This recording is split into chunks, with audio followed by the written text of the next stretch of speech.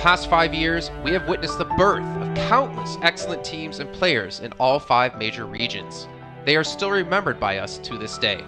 At the same time, we also remember our fans who loved us from the very beginning. On the occasion of this 5th anniversary, let's turn back the clock to the starting point of PUBG Mobile esports, the Southeast Asia region, where all the stories began.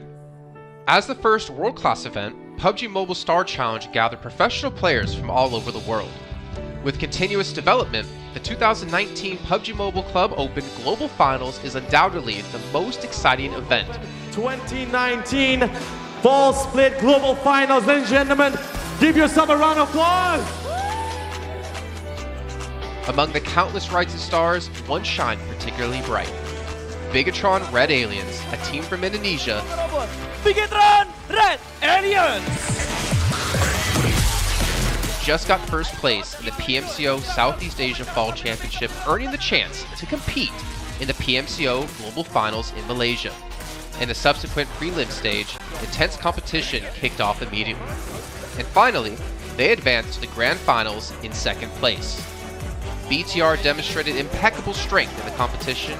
By the end, BTR was leading the lobby by a significant 106 points, bringing the first ever championship title to the SEA region.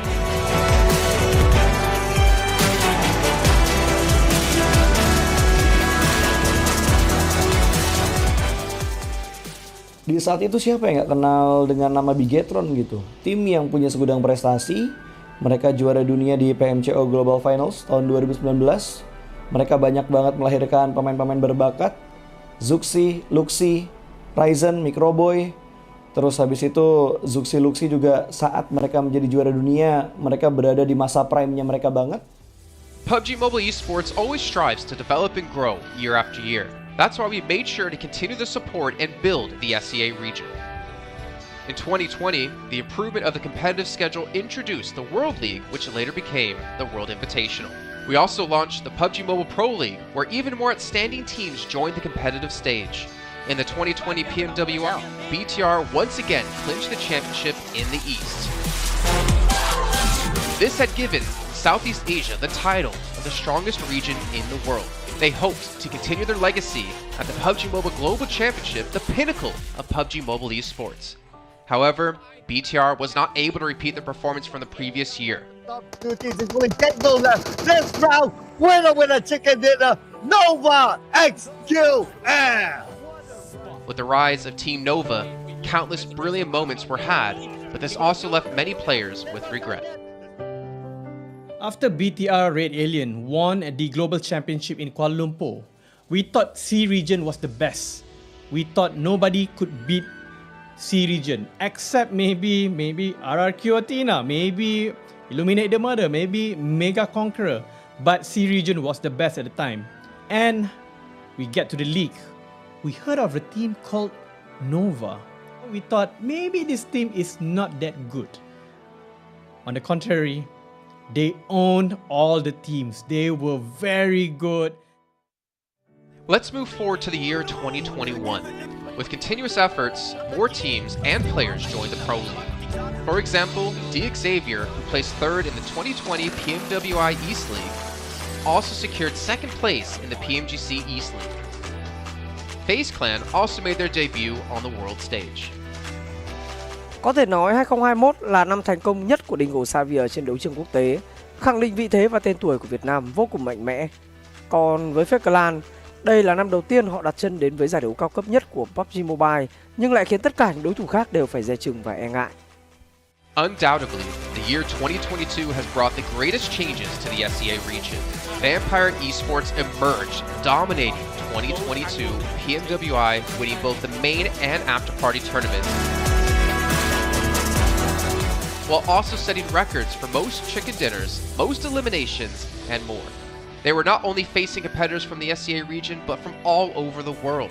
Everyone was talking about VPE and wondering if they can maintain their performance at the Global Championship or if it was just a stroke of good luck. On the last day of the 2022 PMGC Grand Finals, VPE won 3 chicken dinners alone, moving from the bottom of the table to 6th place, achieving the best result for the SEA region. They pulled off another miracle, but sadly, it was not enough to win it all. In 2023, VPE continued their impressive performance. They once again won everything at the 2023 PMWI. 2023 PUBG Mobile World Invitational Champions, Vampire Esports!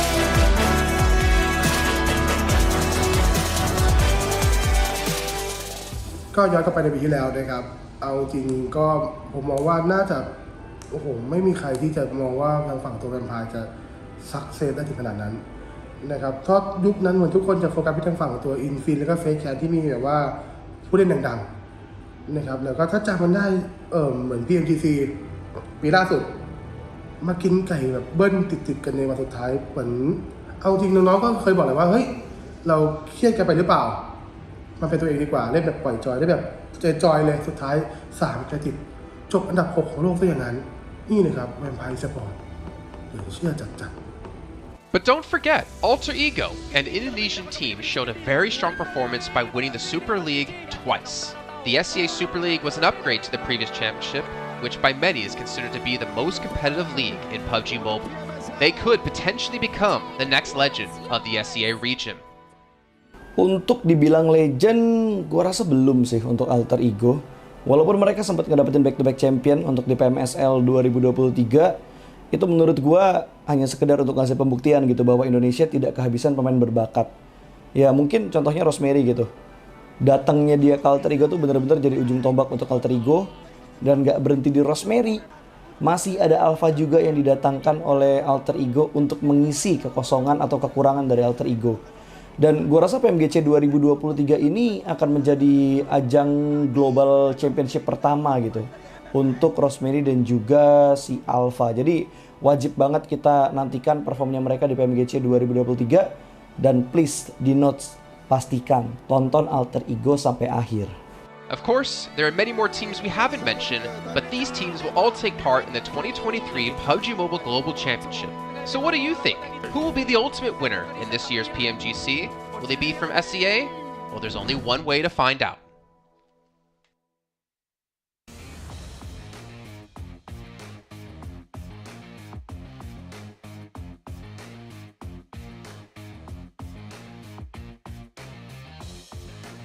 Today is now week 1, day number 4, the final day, do or die for Group Green. Tash Bunny here on ground over at the 2023 PMGC group stage. Now, if you guys didn't know, the top 3 teams will be directly invited all the way to Turkey for the Grand Finals. But on the other hand, 5 teams will be going home today from Group Green. And one of the teams currently in danger of facing elimination is Quest from Saudi Arabia. And with me, I have Al-Haji, who is here to share his thoughts about what is going on, the predicaments as faced by his team right now. So your team, Al-Haji, is currently in 14th place. So how are you guys feeling right now? التيم حاليا على المركز 14. كيف شعوركم؟ صراحة الشعور يعني نص ونص، لكن نحاول إن شاء الله باليوم الأخير نقدم كل ما عندنا على مود نقدم بالمراكز المتقدمة. The team's mood is not that good. We are sad though because of the performance we had. We will try our best and we will promise you to get better and better.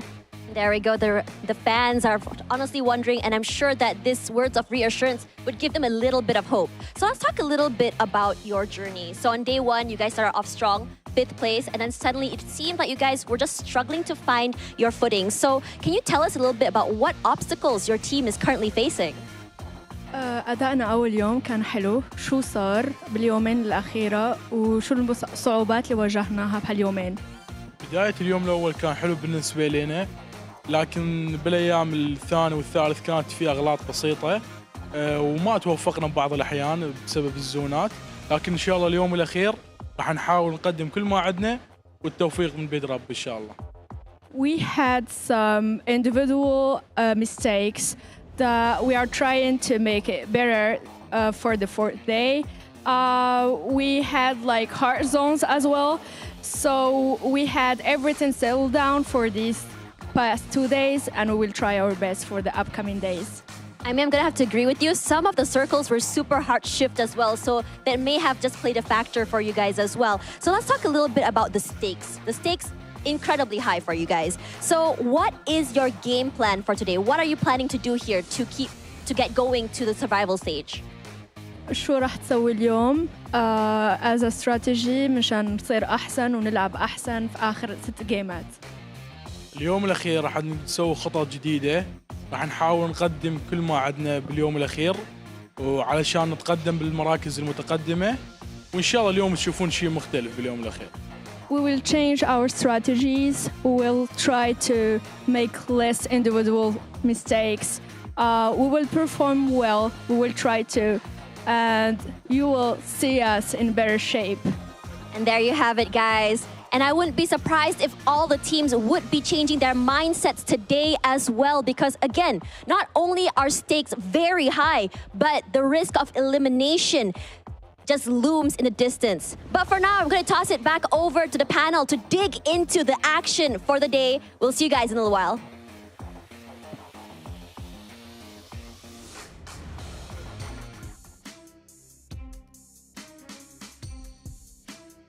What's up, everybody? It's Hot Jukes here with Kalars and Maxman. The final day for Group Green. We got to hear from one of the players from Quest, and they're in the hot seat today, right? Because if this tournament was ended right here and right now, they would be going home. But they're only 4 points away, Kalars, right? So those teams at the bottom really got to clutch up today. Yeah, there's still a good opportunity for Quest, Gladiators, BRA to be able to jump out of that bottom 5 here. If you are bottom 5, you're done for this tournament. Nobody wants to be in that position, especially, I will have to say it, a team like Gladiators who did here. There were doubts around how they were going to perform their championship play, and it's not looked spectacular thus far. So my eyes are definitely on them to try and, I suppose, prove that they mean more than a bottom 5 here in Group Green. 100%. So for anybody that's just tuning in here for the first time, remember, this is Group Green. 3 teams will be moving automatically to the Grand Finals. The bottom 5 are eliminated, done for, and everybody in between is going to be going to a survival stage. But, you know, teams definitely want to avoid that survival stage if they can here, Max, right? Yeah, of course, it's going to be a tough one. I mean, if you have to make in the survival stage or go home right now, I think I would go with the survival stage. You want to try and stay in the middle of the pack right now if you can. But it's going to be tough because if you make into the survival stage, guess what? You're going to have to go in the next stage of the tournament. You're going to have to relearn how the teams drop, how they rotate, do all of that research, pay attention for the next 2 weeks of how it's going to go down for Group Red and Group Yellow. And especially one thing you have to keep in mind, you're going to have those rotating lobbies, which makes it a little bit tougher to really find that consistency in the lobby that's going to have technically some way better caliber of play than initially you would have at the start of these groups. So it's going to be tough, but at least you still have of reaching the Grand Finals if you make it that far. Hopefully you can see that. Of course, before we get started, we're going to give a big thank you to our sponsor, the Infinix GT10 Pro smartphone here for PMGC. If you guys, of course, want to go ahead and wipe the lobby, go ahead and check out that GT10 Pro. So besides that, of course, make sure you guys check out the TikTok as well. Search PMGC 2023 so you guys can get a little quick look about everything behind the scenes and all that kind of good stuff.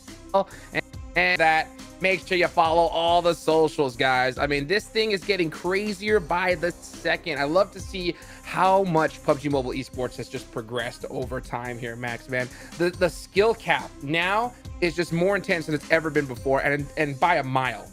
Yeah, it's really intense right now, the level of competition we've been able to see. And especially, sure, we talked a lot about the top teams, right? We talked about Loops, we talked about Stalwart. Man, we've seen some significant improvements. And if there's one team I really want to bring up after what we saw yesterday, Hot Jukes, it has to be Reject. Like, what a day yesterday. A chicken dinner followed up with 2 second places that could have been a win. It was just kind of unfortunate how things really wrapped up, especially when you get rushed on by Ayala, the man, the myth, the legend, just popping off on fire with the DBS. But I'm telling you, man, we're going to see some other improvements, and teams at the bottom that we already said, right, that is the big storyline today. Yeah. Those guys might be bringing some big changes and some big improvements, hopefully, heading into these 6 matches. 100%. Well, Kalars, I'm going to ask you this question, right? I know like it's hard to do because we haven't seen any matches here today, but I want to get into the... Okay. Alpha 7. That's the team. All the teams below them are going to be down, and the 2 squads that have the biggest chance out of everybody is Persija and Rejects, like Maxman just said, right? So do you expect them, right, to try and hunt down Alpha 7 or take them out here in the Sandhawk, maybe later in Erangel? If you were to put your coach hat on, what would you suggest? I don't think they'll be targeting them. I think they'll be playing their game, but playing it at a more heightened, aggressive state. I think they'll be looking for other teams around them a bit more aggressively to try and find eliminate points wherever. I think that if you're going to down Alpha 7, I think that's not the wisest play because they're great in the fight, right? Like, I don't think you're going to be able to eliminate them personally, but I think you can exploit other teams around you as you're rotating, as you're kind of playing a central position and things like that. I think they'll take a few more risks here and there to try and get that top 3, because as we said yesterday, there's nothing to lose for them right now. You have to be a bit more aggressive to try and push into that top 3. Heck, nothing to lose, but a whole lot to gain. Look at that, $3 million on the line here for PMGC. You want to make sure you guarantee that ticket to the big show. So, you know what? I do agree with what you said, Kalaris, as far as, you know what, play your own game at a heightened state, especially here in Sandhawk. But, you know, Maxman, pop off in Sandhawk, and they get, 20 points, something like that. I don't think you really much have a choice, right? I don't think you can just let them run free in Erangel. Yeah, it is going to be real spooky if Alpha 7 start popping off on the get-go here. And I'm telling you, I think the best strat, if you want to really try and qualify for that top 3, and you're currently your Procedure Evos, your Reject, maybe even your Melise, you just wait until that last Erangel. Just no one expects. It's like, we just played 2 Erangel. It was fine. It was chill. And just you hot drop them. You eliminate or your favorite thing, Hot Jukes, you count the car spawns. You could do that too. It could be a valid strat, but there's going to be, I think, one spot only for that top 3, which is the you fight for, so that competition top is gonna be rough for these 6 matches. Yeah, you know what? I think camping, vehicle rotations would have been a lot more beneficial yesterday, just to kind of throw some of these teams off their game, slow down their rotation, something like that. Today, it's gonna be, I think, a little off. But here are the ranking top 3 again. Move on. You can see that gap. It's a good cushion, but it's not big enough to pass up. Now, as far as Stalwart and Loops go, man, these things, they got this thing locked down, Kalars. Yeah, they're almost certainly at least finishing in that top 3. So congratulations to them, all things considered. Unless something insane happens today, right? Unless they all bow out with 0 points and then the 3 below them are able to get insane points on the board. But not only that, I mean, if you look over to the right-hand side as well, where the danger zone truly is, you can see it highlighted 9th through 13th right now. But I would also include Quest in this, considering that they're only 1 point behind Gladiators. For Agonaye and Zerzia, I do think their run has probably come to an end here. I don't think that they can keep up the averages high enough to be able to catch up to that barrier position. Amber, Fables, Gladiators, BRA, a lot from Arcs trying to challenge for those spots. Really close. They are so neck and neck with one. Honestly, there's very few moments where these teams have impressed me enough. So there's going to need to be some significant pop-off moments here throughout the day for these teams to try and scramble away from that bottom 5. I think I touched upon it yesterday a little bit. Right now, we are looking at these teams at the bottom. It's going to be down to the last match, I think. That is how close that's how, as you said, it's going to be. So down to the last game, we're going to possibly have an extra team or 2 pushing themselves into the survival stage. But one of the teams that had a push-up on day 3, matches, and it was the perfect time to do so, was the entirety of Chamba. A bit lackluster on the elimination side of things. I think that could come later on in the day. So if they can capture the eliminations, that might just solidify their position in the survival stage. But right now, I mean, you're looking at the top contenders. These are the guys currently Alpha 7. Sure, they're bringing the eliminations, but Procedure Evos in particular, also a nice comeback yesterday. So right now, they're currently the team that's just looking to overtake Alpha 7. Maybe in this first game, Hot Jukes, like, it could be changing and being all over the place right out of the gates from game 1. Needs to happen, because this is going to be the final Sandhawk so far of Group Green. There's only one that's going to be played. It's going to be right off the rip. So I am going to be excited to see the different strategies. And this is the problem, right? When you kind of wait to the final day and you have to kind of clutch up points, there's so many different in here, because like, for example, Kalars, Aegon I8, they're completely out of the running. The only way that they can get into it is literally a chicken dinner off the, so they're going to have to employ, and not to got that team at the bottom, I think it's all over for them, and I think they know it as well. So there's nothing to lose. Who knows what's on their mind? Yeah, I paint a more doom and gloom picture than you do when it comes to the Agon I8 situation. But let's be real, they have won a Sandhawk in the past, right? They won it with a 10 eliminations. They were able to leapfrog ahead of their competition on that Northwest Island, down into Trifecta, and control that area pretty well for the most part. So maybe this is a lifeline for Agon I8 here, sat in 15th place, kind of 20 points behind 14th place. But as you say, one chicken dinner could make up that difference, and Sandhawk could be the good bedrock for that to begin. I did a bit of cheeky calculations actually in the background. Right now, if you're comparing at the averages of Mad Balls and kind of expecting where the threshold would be to enter in the survival stage, you're looking at about 109 points, 110 points. Right now, for Agon I8, that means on the day, they would need 51 points, which is doable. Like a really good day is about 60 points. That range you're reaching about 10 points average per game.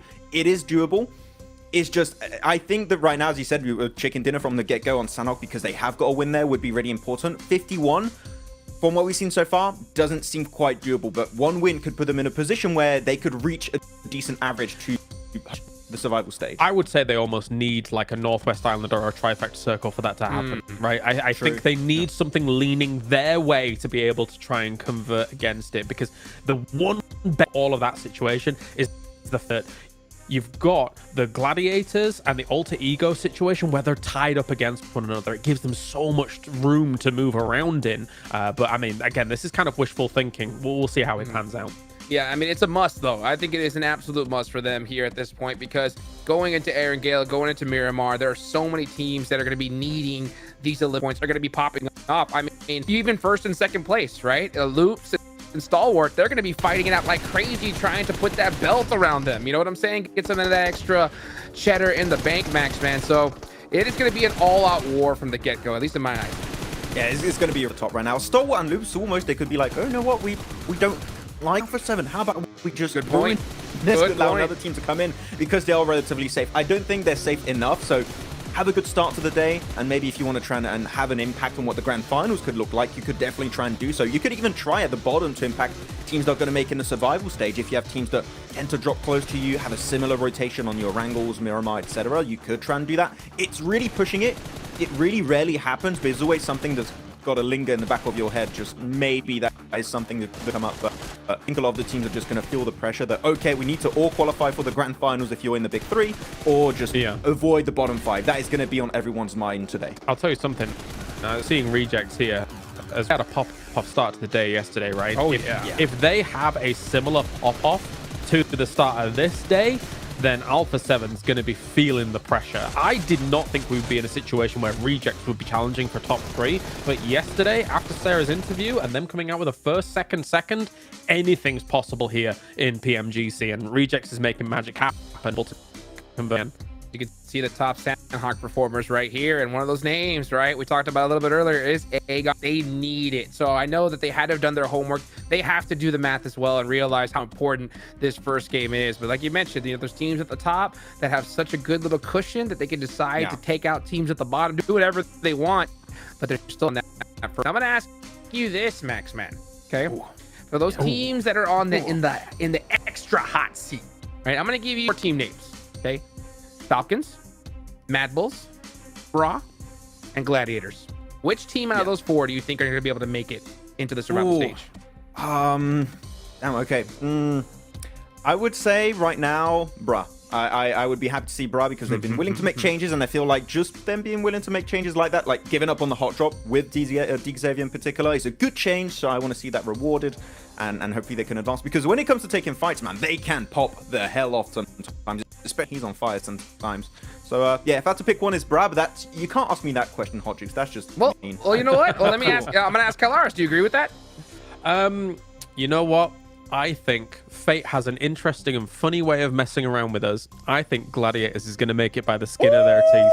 Because, let's be real, they made it here by the skin of their teeth, and I think we're going to see them move into the survival by the skin. They would need 30 points on the day if they want to qualify. Like, again, if you're expecting averages to happen, 30 points on the day for Gladiators, heavily doable today. So we'll see if they can try and reach that threshold today. It's crazy to even think that they're in this position in the first place, right? 30 points for them should be an automatic, like, yeah, of course they can do it. But with how they've played lately, not just here in Group Green, but in the last tournament they were in, there's definitely a lot of big, you know, a lot of big question marks for sure. They need to start good from the get-go on this Sanhok. Don't go for the hot drop against Alter Ego. If it happens, I'm going to be fuming, hot drops. Don't do it. Drop somewhere else. I don't care. Avoid it, right? Oh, let's see what the boys think as we take it on over to the casters.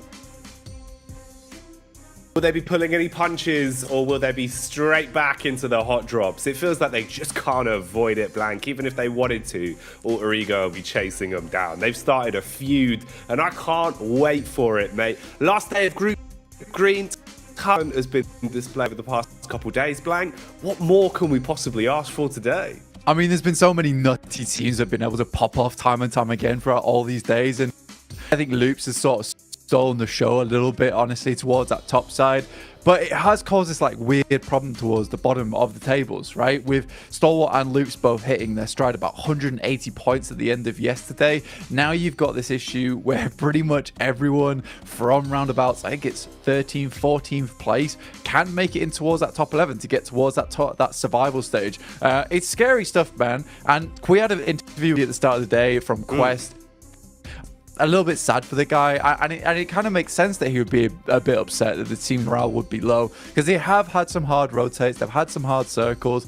Sort of felt like one of the teams that has just had the luck not going in their favor, and I don't think they're a bad team by any means, but I do think they've let it get to their heads just a little bit. So hopefully they can reset coming into the day, because they've had some decent plays, right? They have had some decent plays. They've been fairly consistent. It's not a case where they've had one amazing day, and that's what's propelled them towards this position in 14th place. No, every single day has been putting up around like 20 points every single time, 30 points, and they're in 78 plays, 78 points in 14th place. So I do believe that they're a team that can make it in, alongside with Bro. I'd agree with Maxman, 82 points. They've been willing to make adjustments. Yes, maybe Gladiators can make it in. Require a bit of a Gladiators last day to do it. And from those first 2 days, it just felt odd to me, this team. It really, really did. Yeah, it felt like something wasn't clicking with Gladiators. You know, if they're a machine, Blank, one of the cogs isn't there, and it's just not turning. There is no force behind a lot of the plays they go for, and that's what worries me. If they've been a bit dulled, if they're not as sharp as they usually are, trying to mount a last day comeback isn't going to come easily to them. It has to be absolutely. And like I said, it cannot start with a rough ride off the back of a hot drop on Sanhok. We'll see how it goes, though. We'll leave the speculation at the door and start to look at the facts as we get into our last round of games here. Final day for Group Green. So much room for teams to leapfrog one another. Who will be in the survival stage? Who's making it out in top 3? We'll find out at the end of these games. But let's kick it off as we groove into Sanhok. Yeah, not only the last day for Group Green, but the last day for this green map of Sanhok. Only one remaining, and is this one. Gladiators, like the boy said, I actually wouldn't mind alpha drop from this team. There is significant amount of compounds towards that area, and honestly, that might be the wise play because they're right on the edge at the moment. You can see here, they are actually dropping over to the side, so that adjustment does come through on their part. Look at that, me and Maxman just predicting the future in the process. Tiamba as well, 9th place, Jackie. The Chinese team actually, I think, has done badly. They've had some gifted wins, especially on that was kind of just textbook for them in terms of just picking up the circle and winning. See out here just desperately running around like, where is Gladiators? Where have they gone? They can't spot them whatsoever. There might be a chance for them to have a little peek down towards that western side, but I just don't think it's likely. Again, just touching back on Tiamba, currently in 9th place. They would have to perform fairly well today, right? Because I think some of their wins have come fairly easily. It's just been some nice little points here and there, getting towards the end game while 2 behemoths are fighting off in the distance. Tiamba's just staying out of the argument. But again, it's a team that has placed themselves in 9th place. Maybe they hold on to it. Maybe they don't. No, man, I think you're right with that. You know, you're not beating around the bush. The chicken dinner they took yesterday, I believe, was the 2 elimination games. The facts are kind of in there, right? Where it's one of those where you're like, okay, fair enough. You've been able to secure it, but you need more today. You know, that's one side of the bread buttered blank, but you can't coast by on that, especially with how competitive you'd imagine the lobbies are going to be today. There'll be no room for 2 elimination chicken dinners, or I've now cursed it. And that's kind of what we're going to be looking at throughout the course of the day. So let's see. We'll find out how things go. It is nice, at least. I was kind of right there with you when you were saying about Alter Ego peering over the ledge, looking for info on Gladiators. I was thinking if they were going to play that similar style from yesterday, because it almost just felt like they were really tilted by Gladiators. So any opportunity they saw where they could hunt them down, they just would. They'd hard commit to trying to take them out. And obviously the risk you run today is, if you go for that, you're not accumulating any points up the play. And the difference between Gladiators in 13th with 80 points, roughly if we round up, versus Alter Ego with 97, that's only a stone's throw away. That's definitely something that you can start to lap. So they won't run too many risks. Rosemary, though, bides his time and seems to have found a fight that he is comfortable with, Blank. That's an instant knockout and a first blood going with no room to trade for IA. Yeah, I mean, the M4, I think one of the better ones in the game, but it's still not easy to use because you do sort of block your own vision with the little nub on the end of that bad boy. But a very, very good shot coming through from Rosemary at distance, no sights on the thing. That doesn't happen too often. Balak, though, immediately responds. Nice shots over towards Rosemary. There are players around him, but it's going to take a while to get back up towards him to actually pick him up again. So you can see Potato now clambering back into position here. Everyone feels a little bit silly as a trade. For Rosemary there, exposing himself a little bit towards the ridge side of the cliff. But, like you said, Potato going to be able to make his move back up, revive the teammate, and assess the situation for now. It's a bit of a 2-2 split. We've got the rotate from Bra.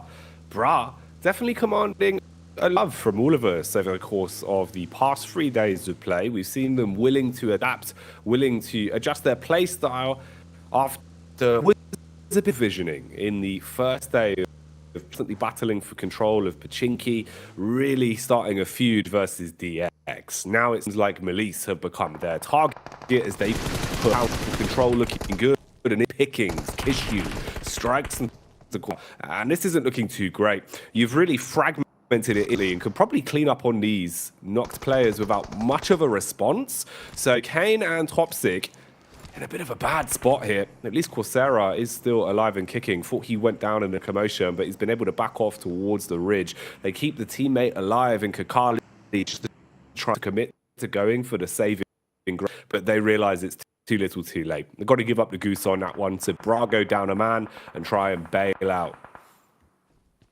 I think for Melise Esports as well, like, we didn't get really to touch on them too much yesterday, even after their win on Miramar, mainly because we were focused on some of the teams towards the bottom and how they were going to make it in. But Melise have certainly put themselves here in the league stage off the get-go. And this is a reoccurring trend for Bra Esports as well. It's just these dry pushes over into compounds and fully short, and then they just end up getting naded or DBS'd out of there.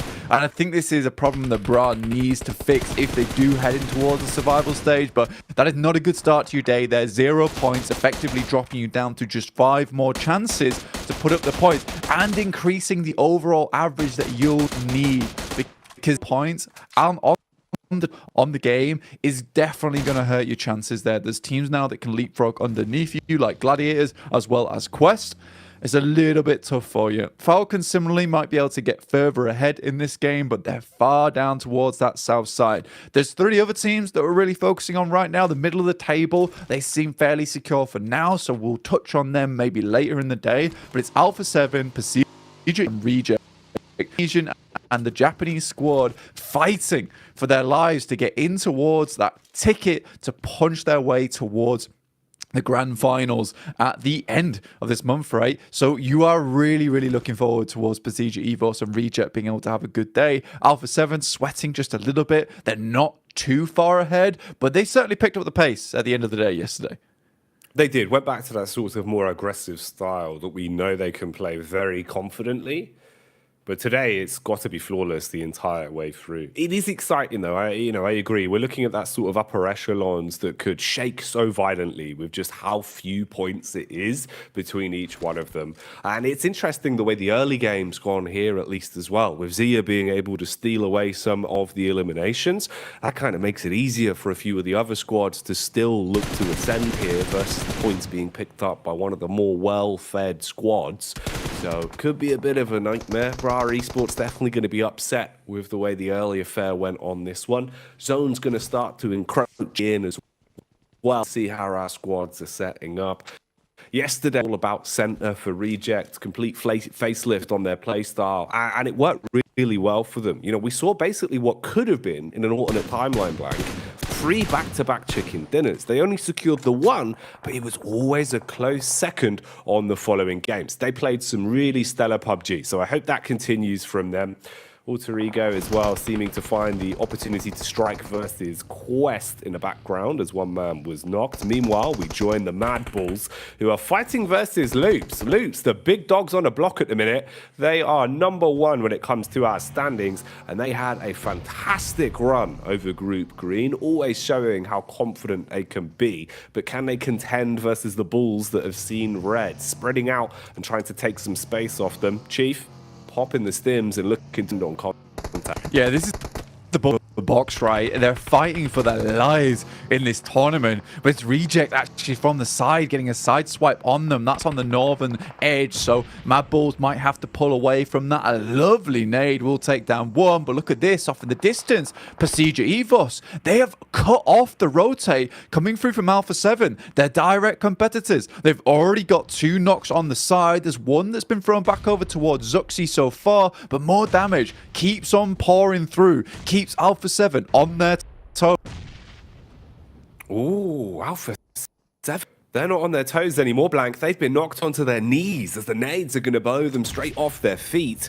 Redface shutting down one for good as well, still peeking in to look what more damage he can deal. And that is a hefty amount of chip damage. Connecting onto Alpha after shot, even though they respond in kind, it's going to take far longer for them to reset from this, and you've got a bit of a push developing as well. Evos have fragmented into 3 prongs. Redface drawing the attention, a 2-player duo squad pushing up on the right-hand side, and Luxy trusted as a solo to develop a flank, or if he gets in with the right timing, Blank, this could spell a nightmare for A7. Yeah, I mean, this is a risky play as well. Zuxi will finish off Senab, and this is the fight for 3rd place occurring on your screens. This is what might be needed to propel them even further. Luxy should have seen that back-off coming through from Revo, but doesn't spot it so far. Understands that Mafio's off in the distance. In comes the vehicle. The tuk-tuk gets taken down in the distance, and Revo's out. Luxy, masterful on these off angles all the time. Now trying to spot for the final player, Mafio, and a 0.0 game coming through from A7 would be horrid to start their day off, and Redface will clean. This guy has been clean for Procedure Evos, and the better be cheering for them right now because they are attempting to get towards that grand finals off the back of that one. Love the way they played it as well. A lot of confidence in themselves. We'll have time to dissect it later because right now the Carnage news, it seems like Stalwart thrust into a fight versus Falcons. Utility being pulled out all over. Nice nade for close contact, but Six eats one as he's blown down onto his last legs, constantly swinging on one another here. A knock will trade beast and slow down the commotion from Stalwart, but the DS inside of the building cleaving its way through them and starting to block off these angles as Falcons scrap into this one to try and survive, but it's looking risky for them. The compound is chock-a-block with carnage right now. Axa has got to bring off a big play here versus Action and Icy. A lot of damage does hit over towards these 2 players. Action sidesteps it. It's grazing him, but he's still able to finish it off there. The bullets whizzing past his arm, cutting the hairs on his shoulders. What a play from Action there. Really risky gameplay. But that's Falcons out. Another team that was desperately trying towards their spot on the bottom side of the rankings. In the meantime, able to to make a good swim across towards this position on the map. They also cleared out a couple of members from Quest, I believe it was. And this is not a bad spot to play from for the Gladiators. This is a team, again, that was looking for more points here. They needed them desperately. They're not even in the top 11 yet, and this might open it up for them. It's crazy as well how we're seeing Blank develop. Look at this, Alter Ego.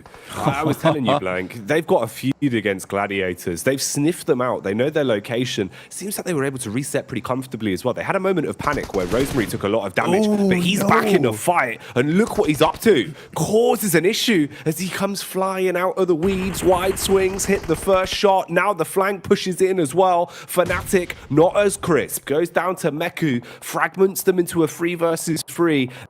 This is going to decide so much between these two teams. This one really is a grudge match. Tixi attempting to get as close as possible. There's information he's not behind that rock, so Tixi might be able to hit a big grenade here. Lobs it over the top, but it's just too far. They don't get any damage either, so information is lost massively off the back of that one. And still 2 more grenades. So Tixi in danger. For this team is the fact that Olgo was split for the time being, but they're able to get back into position. Now they're not in the greatest of spots, right? Their position is known. They're locked on the edge. Tiamba, QZZ takes down one of the players. Evos on the rotate. Zuxi, Noctree here.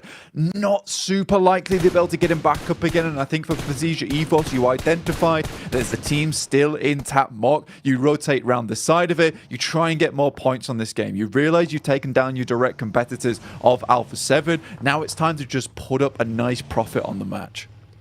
Oh, the nightmare is as well. It's the tight turns here.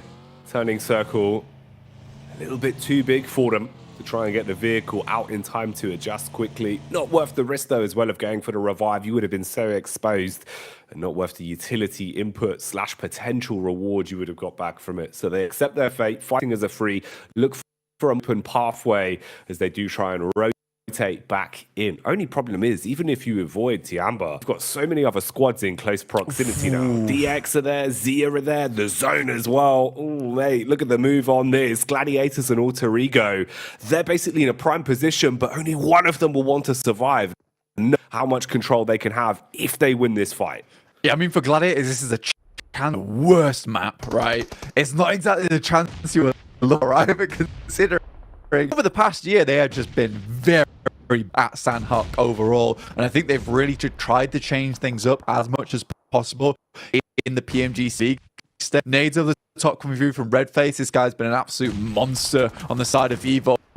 Coming in as he's just open on the sidelines. Ren is able to get YDD up whilst holding on that front line, and still some more shots coming through from Megamind. Hits some over towards Lynx, but has to back off as he spots Kissu on top of the roof. Nice 180. And I think for Zia, they could have had a chance in this tournament. They just stepped up a little bit too late here, Jackie. They started playing a lot more confidently, and ever since then we've seen them doing far more in these games. But you're right, they were quiet for too long, and it seems like they might be getting silenced again as Melise released the beast inside, finding easy pickups onto them. By one, you're starting to crumble. Megamind, he might have the brains of the operation, but in this situation, you're going to need some brawn to hold back the oncoming assailants. They've got utility to work with as well, at least focused on reviving one of their own right now. So small window for him to make a play. Can't really commit to going for a res though. Blue Zone nipping at their heels. Looks like he's paranoid about a peak coming his way. He's starting to back off at least and have a bit of leeway. Yeah, that's pretty much a finish there. See you later just about gets that first aid kit off, but off in the distance, it's Reject. Set themselves up very nicely on this side. They understand there's going to be teams coming out from Paris Resort, so they set up angles over towards it. This, again, is just really, really good play coming through from Reject. I think they understand exactly what they want to do extremely well, and I like it. It's a big change from the Japanese region. It's a big change from the Japanese squad to see these types of plays coming through and being executed quite decently. And I think for Reject, this is why supporting them, we want them to get towards that third place spot. The adjustments they've made since last year's PMGC feel very, very significant. Even over the course of group, right, you can see that they've been adapting. They did the interview yesterday, complete change of face stuff. Even here, Blank, It's kind of how it feels like they are sort of a team of assassins. Like, you don't even see them, but you're seeing their names pop up in the elim feed in so many of the fights we had had. This is the first time they're really taking kind of a full frontal assault and definitely commanding some of the spotlight of the day. As they've been heads up. So on point, OCO's not missing a damn bullet as well, and that bodes well. We know this team can deal damage. Let's see how they adjust from here, though. A little bit paranoid about what remains of Melise as they're off.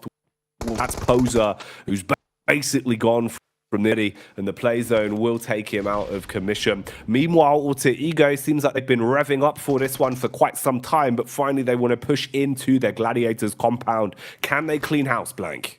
Yeah, I mean, this is a fight that's been brewing for a while, right? And with Alter Ego finally been pushed up by the Blitz, sort of let them in a little bit. And I think you can understand why you see Singular, where it's a little bit easier for them to take shots and understand where they're playing from. There is more damage coming through as Mad Bulls fly into underneath their area alongside with Loops off in the distance. Basically, this fight is going to change everything for both these teams, right? Gladiators wins it.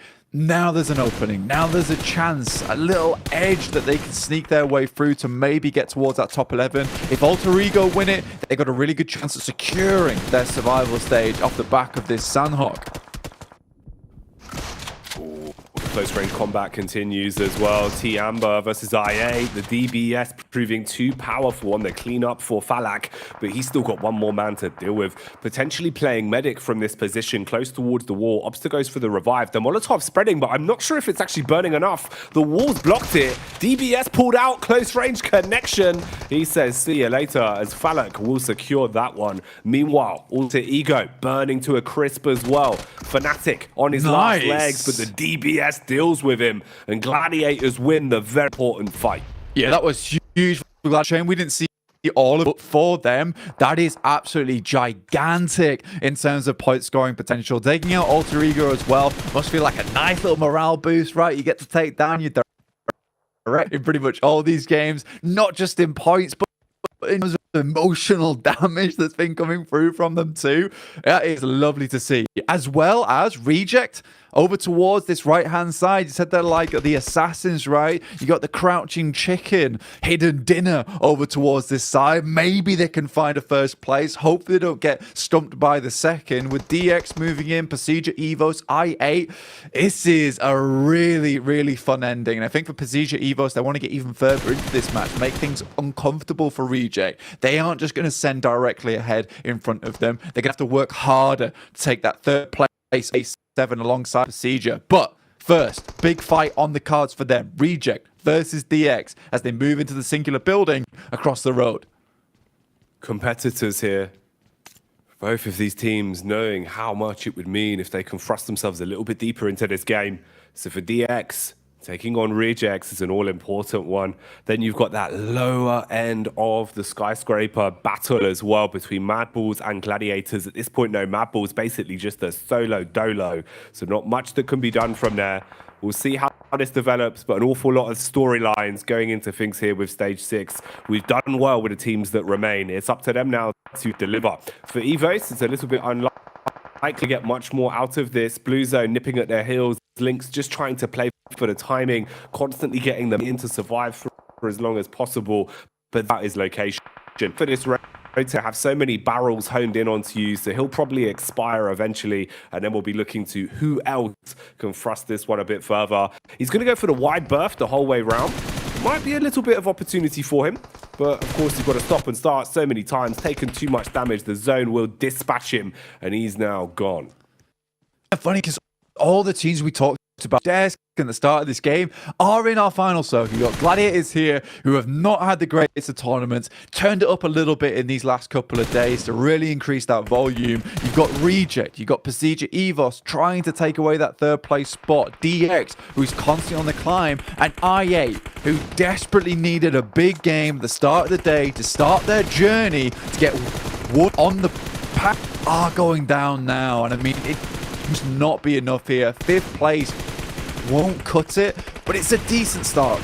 But the averages need to be so much higher. Bump those numbers right now, though. It's Sarah that's starting to soar high as he strikes and does some nice damage on the DX. DX fragment. They go for a two-player push, trying to close the distance between them and Reject. They want to get in their face. Sarah quick switching between both his rifle and his DBS, looking to punish in close quarters combat. Power Jin will expire. He's gone for good now. Sarah still looking for the adjustments. Meanwhile, Chow beckoning Levi's to back up, but they won't let him go for the res. Nice swing from Sarah again as the biceps lay claim to another Elim. They bounces back, Chow! Oh, that's not what you want, Blank. Right on his noggin.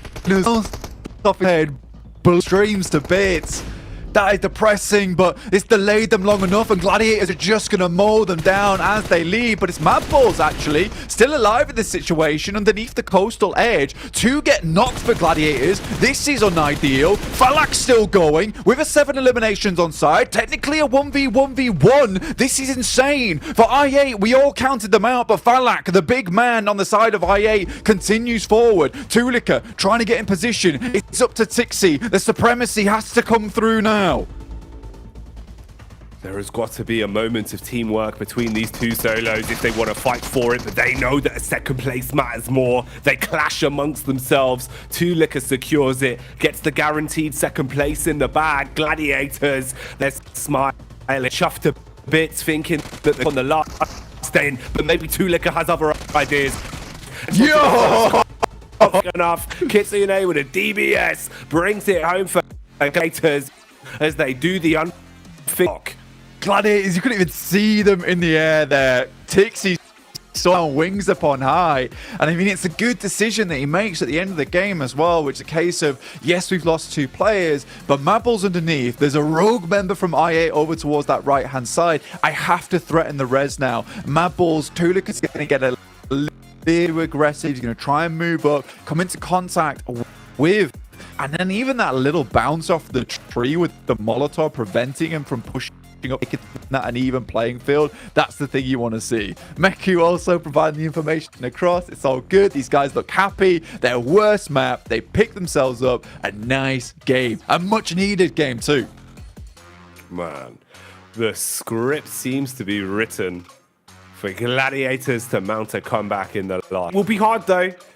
There's no easy ones for them, Blank. They've got to do this consistently the entire way through. We'll see if they can maintain. But a chicken dinner is always a good start. At least they've guaranteed themselves a nice opening here on Sanhok to get things moving early. That was a crazy game though, Blank. It really does feel like we've kind of been given a bit of a scripted to that role. Working at sort of the teams we had, it's mad how it worked out perfectly with what the analysts wanted to see, with what the storylines were building. I really, really enjoyed that one. Really, really big. And I think that pretty much every single team, as you said, we mentioned, made it towards that end game. And I mean, there's definitely Evos right now who are very, very good. And I'm super proud to see them up towards this top side of the lobby. I think the Indo squad has been on a comeback for a long, long time. Zuxi and Luxi kind of been in boot camp for the last year, right? You know, they've been sent off on their way. Zuxi playing in some collegiates. You know, it's been really, really nice to see. And I'm glad that these boys are back. Twins, but not only that, Misery as well as Redface having a nuts game here. So many players. There's so much to be said. So let's give it to the analysts so they can break it down. Let's get back over to Jukes and Co. on the desk. You have to be the start of the LRs. I asked you the question, right? Hey, which team do you think was going to be able to make into that level stage? And you said, and I quote, fate was erring on the side Gladiators. And you can't tell me that that wasn't fate. It looks like it, doesn't it? I said by the skin of their teeth. I mean, maybe if they continue that, it won't be that at all. Maybe it'll just be absolutely blasting. I will say, God, there's so much to talk about actually here. Yes. Yeah. Let's just talk about genuinely like the bridge scenario and then be able to get this compound. The circle wanted them in these final moments of this game. 21 points go their way, but the compound that they blitzed across the bridge to try and get to was open. It was then a little bit challenged by Alter Ego. It's not to be. Gladiators holds on strong and gets 21 very much needed points. The fact that they can just zap themselves over the bridge, the best compound, is entire circle is just mental. They didn't even have to fight for it. Just in the cars, there was also a bit of hesitation. Kalash, they were thinking, do we go for the rotate? Do we dip in the blue and go for trifecta? Do we cross the bridge? I think the moment they got eliminations on I8, which usually would be the team to gatekeep you on the bridge, they were like, okay, we can maybe afford to go for that really speedy rotation and go for the compound, which they do. It just got paid off really heavily because the circle just kept hard shifting to the western side. And man, they needed 3 points if they wanted to be out of the bottom 5, and they've got 21. This might have been the game that just secured their spot in the survival stage from the get-go. That is massive for today. Well, as you say, it looked like they were looking for a potential, but we've seen in our region, right, them rotate on a circle like this, kind of dip in north and try and go for that. But when I think about it a little bit more, I think that they were kind of second circle pop. Okay, like how are we gonna adapt from this and stuff like that? It still could have worked on that main north. However, I guess they really just wanted to hedge their bets and say, okay, we're hoping the circle goes a little bit more south in a coastal circle, and luckily for them, it did. I mean, it hard shifted straight to them. I mean, look, to be fair, these guys got lucky. You know, we saw them try to go for that bow tape. It looks like they were hesitating like crazy. They just kind of went with the best decision, and it worked out perfectly. So, heck, you got to take advantage of it, though, right? And they did. They got a chicken dinner there, so I'm so proud of them. But, you know, looking on up, we got to talk about PMGC Evos taking out Alpha 7, and look how close the leaderboards are now, Max. I mean, clearly helping out also Reject in the process. They're like, we eliminate Alpha 7, Reject and PMGC Evos. They're climbing. They're getting real close to a position in the top 3. So Alpha 7, they're in a hot seat hot streak right now. They cannot afford to go out early another game today. Otherwise, you know that Reject and PMGC Evos, they're knocking on that. They want a spot right into the Grand Finals, and it's going to happen. Alpha 7, they're going to be sweating right now. Honestly, for Alpha 7, it was a little bit of a greedier wide rotate than I was expecting them to go for, right? They know that PMGC Evos is up here in this area. I thought they were going to go far to the coast and try and make that dip down, but trying to shave off a few seconds to get towards that circle, trying to find that wider wrap, runs right into them, and PMGC dominated them as they were making that move. So yeah, as you say, super close up towards the top, close down towards the bottom. It's going to be a great day. Oh, it's going to be an insane day. And honestly, I think this was the best case scenario as far as for the top 3 situation, because you know that Alpha 7, they have to be thinking that, you know what, these two teams are going to be studying us like there's no tomorrow. They're going to try to take us out early. And the fact that they did in match number 1, I guarantee to have them hesitating throughout the rest of the day. Yeah. I mean, there's so many cool things that are going to be happening now for today, just based on this first match alone. I also want to take attention to the other European squad, right? It's Mad Balls. We can talk about them, but this was such a massive game for them. So important. And really, the MVP of the team there was Tulika, just overstepping his position in the circle and able to punish the off angle of Chief in particular. That was such an important play. Because of that, he could just survive on the cliff, making into a top 2 scenario, pick up there. Man, this was the European game, it seems, today. And I'm telling you that after that match, it seems like we will be having Mad Balls and Gators reaching the survival stage if they don't fall next 5 matches. Unreal. So Gladiators rocket launched themselves, what was it, from 13th place all the way to like 9th? Unbelievable. A great jump from them. And you know, Kalars, we kind of hinted at it a little earlier. I do want to mention them, right? Igon I8, they really gave it their all here in the match. You know, they ended up with a 3rd place and some nice points on the board. Yeah, obviously they had they were wounded a little from the start of this, but surviving towards the end, going up against that 1v1 for Tulika, I thought if he'd have gone like, I thought he was going to go towards the Gladiators situation, but maybe he didn't have a full read on how many were knocked, how many were up there, etc., and things like that. But he was trying to save it for the rest of his team towards the end. Falak, we saw Hilly Max unbelievable in his region. It's nice to see him trying to kind of salvage some points down towards the bottom, but just that 20-point deficit from 15th to 14th alone is going to be critical to try and make alone. They're trying to get outside of that top 5, and I don't know whether they're capable of it today. I was really hopeful too when I saw Falak starting to rush towards Gladiators. And as you said, I think there was a lack of information. Does he know they're knocked? Do they know exactly in what position they are? He only had 1 Molotov. I think that if he had a nade or 2, you know exactly where to throw it, right behind those little hiding positions on that compound, and you would possibly get the squad confirmed, then have to finish off with that fight. But it was an insane start of the day. You got Aegon I8 getting some points, Mad Balls Gladiators doing well. the team I picked, Brian, not doing good, which, I mean, that was to be expected. I picked them, so I'm not too surprised. But, and the bottom 5 teams are just... We said it, and it's going to keep changing the entire day, right, Hot Jukes? All of these matches are going to be so important for these bottom squads, so it's still impossible pretty much to predict which teams are going to be out at the end of today. 100%. Well, you know what? It's time to get into the first Aaron Gale of the day. Let's take it on back over to Jackie and Blank. Ooh, Aaron Gale, back to back.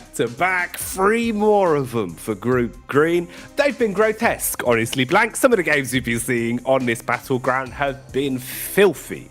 Absolutely X-rated stuff. And we get to see it again. Falcons, they've got no hair! What's got no hair? Hang on a minute, have they all shaved? They've all shaved. They're aerodynamic now. The Falcons, they're going at speeds we've never seen before, swooping through the air here. This is unbelievable. I love this. Take us back. Let me see the bald eagles. Where are the bald eagles? The bald eagles. They're in position. How's this happened, Blank? There's been literal hours between yesterday and today. They've all gone to the barber shop. Oh my lord. Maybe it's time for me to shave my hair off as well. I know how much Kale hates it, but this is their chance. I love it. Speed, velocity, increased. Brightness of their foreheads, the smoothness of their brains. Their vocals good in there. They've been thinking about this one. Oh my god. Right, Falcons.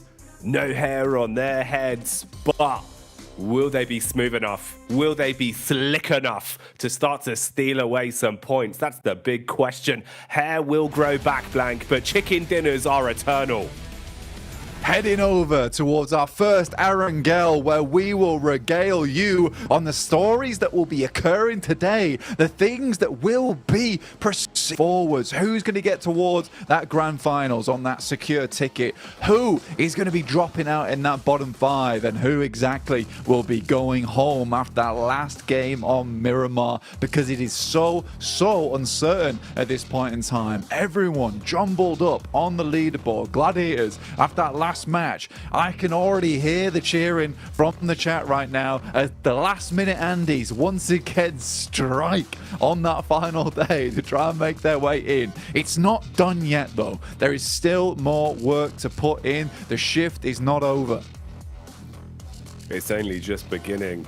And if I'm honest, there'll probably be a little bit of overtime they'll have to do as well, Blank. You need to get some real big win to go. Didn't expect to see this though. Wait, what? Hello. Bra Esports in an early hot drop, but DX are nowhere to be seen. Instead, it's the Bald Eagles of Falcons knocking at the door. What's going on? They're pecking a little bit off the top, and Bra Esports weren't expecting Severely to be hot dropped too. What a horrible twist of fates here for Bra. They cannot stand the pressure.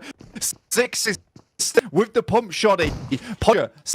Still not quite done as of yet, but it's just Tospic alone by himself has to make this happen. The PPP zone, only 1 clip and a pistol in his hands.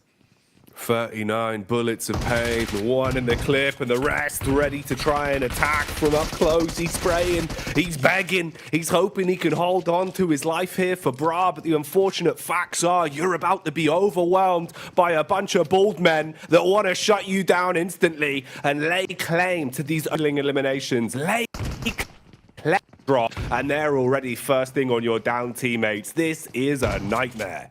Smooth heads, smooth plays coming through from the Falcons. Looking downstairs at the moment, Teak makes a cheeky play, tries to get in towards the window, but just will drop down to the bottom floor. Punch low, no HP, probably first to face it.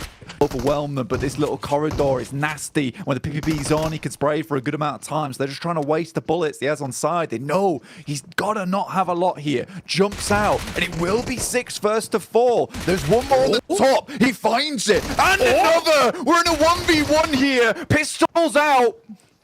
Oh, the shenanigans! No way! He lands on them! He's absolutely ruined them!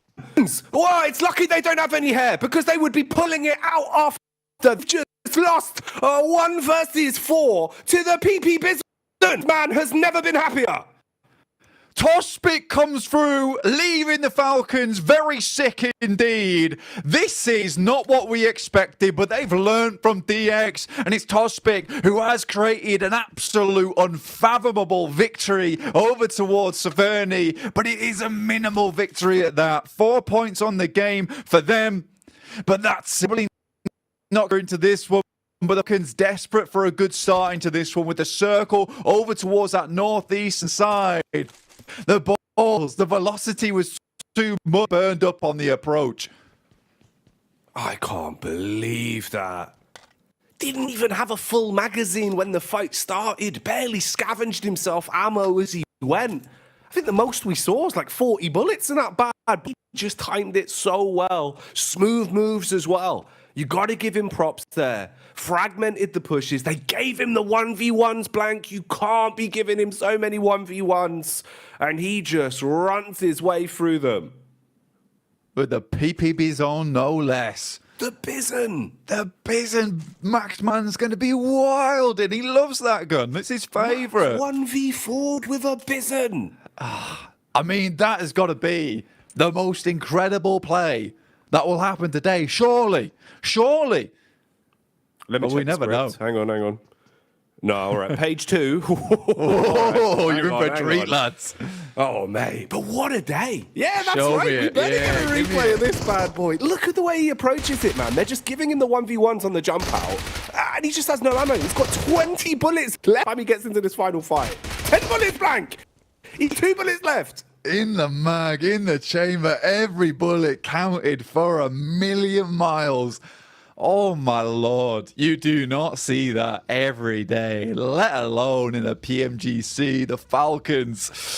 Oh dear me, that is unbelievable stuff. But great to see overall. I mean, that keeps Bra still in it, right? After that last game, 0.0 eliminations, they needed something on this match, right? Something to keep them alive, because a 0 into another 0, that could have been over for them. And you wondered yourself, was that a targeted play coming from Falcons? If they could eliminate Bra once again, maybe to stay ahead of them the of the day with 2 0-point games. But Tospic, man, you just can't stop talking about the lad, but we're going to have to. Procedure Evo over towards Yasnaya, fairly central right now.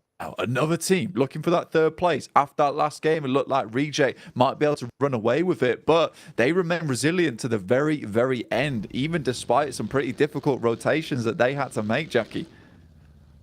Oh, man. It's wild today, Blank. It really feels like these kind of targeted drops are hopefully going to be continuing as well, because you can see how many of our teams really have done their prep work coming into this, knowing who they need to deny point gain from, who they feel they can feed off of for those 3 eliminations. And for Falcons, the decision making to go for the secondary drop of Bra Esports was one that has not paid off, going out so early into this. We'll see what Bra can do with it, though, of course, just being 1 man remaining, and he's being hunted down by Alpha 7 that very well could stop off for a quick stop in Severny. Meanwhile, let's have a look at the grand scheme of the game. There's been a lot else going on, but it has mainly been related into this one. This is our first of the back-to-back Erangals, so opportunity here. That's really what this is. You've got 3 games back-to-back to farm some points and get a groove on. Gladiators picked up the opening chicken dinner of the day in our starting battleground of Sandhawk. Can they continue? And can Topsic continue as well? He instigates the fight, quick turn as well. He actually looked like he was kind of ready for that one, bud. You felt it coming as well, didn't you? I genuinely thought maybe a couple of eliminations that he might be able to find versus A7. That guy is insane, and I think a real standout member from Bra overall, even this entire tournament long. And I mean, we've been hyping up Kane, but it feels like Tospic is that hidden gem amongst a lot of them. But what a play from him. Unfortunately, going down in 15th place here. But it's better than nothing. It is better than nothing. And taking down the person, the team directly above you in 12th place, that's decent, right? It's 1 less team to chase on this match. If anything, it's just a complete reset. You've just got to hope now that Tiamba does not have a good game. That once again, there is a chance to climb, to catch up. Over on that northwest side is A17. Their ticket punched to keep it stamped in towards that grand fighting alongside with Gladiators over towards Aegon. Yeah, Albert on that south side, but it is Luke that most teams be scared of right now. Directly towards the center once again, their wrangles have been masterful. They've had some great games. It's been really smart the way they've been approaching it as well, knowing when to dial back the aggression and when to just unleash the beast and basically swing on confidence of 1,000 men. Loops have been super enjoyable to watch, and I imagine that isn't going to stop today. Everyone's starting to way up towards the circle as well, looking to get themselves ahead of the pack. Ooh, I do wonder what rejects in store for us. Say their name and they appear on screen as well. ACO on a rotate with the rest of the boys, everyone in their vehicles ready to cause a bit of commotion. Ooh, look what's going on ahead though. A few feet forward, you've got Icy from Stalwart supported by his teammate as they get contact on Loops looking for the rotate. Meanwhile, 3 squads in close proximity all to go. Only a couple ahead of Gladiators now, off to where Tiamba and Evos are located. All of them catch whiff of one another, but no one wants a piece of the pie. Well, leaving this one alone, I think they realise that, look, their position is a little bit squandered if they go down at this point. I think for Tiamba, 11th place, it is right on the line for them at the moment. More on the line than they might think, with Falcons technically tied with them with 89 points so far. Stalwart, I think they take a knock. I'm not sure if it was a flush as well. No, it wasn't. They would get their lad again, but Regen singing into these games with the bullets over towards some of the big dogs in the lobby. Out Tixie. This makes his way up towards the top side of Stalber. This is on that eastern edge, and I don't think UZM is going to leave him unpunished for that. Oh, Tixie goes down to Falak. Falak, he's been looking pretty crisp, man. It feels like the longer the tournament's gone on, especially Blank, he's been getting into the grip of things and really has been commanding so much respect with his individual plays. It's nice to see him bubbling up to where he belongs. Falak looking pretty good today, once again. For Gladiators, it's a bit of a rough knock-on effect. You come into this one probably with the confidence actually at an all-time high for him. It's one of the few times outside of the first day, Blank, we've seen him smiling, kind of looking pretty happy in terms of the player cams, right? But already losing one of your big star fraggers, we'll see how they reset from that. You're forced into a trio pretty early on. I mean, for the first time in Yonks, they're safe, right? I think this is the first time in a long, long time we've seen them out of that bottom 5. So I think for them, this is an incredibly comfortable feeling to be in. Going down to 3 players, obviously not ideal, and I think they still need to push even further. They can't let it get to their heads now on this last day. Remember, every single game is ever important going forward. So as 3 players, there's definitely a big chance to survive for going after this point. Alter Ego ahead of them by 1 point on this one. They had a great start to the tournament, but things have definitely slowed down for this Indonesian squad. I do like Alter Ego as a whole because they came in and they have had massive improvements as the year has gone on. And it would be really, really nice to be able to see 2 Indonesian squads being repped over at the PMGC Grand Finals. If Persija Evos can make it in by direct invite and Alter Ego can survive that survival stage and even maybe in that last chance as well, we will see what happens here. I think Persija Evos, they've got a lot of fans cheering for them at the moment. Very good OG names on that side, the veterans returning to the PMGC scene, but the Japanese squad not one to linger behind either. They want to get further into this one, and at the moment it's 131 points to 133 with a 3-point boundary between them and Alpha 7 currently. 4 points if you count the elimination that they found in this game. So it's so close.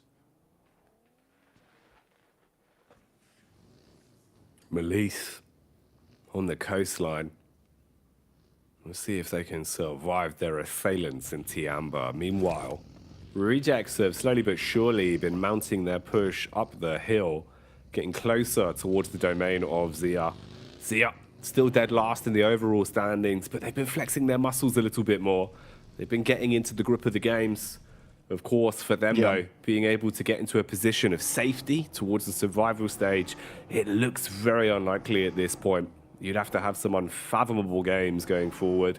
And they're potentially one of the squads that teams are looking at as a bit of a free farm if you could take them down for those extra eliminations. Seems to be why Reject have set their attention on them early. Tiamba hitting the first shot across onto Poser. They've got complete compound control of the coastline here, and Melise are quite fragmented. So if they push up, you'd have to be absolutely sick with it or run the risk of being picked off with no room for revives.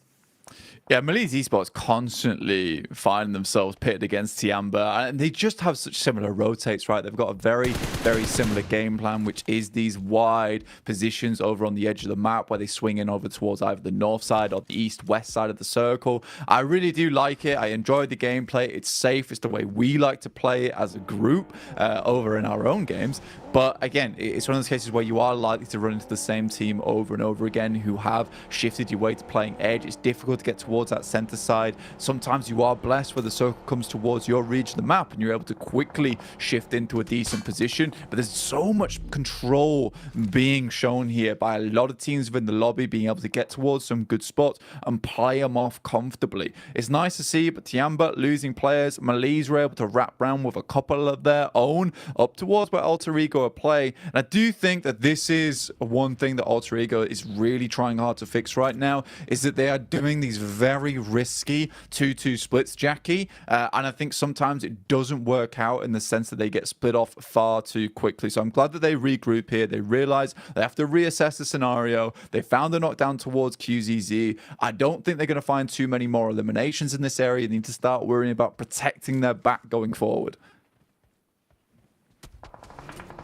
Like the Wu-Tang Clan once said, Blank, you got to protect your neck. That's the most important part. Right now, though, it's Mythic that comes in as he swings and is able to chop his way through the first. Zia crumbling under the pressure here. All of Loops kicking it into second gear as well, taking more map control away from them. Meanwhile, Rejects find an opportunity to potentially pull up to the party uninvited. Shots from all sides as another strike will come in. Cardozin traded upon. Mythic looking for where exactly Zia is set up at this point. Nice nade in towards the back, bit of chip damage onto Ayala. ACO repositions as well and strikes up close, finishing off what remains of Zia. Now your next target is Loops, but look who's pulled up. Mad Balls out of nowhere get thrust into the thick of it on this one, and they're finding the Elims being able to punish. Frozen downs most of Loops pretty quickly. What is going on? Mate, it's a four-way fight that's occurring before our eyes. It's one of the best compounds to hold in this current circle. Everyone's trying to get a bit of the pie here. Zia with only Shopper left remaining. In the meantime, Gladiators fending off against a lot of the squads over on that north side. But realistically, this is the fight to watch on our streams. Mad Bull's trying to pump some more points into this one. I think that's 4 eliminations, in fact, found for them as they crash into this bad boy. Looks way, way better than they have in the past. A lot of their crashes seem quite lackluster. Now even Pasija Evos, you can see them flying in. Every single team wants this compound. They understand the value it'll provide going into the future. Goodness gracious. Reject, Pasija Evos, both going to be battling out in this location. Alpha 7 up towards the western side of Stalba. A true deathmatch format on that side of Stalba as well, where you're battling through pillars, rocks, crouch spaces. Bullets coming in from Tiamba once again, as they are dealing some very hefty hits. Alter Ego out of commotion here, taken out of the game. Keep in mind, they were only a singular point ahead of Gladiators in the standings as well, and behind by 1 chicken dinner, so this is nightmare fuel for them. Now suddenly you're looking at a possibility of falling further down the list. Meanwhile, Sarah strikes back again as Rejects. They've been getting into the game again. They're warming up. They're ready for these fights. Mapples have been playing with aggression, but it's a good night right hit from OCO, supported by Sarah, as they shut down one. Shopper, keep in the back of your mind, has been surviving this entire time. He's got a little bit of leeway to play with, and a DBS as he waits for the swing. It just seems like I8 have been absolutely trampled as well. Bit of a trade back onto the Gladiators, though, as Tiamba are able to find some easy pickings. And they're gone. Tiamba constrict Gladiators like a black mamba over towards that northeastern side. It felt like it was going pretty wrong for them, but they're able to live this one out despite being very far down towards that southeast too. Tiamba has made it onwards. And again, there's a team that wants those points on board. And look at this, Jackie. Reject get the center. It's where they like to play. It's where they want to be. And with 4 players, it's looking dangerous. But this yet again another second place that we're heading towards for Reject in the future. We just won't know. The Indonesian squad, who's been impressing all of us over on this southeast side in Persija Evos, also chasing down the boys from Reject.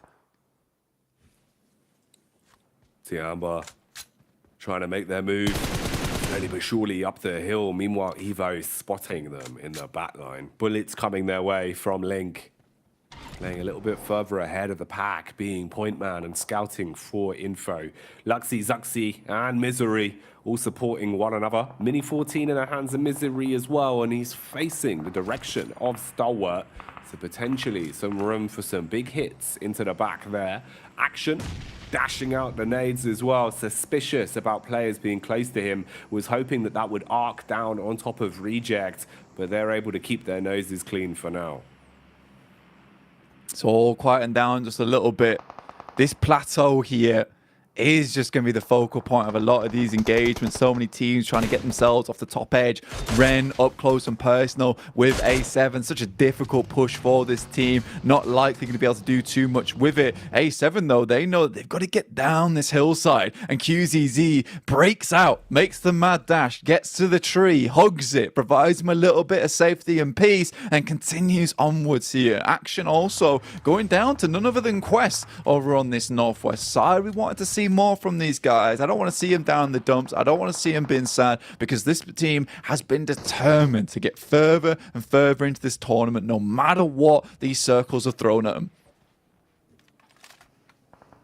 It's a shame in the interview we heard that Quest were feeling a little bit like things have been going wrong, like the energy's been slipping. They need to bring it back. They had some great games on the first day, fighting tooth and nail through absolute hell and high water in some of the positions they were playing from. And still, players like Al-Haji, players like Easy were able to deal some very big pickups.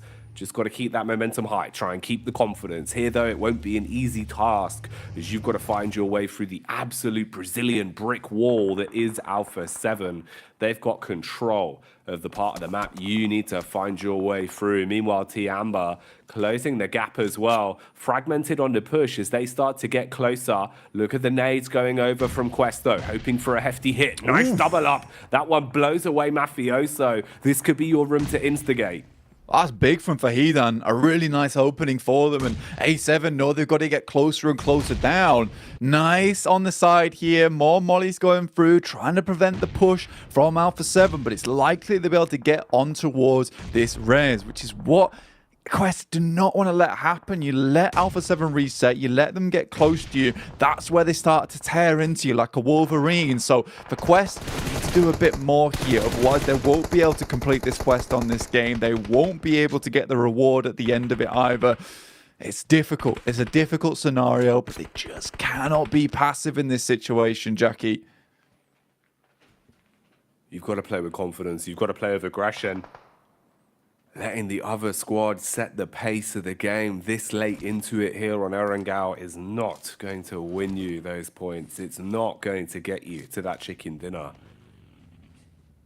But you can see everyone not wanting to give up the goose, not wanting to make that first mistake and tumble down because of it.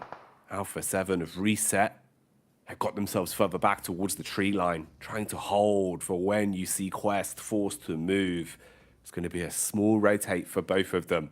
They keep their crosshairs honed in for now. Back up to grab the vehicle, jump in a buggy, start to try and advance. See if you can encroach in bit by bit. Meanwhile, our other squad's dead center, still just lurking, listening, waiting for the rotates in from the rest of the boys. Yeah, we got most of our action earlier on where we just had crash after crash after crash as teams realised this is going to be the sticking point inside this circle over towards where Reject's currently controlling a really nice bit of space here. They've even got a player over towards the top side of a wizard tower, just providing some really good cover for themselves. And they're waiting for teams to start pouring in towards this position. Al-Hajj, he spots some of the Alpha 7 players trying to move further forward, and they've cut them off now, and they're starting to just feel the suffocation coming through from the Brazilian squad. They have to move out of the vehicle, but those shots are so deadly accurate. They're on point. Not missing the mark, but everyone's starting to bark at one another. Lamborghini with the clash back. DX, third party, onto Quest. Quest going down quickly now as Alpha 7 have had enough of their shenanigans. They finish them off and take them out of the fight. DX probably forced to keep this one going though. Not much room to reset from it. Nades up, smoke walls detonating as well to at least give them some cover to play with, but it's marginal at best. Three-pronged attack on this one. You've got a 2-2 setup as well from Alpha 7 with the high ground in their favor, but Tops has slivered his way round, playing close with his belly down on the ground, just trying to stay out of this fight, knowing that he wants to play for the survival on this one. You got to remember that we have the 3 teams that have super much in our focus today, which is Procedure Evos, RC, and Alpha 7. Alpha 7 currently have 5 eliminations, a really good result for them, but they are on the outside edge of the circle. This could still move over towards the west, in which case they can use these little ridge sides, this little valley, to play out the rest of their game, and there's a good chance for Alpha 7 to get a good point scoring off the back of this one. So it could go either way. Is it the Japanese, the Brazilians, or the Indonesians to take the mark on this match? Sarah is down on the bottom side of the Wizard Tower as Procedure Evos starts to make their move, but we can't count out Madballs on the side either, who could easily get a little bit into this engagement. Nice nade, goes forward, doesn't do enough damage though. Feels like Reject was in such a good position as well with some of the peaks that were coming out, but that is unfortunate. The nade from Madballs goes flying, blows away some of the hopes and dreams for the Japanese squad as OCO is as good as gone. Sarah barely trying to back off as well, wants to be saved, wants to stay in the fight, but Ren sees the opportunity, strikes against him. Oh no, Blank. The timing from Tiambo was everything there. Mate, Ren's got such good oversight over this engagement as well. He could really actually cause some massive pandemonium in the midst, just taking out 1 or 2 players whilst they're all focused on one another here. Alpha 7 currently just chilling. They're still in the circle as well, down towards the bottom side of the lobby. Whew, this is crazy in terms of a match. I think Procedure Evos and Reject wish they didn't fight each other because the other team in Alpha 7 continues to climb unhindered on this western side of the map. 5 eliminations found, 2 apiece for Reject and Procedure Evos. But again, Alpha 7 gets further and further away. An important game for them. We said they were stepping it up yesterday at the end of it, and they're certainly bringing that into this game today too. Chopper. Ooh, punishing onto Fleeke. Remember, Chopper's been lurking inside of that compound for quite some time. It was about 5-6 minutes ago. His entire squad was wiped up by Madballs. Now he's getting his revenge. Now DX is starting to thrust themselves into the forefront as well, taking picks towards Evos. Ren still playing off the back of the timing, only peeking when he feels confident to secure an elimination. Luxy getting spammed at as well. Levi's on the slide as he goes tumbling down a hill. Link's got a bit of a flank on this. He spots one, tries to get the quick flick off onto Levi's. How is he still alive? Divine intervention at the minute, just standing strong. His teammate falling though. Parajin goes crumbling. Link has to get close. He's got support, Blank. They're actually finding these quite easily. You completely turned the tide on this engagement. Zuxi from that top edge doing a huge amount of damage. Luxy on life support right now, but still a chance to get their boys back up into position. Luxy very low, Zuxi resable. Right, Reject able to take down one of the players from Alpha 7 as they tried to get a little bit too close to the situation. Zuxi just goes down to the play zone. Duello taking a lot of damage, but able to move out from the back of it. Alpha 7. Taking peaks where possible. Relatively split as well. Got a lot of faith in one another in terms of the setup they're currently running. Bit of a buddy system with a gap between Mafioso. Nade going to be going up the hill, it seems like, trying to defend his 2 teammates in a close quarters engagement versus the SMGs of Reject. Link's nade is one better though, blowing Lufa to bits. Oh, goodbye as they are taken out. Reject Tokyo not surviving deep into this one. 5 squads remain. It's been a hella hard game for Procedure Evos, and they've been playing marvelously off the back of it. 7 eliminations found already, but Tiamba can't really not talk about them. Ren has just kind of been the overlord of the lobby from this rock that's just remained in play for so long now, Jackie. 2 loot crates over towards Alpha 7 picked up as well, so they are running with some serious firepower. And again, they clean up 9 eliminations. This is going to set them ahead from the rest, but Ren still showing his presence, takes down Zerich. That's 8 eliminations now for Tiamba in a game that was very much required. And I think Mafioso realizes there's a lad up here that is causing chaos that he needs to keep checked. It is absolute shenanigans that he's been able to just cause so many problems, getting stuck into fights where it matters most. Alpha 7 are 100% confident of his location now, though, as he's dashed a nade in the direction of Mafioso, and you do not want to mess with a Mafia. This is when they will turn on you. He's going to start to push back over. Got a good read on his location.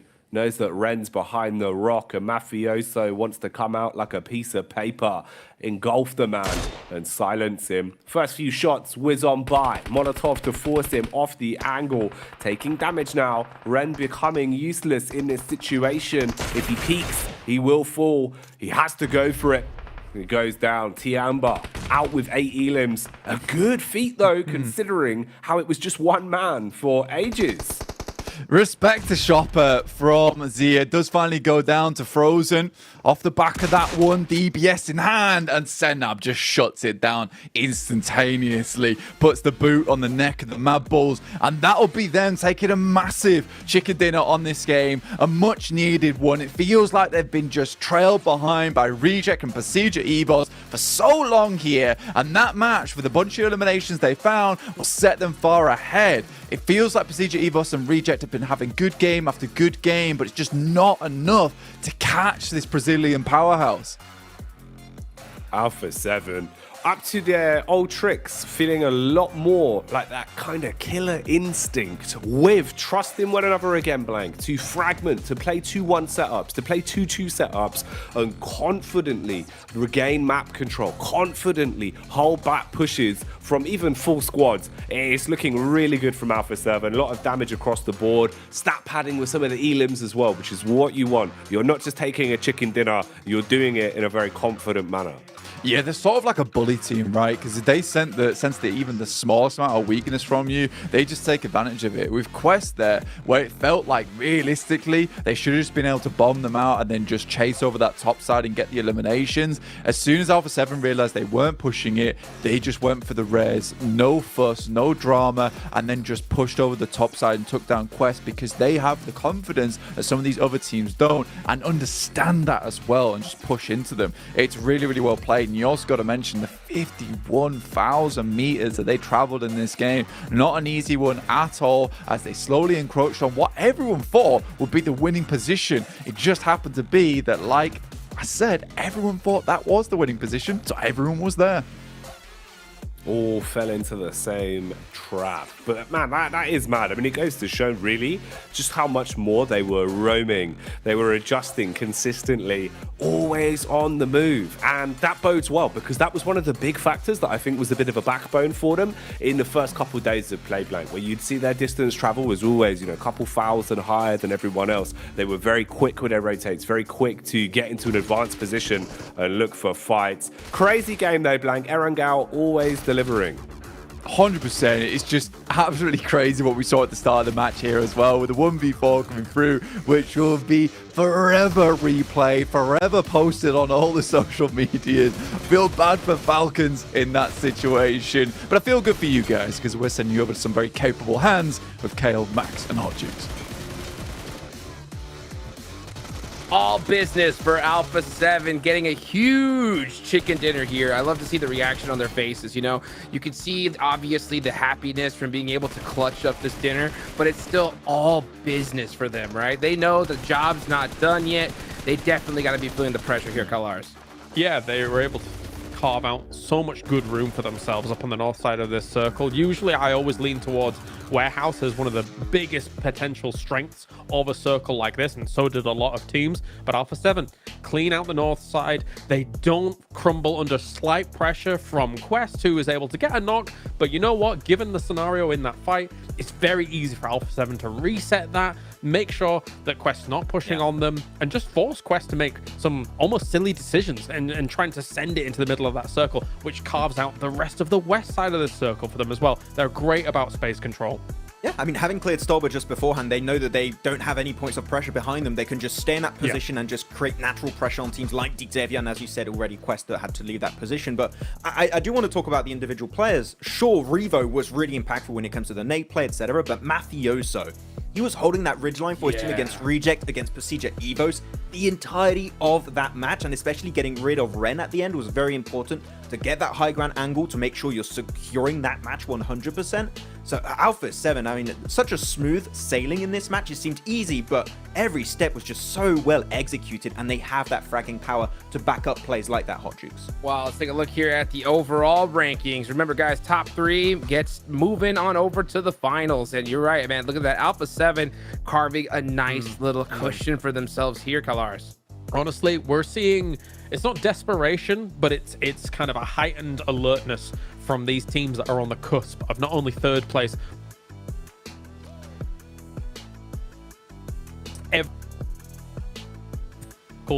is one of those teams in a theater of conflict right now. We understand that there is more onus on these teams to perform at the highest level they possibly can. Either you get to the grand final or you just survive and stay in PMGC here for the year. So it's very, very important for these teams. And you can really feel that desperation for Zerja. Like, they've been playing their best PUBG Mobile so far, I would say, this league stage, Hot Jukes. They've been getting a ton of eliminations, actually, on Sanhok. On this game, too, they're not scared of taking fights, which you would expect to have that kind of mindset because you're so desperate to get those points. You need really big games if you want to make it into that, out of that bottom 5. So good from Zerja, but I8 in particular, I think that's a team we do.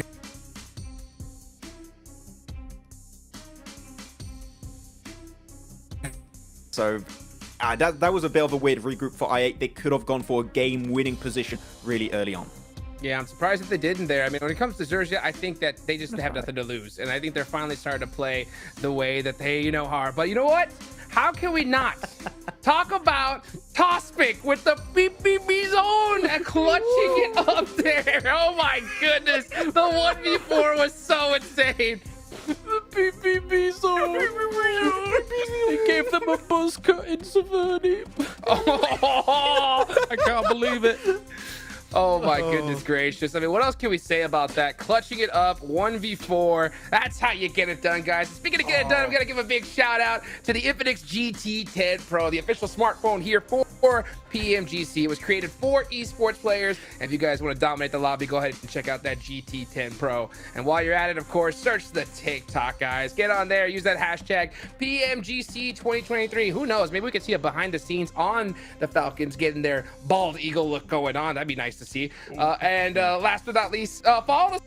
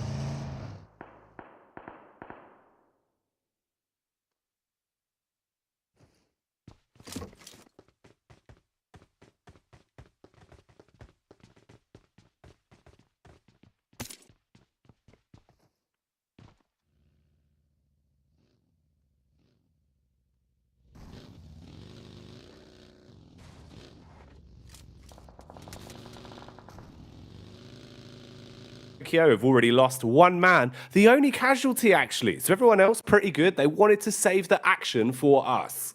Yeah, they heard the calls from us in the distance, like, don't start the game without us. And they were like, right, we'll make some casual rotates. We won't do anything too crazy in the meantime. We'll leave it up to you. But welcome back, everybody. Apologies for that. The space station, it went down for a couple of seconds. Our super speed internet was out. There was a small meteorite, but Jackie's jumped up into space. He's bashed that thing out the way like a one-punch man moment. So don't worry about it. We're back on call. We're ready to go. Already straight into this one. Reject holding over towards Potato Hill. We've seen that before from them, but down to 3 players, not ideal. The chase for Alpha 7 seems a little less doable, but for Precisa Evos, obviously this team has been stepping up in a big way. Zuxi and Luxi looking good. Red Face and Misery providing some excellent back there. In fact, I would even go as far as Red Face and maybe even stole the show for me a little bit so far in this group green, but a great team nonetheless that can hunt down Alpha 7. It feels like they've got the fire in the blood right now, and they can hear the cheers and the screams coming through from the Indonesian crowd, and they just want to do them proud. Man, if you missed it as well, first 2 games we've had today have been delivering massively when it comes to storyline finishes. We've seen a lot of targeted attacks from teams trying to leapfrog over their fellow competitors, knowing who they can target for easy points, knowing who they need to stop gaining any coming into today. And how will those stories develop? What chapters will be written here on our second outing in Erangel? Only time will really tell. At the minute, though, it's nice we didn't lose any of our squads before the action came. So it still means there's possibilities for teams like Gladiators to maintain the safety zone they put themselves in towards making it to the survival stage. Right now, though, Alter Ego with connection across onto Falcons. It looks like in the distance. Now, Falcons might be the Bald Eagles blank, but they had a very unlucky first game on Erangel. Thought they would be slick with it and drop on Bra towards Saverni, but they got 1v4'd by the Bison and left with nothing, just 3 elimination points under their belt. They can't afford to have another sad state of affairs early into this one. Yeah, for Falcons, time is running out for them. The hourglass flipped and the sand is pouring through an alarming rate. Alpha 7, though, taking down Zia. Look at that. That's cruelty. Pushing him into the tree line there. Our Quest all the way. Takes shots. Kitsune gets a hit to the chest there. Goes very, very low in the process. But they are just zooming in towards the circle. But it's a scary prospect, I think. Mad pulls off in the distance. You've got Bra behind them. Lops Kitsune out the vehicle. Drops Gladiators down to 3. Not a safe position. This is the second time in a wrangle. They've down to being 3 players right off the get-go. However, they do get a central position inside the circle. How long can they hold it, though, with just the 3 players? Bra, trying to slow down things for now. You've got a vehicle for the getaway at least, 2 of them to be precise. Bit of defensive utility in the back pockets as well, with a fair few smokes they can utilize to at least slow down any further commotion. Falcons, they're going to be hunting, looking down a ridge side, seeing if they can find anything from here. Bit of space being created as well as Teak will take them on a mission. Going for the full flank behind, looking to get a better position here behind Tiamba so that you can take the scrap from all angles. Problem is, Puncher's been found. It's worth grabbing that second vehicle for the rotate, and they will try and make it back into the blue. Yeah, for Falcons just setting themselves on the edge, settling there for the time being. Reject did find a nasty little shot. It's actually an insane angle that was taken by Ragey up on high. Managed to just squeeze the bullet through the window, takes down 1 player, lets Tiamba know all about it. Don't mess with the Japanese on top of the Potato Hill over in this situation.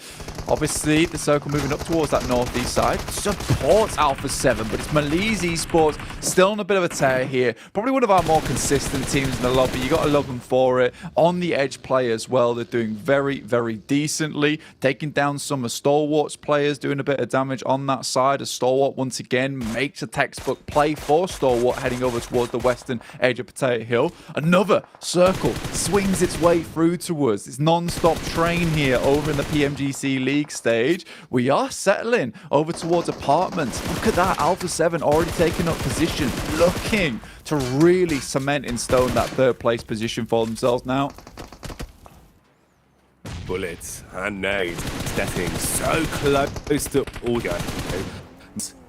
Getting a grasp on things here. Reply back from Potato though. They don't know that this is his home turf and he tries to lay claim to it. The nade will dispatch him and finish them off. Supposer striking down there. Alter Ego, that's 2 games back-to-back on Erangel Blank where they haven't really been able to find anything. Both games, all they've had is 1 elimination in a pocket. So very minimal movement when it comes to the points. That's why Gladiators have been able to move even further ahead of them. Now sitting pretty in 9th place, just behind Mad Bulls with a difference of a handful of points. Shame for Alter Ego. Blank really feels like today has not been their day. Yeah, leaving the drafty door open as well for Tiamba and Falcons to feel the clean air breeze of that survival stage. Falcons obviously very far behind after their double bad games that they were able to accrue there. But 89 points, it's not unsurmountable at this point to get towards that. Tiamba as well might be able to overtake them, but Alter Ego right on the edge now. Only 3 matches for themselves left to play. We got DX heading over towards A7's home territory in the apartments, looking to evict them from these rooms as nades pouring in, but DX have settled themselves comfortably over towards that side of the compound, keeping themselves nice and safe away from the explosions, from the shrapnel, from the cacophony that is coming through from the 2 players on the apartment just across the way. Ooh, a couple of pot shots. You can see the lay of the land here with the way these fights are going on all around these squads. A lot of big names in close proximity to one another. Meku has to manhandle Bra. Meanwhile, DX are challenged by Alpha 7. It's a 1-for-1 trade game being played as either side is suffering casualties. Levi's on the quick move, trying to adjust back towards the top floor and support his squad. Chow's been revived. You're looking to defend the doorway now, but they've bypassed it. Sanab's in Blank, in a building with a shotty. If he gets up close and personal, things could change very quickly. Dives out the window with a strike onto Levi's, waving goodbye to DX as they're getting decimated. Defending towards the stairwell. Nades bouncing off the side, ricocheting down and looking to silence Alpha 7. This is such an awkward fight. Mafioso though, hell of an arc on that one.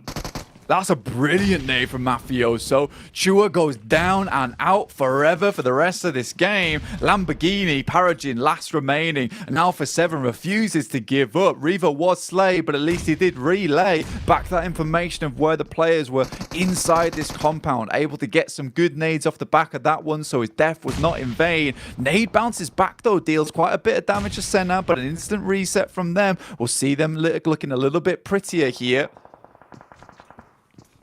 But right now, this utility has been the backbone of either team's onslaught. The only casualties it feels like we're really seeing are when they go down to a well-placed grenade right on top of their noggins. At a minute, you can see the way the fights are developing across the battleground as well, with some teams already setting their focus on getting into the new zone, securing themselves center control early. Evos, though, thrust into a fight once again. Misery and Co. lucky to remain alive as they're chunking a lot of damage from Falcons. It's a bit of a rotate, though. Teak and Puncher far back, and they're giving up the groove on this one. Leave their teammate. He's going to be left for good, and they breeze off, playing for the late game and realizing they have to trade out their mates.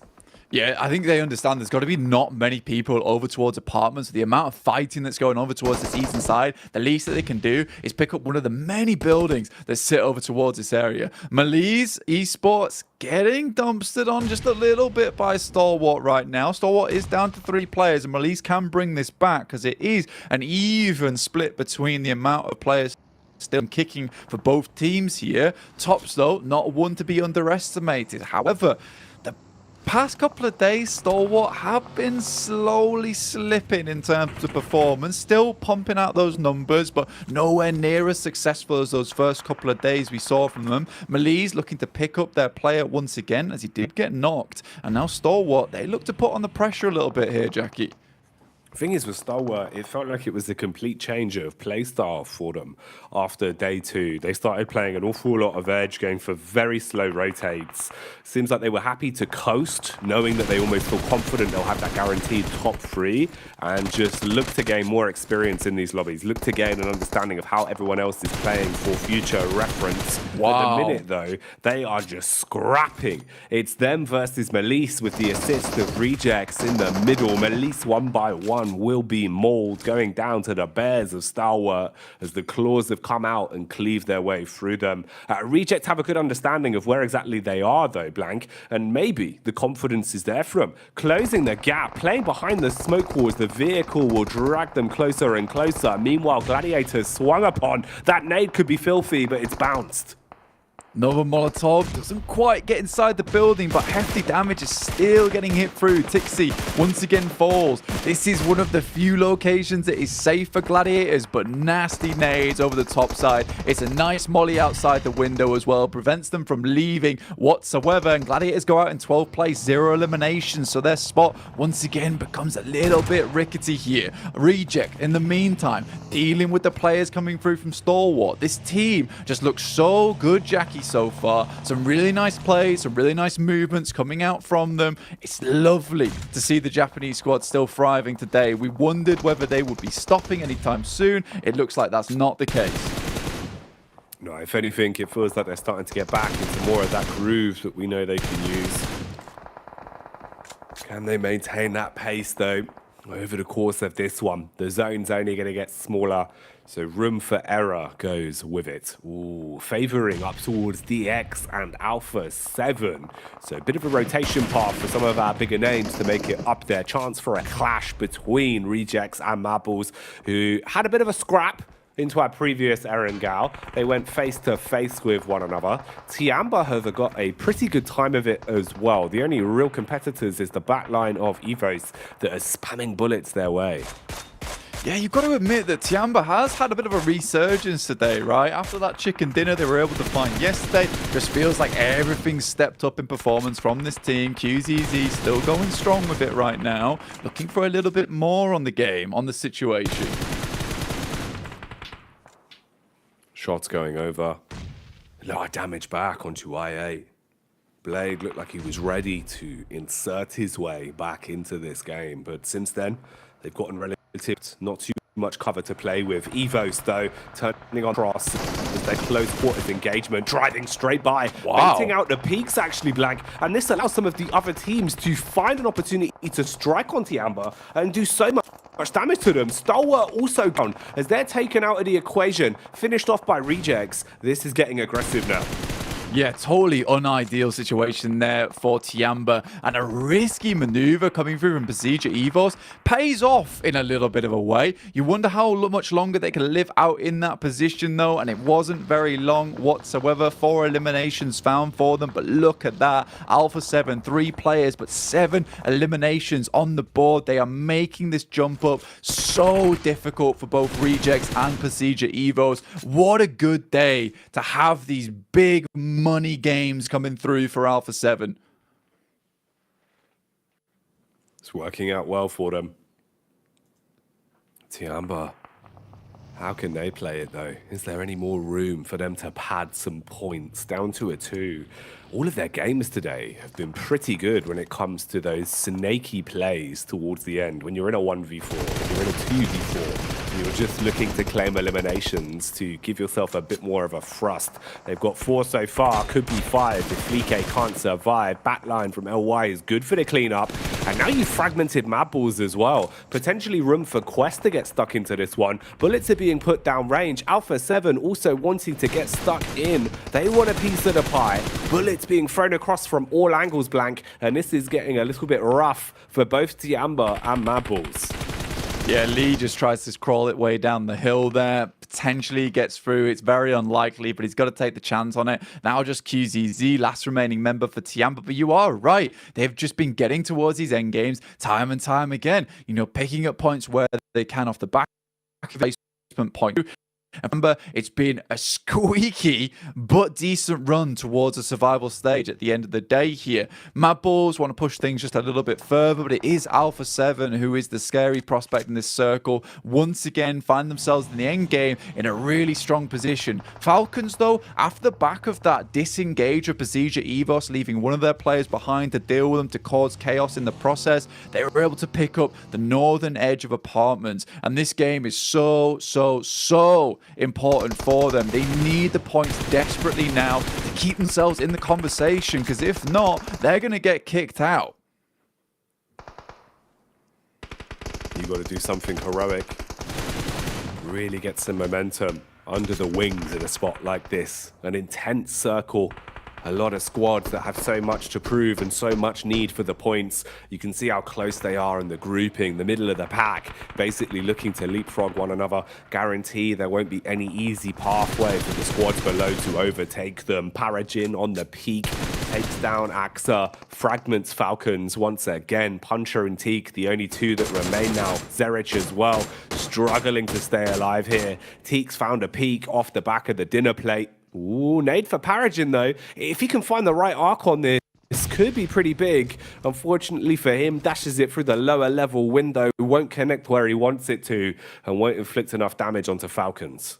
Quest is really only one point of call for them right now, and that calling is the chicken dinner. If they don't really get that, they're still not in the best of positions going forward. 6 eliminations on the game is great, but a chicken dinner would set themselves up towards that top 11, right? That is the main thing for them. From a 14th place, we're looking at a similar thing from Gladiators, and I think there's a lot of people that sort of were worried for this team in Quest. They were wondering why they weren't doing so well. This is now an opportunity for them. It's a big opportunity, and it's one where they really can't afford to make tunes. Zerich is allowed to get down towards another rock. He's currently in the circle now. Now, some apartments have to leave, but Parajin has just been so sick with the grenades. Another team that really wanted some points on this match was Falcons, but they've been exploded, removed from the map. And now it's just QZZ. Once again, Tiamba, the Black Mamba, the snaky plays coming through from this team, looking to get a better placement once again, already into the top 5. It's kind of sick. It's good moves, Blank. 9 nades, bro. Oh, look at how he's using them as well. The first one's fantastic. That's a 3-pointer and a half, but Lamborghini's closed the gap. No way! He doesn't see him inside of the smoke. He's able to strike back just as he goes down. Oh my, the Martyrdom play as he proves he's a Don with a shotty up close, but Tiamba still out. Last few eliminations, stat padding. Alpha 7 eating damage from Quest as well. Quest, is there a chance that they can thrust themselves further on this one? Al-Haji down, their big man in the front lines, out of it. Now it's down to Fahidan, sending some nades over the top, but not a lot remaining. Another Molotov goes through. Senav's incredibly low, but not quite done just yet. With Carrillo hitting some sick nades, but that's a lovely Molotov coming through from Fahidan. Completely stops their approach here. They know that Alpha 7 wants to get closer. They need to keep hitting these shots. One player's preoccupied with the res. Senav behind the tree, takes a lot of damage. Basically nothing left than easy. Presses the issue for Quest now. What a big game for them. Chicken dinner was required, and they're delivering. Al-Haji, during the interview today, said that the side felt a bit down in the dumps, but this has surely got to give you more confidence. They just need to finish off Frozen, secure their chicken dinner, and Quest have surely got momentum back, Blank. They're celebrating for the first time today.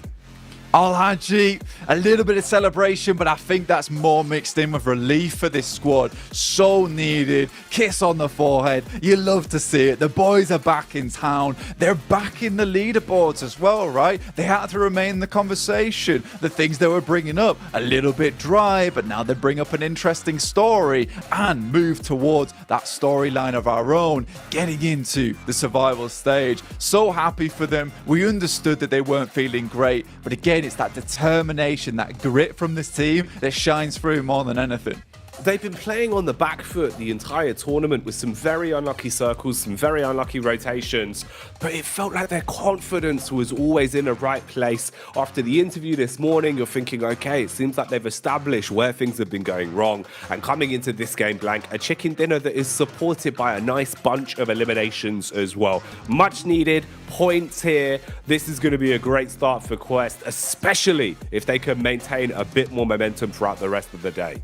Mate, the grouping is so grim once again towards basically that break-off point. I think most teams are on 100 points. Maxman was saying that 11th place on average was going to be around about, I think it was 101, 102 maybe. And again, it's just getting further and further as it feels like the teams where it counts the most, they're the ones popping off. You can see just how much these teams want it, how much they want to send themselves to that painful stage of the survival just to get through further into this tournament. It's such a big, important set piece in the year for PUBG Mobile, and every single team wants a little bit more of it.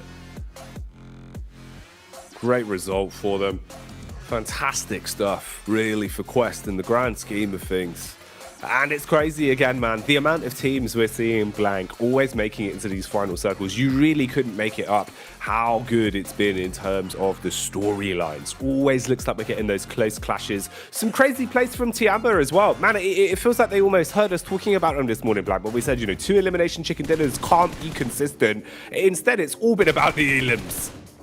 It's not enough right now for Tiamba, but what they're doing is going to keep them going forward, and I like the plays that they are making. If you like the plays they're making, you got to keep watching, but before that, we're going to send it back over to the desk. Woo, what a win for Quest. The question is it enough? Right? They got a solid chicken dinner there, one that they definitely needed. It has proven that the interview buff is still on point here, Kalars. It's true. That is the only reason they won. No, they have themselves a decent spot, right? I mean, playing those little shacks up on that hillside, they are actually a little decent plateau against kind of defending yourself from kind of the apartments angles, and then even if teams were to come in from the north side of you, you can still kind of give them a bit of a run for their money. Thankfully for them, it was only teams coming in from the east side, so they were able to vanquish them quite handedly. Yeah. And also you can just protect the cars on that plateau you just mentioned, Kalara. So if you have to transition to those buildings up north into the apartments, you can also make that transition really happen. But it was kind of an unpredictable game in the sense you're just waiting. Is apartment going to be in play? If it is, Hodgick, I mean, you were hoping to see Alpha 7 win. It was going to be based on do they have to leave the apartment or not? And the fact they had to leave, it was going to be very easy pickings for Quest. So 11 points, they needed about between 22 and 24 points if they wanted to try and get close to the barrier. That's a 21 pointer they just got. So an average decent game followed up after this, they could be out of that bottom 5 where they've been for like a few games now, actually. So Quest definitely want to try and push themselves out of that as a scary bottom position. Oh my gosh, 21 points right here now was so huge. I'll be honest, I thought Alpha 7 was going to win it no matter what, because we see them with like 7 eliminations just on fire. Even if they don't have the advantage, they're usually able to overcome their opponents. But you can just see that Quest, oh man, did they need it so bad. And to stay vigilant in that position, especially against a team like Alpha 7 who's on fire right now, is huge. But there's like it isn't enough. It isn't. They're still 3 points away here from Alter Ego. It puts them in the challenge, but actually what you said just there puts them in the challenge against Alter Ego. Alter Ego started day 1 in like 4th or 5th place, and now have fallen all the way down to potentially going into the bottom 5. This for Alter Ego, the last 3 days has been rough, and if they fall into the bottom 5, I am unbelievably surprised. Wow. I mean, here's the question now. I'm gonna ask you this, Max, man. For Bra, is it nail on the coffin already? Well, I don't think we're gonna have Toss pick. He's gonna get another one. Don't worry. He's got your back. They're gonna clutch it out. Well, see, right now, as you said, Alter Ego, they had such a hot start in this tournament. It's tough for them. Even Gladiators, sure, they started off strong.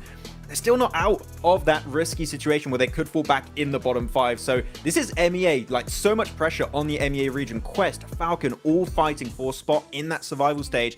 And as we keep like getting closer and closer towards the end of the day, I'm saying it again, it is going to be down to that final game here to see who's going to be making it. And it's really hard to predict right now, Hodjux. Any one of those squads, like your Falcons, your Bra, your Quest, any one of those guys could be able to snatch that position at the end. Do or die. It really is. You got to be able to clutch it up here and now. Otherwise, you are going home, and you got to wait until next year to play PMGC, a position you definitely don't want to be in. And now for the teams at the top, Alpha 7 currently sitting on the leaderboards there with 169 points. Nice. But you look over here right below them, Persija. That's a good solid gap now. I don't think anyone's catching up to Alpha 7 because never, I can agree. Despite like not being in the final circle here to be able to deal with Quest or whatever, like they just never stop when it comes to eliminations. Never stop. 7 eliminations, 8 eliminations. And you know, we were saying before, we were talking between us guys, right? Like when you look at how Brazil's performing, when you look at Stalwart as well, I think we may be looking at one of the world champions out of these 3 teams. These 3 teams going to the grand finals, I want to see it. They look awesome here on the battlegrounds, and Brazil especially has just looked non-stop. It's been a torrent of aggression and a torrent of control from Brazil. I mean, when you look at what happened in PMGC Grand Finals last year, right? Alpha 7, what were they? 2nd place. They could very easily be able to play at that level, deal with that pressure of playing at a LAN event over in Turkey and take the trophy. And look at Stalwart too. They've been improving significantly PMGC after PMGC, always making it to the Grand Finals for now.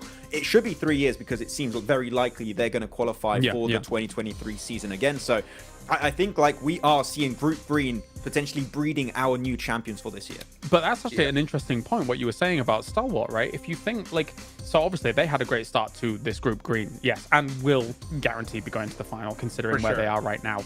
But it does feel like the meta caught up with them in just a short period of time. They looked awesome in the first 2 days here, Maxman. Looked like they were a little bit ahead of the lobby in terms of the rotations and when they were taking positions. Now the rest of the lobby's caught up with them, and they're not having as easy time as they were previously.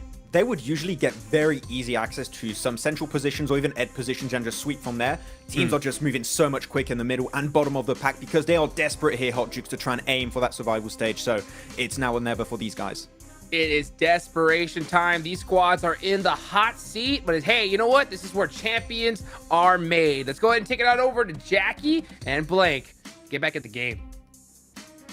Oh man, we've been running through these what feels like a full sprint, Blank. They're going quick and the chance for points is getting smaller and smaller, but this lobby still remains unbelievably competitive. Can't wait for this one, bud. I think this is going to continue to deliver.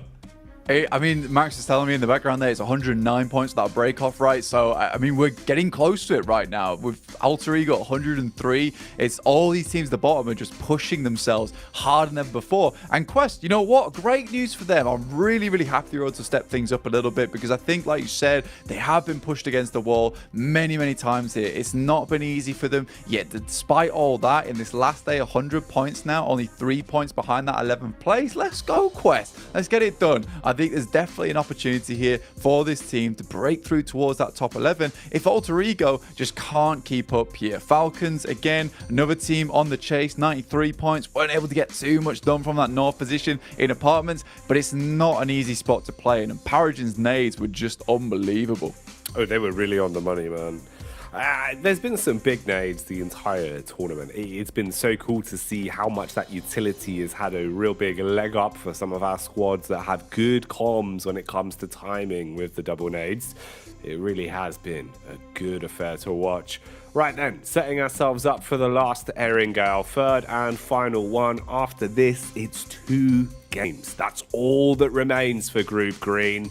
2 games of Miramar. There's been a trade of chicken dinners today, a trade of points, and a lot of squads starting to light a fire under them. Quest, can they continue? That's a big question mark. What more can they find? Alter Ego, have they slowed down too much, Blank? Have they put the handbrake on, or will they project themselves further here? Stalwart, where have they gone? A lot of question marks. Let's find out as we get into it. Exactly, Stalwart, where have you been? I need some games to finish off Group Green. I don't just want it to be a case of that day one magic. I want to finish off with a grand reveal here. But over towards our angle, our final one of the tournament here. Like you said, see if some of these teams can get some more points on the board. Alpha 7 has just worked so very hard so far today. And you got to give them props for it, right? You'd love to see Procedure Evos or Reject get that direct invite. In fact, I'd be so happy to see Procedure Evos get that direct invite. It'd be like times of old with Zuxi Luxi back in towards the PMGC Grand Finals. But the way A7, they're just not giving them any chance to catch up here. Some squads, man, have just been flying ahead. It's wild. These days have been very unpredictable.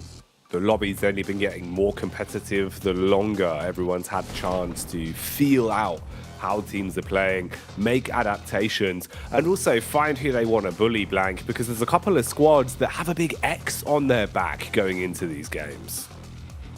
There is, right? You know, because at the moment, Alter Ego, that's a targeted team that can be taken out. You know, these are the ones trying to remove Gladiator's chances earlier on in the tournament. Now, a team like Quest could even drop over towards them, cause them some panic on their rotations. Falcons equally. Right now, it looks like everyone's playing a bit more of a safe game. Tiamba, though, slipping sort of underneath the radar, right? I really like that play from Tiamba because no one's really paying too much attention to them yet. They're consistently getting a player or two towards our end game, bumping things up with the placement points. I think the main difference maker for a lot of these teams towards the bottom side have been these miraculous chicken dinners coming out, getting themselves a huge amount of points to put themselves in contention. For Tiamba, it's been a very, very different story, just slowly but surely chipping away at the bedrock, getting further and further towards a secure position. And I like that from Tiamba. You know, they're doing really well off the back of it, and it's very unlike any other team we see towards the bottom side. It's wild as well how it feels like Tiamba have kind of thrived where a lot of other teams have struggled. When it comes down to those moments of, okay, it feels like it's doomed from the start. We're a solo that's really got to try and forage for points in the forest. But they do a great job of it. You know, they're picking up 5 or 6 eliminations a time just off the back of getting stuck into fights when they know, ooh, little window of opportunity here. Ooh, little moments of third party here.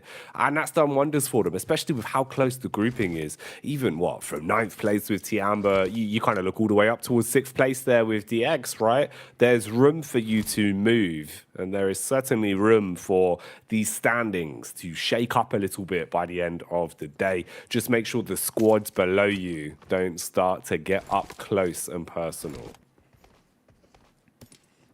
Because they certainly are at this point in time. There's so much opportunity for it. This is probably going to be one of the closest groups we'll see, I think, just with the way that we saw Loops have that standout performance and Stalwart too. And it's even more close because of that reasoning. Secondary, both these teams just aren't doing well today, which is allowing everyone else towards that 3rd, 4th, 5th place to have their big games, allowing everyone from 10th, 11th, 12th, 13th, 14th to have those big games. It's kind of a weird thing that's occurring right now with Stalwart and Loops both realizing, look, boys, we've done enough here. Like, it's not at all likely we're going to get struck out from either 1st or 2nd place. Either one of us is going to take over 1st place, or Alpha 7 is going to leapfrog one of us to get 2nd. That's the only thing that's going to happen here. Stalwart, surprisingly though, 187 to 188 at Loops. They could regain their 1st place at the end of the day, and I think that would be a special way to end things and a good mark-off for Stalwart going in towards that PMGC Grand Finals, coming out on top in the group of death. I'm glad it really has lived up to its name as well, because we have certainly seen so many crazy plays throughout the course of these 4 days. A lot of teams proving that it's not just about the prep work, it's not just about what you come into these tournaments with, it's about how you adapt, how you thrive in the carnage. We've seen so many small micro adjustments, so much of a unique meta developing over the course of the regional clash we've had here. And it has been very sick to watch. Brazil's been on top, the Mongolian madness. Day one was a sheer sight to behold. And I just can't wait to see what's in store for us here on these last few games. We have 3 in total, including the one that we've got live now. For the Mad Balls, we get them back on our screens as well. It's looked a little bit quicker, Blank. I'd say, you know, some praise their way. It felt like it was almost too in their own heads. They were kind of giving a lot of respect to other squads, weren't really instigating fights, weren't really playing with that level of lethality we know players like Zerich, players like Frozen can have. They were a bit stagnant. Today already, we've seen them diving into some third parties, even getting stuck into fights where they're at a big disadvantage, but looking confident. And that makes the world of difference for me. I think if we see Mad Balls maintain that confidence, they should be okay.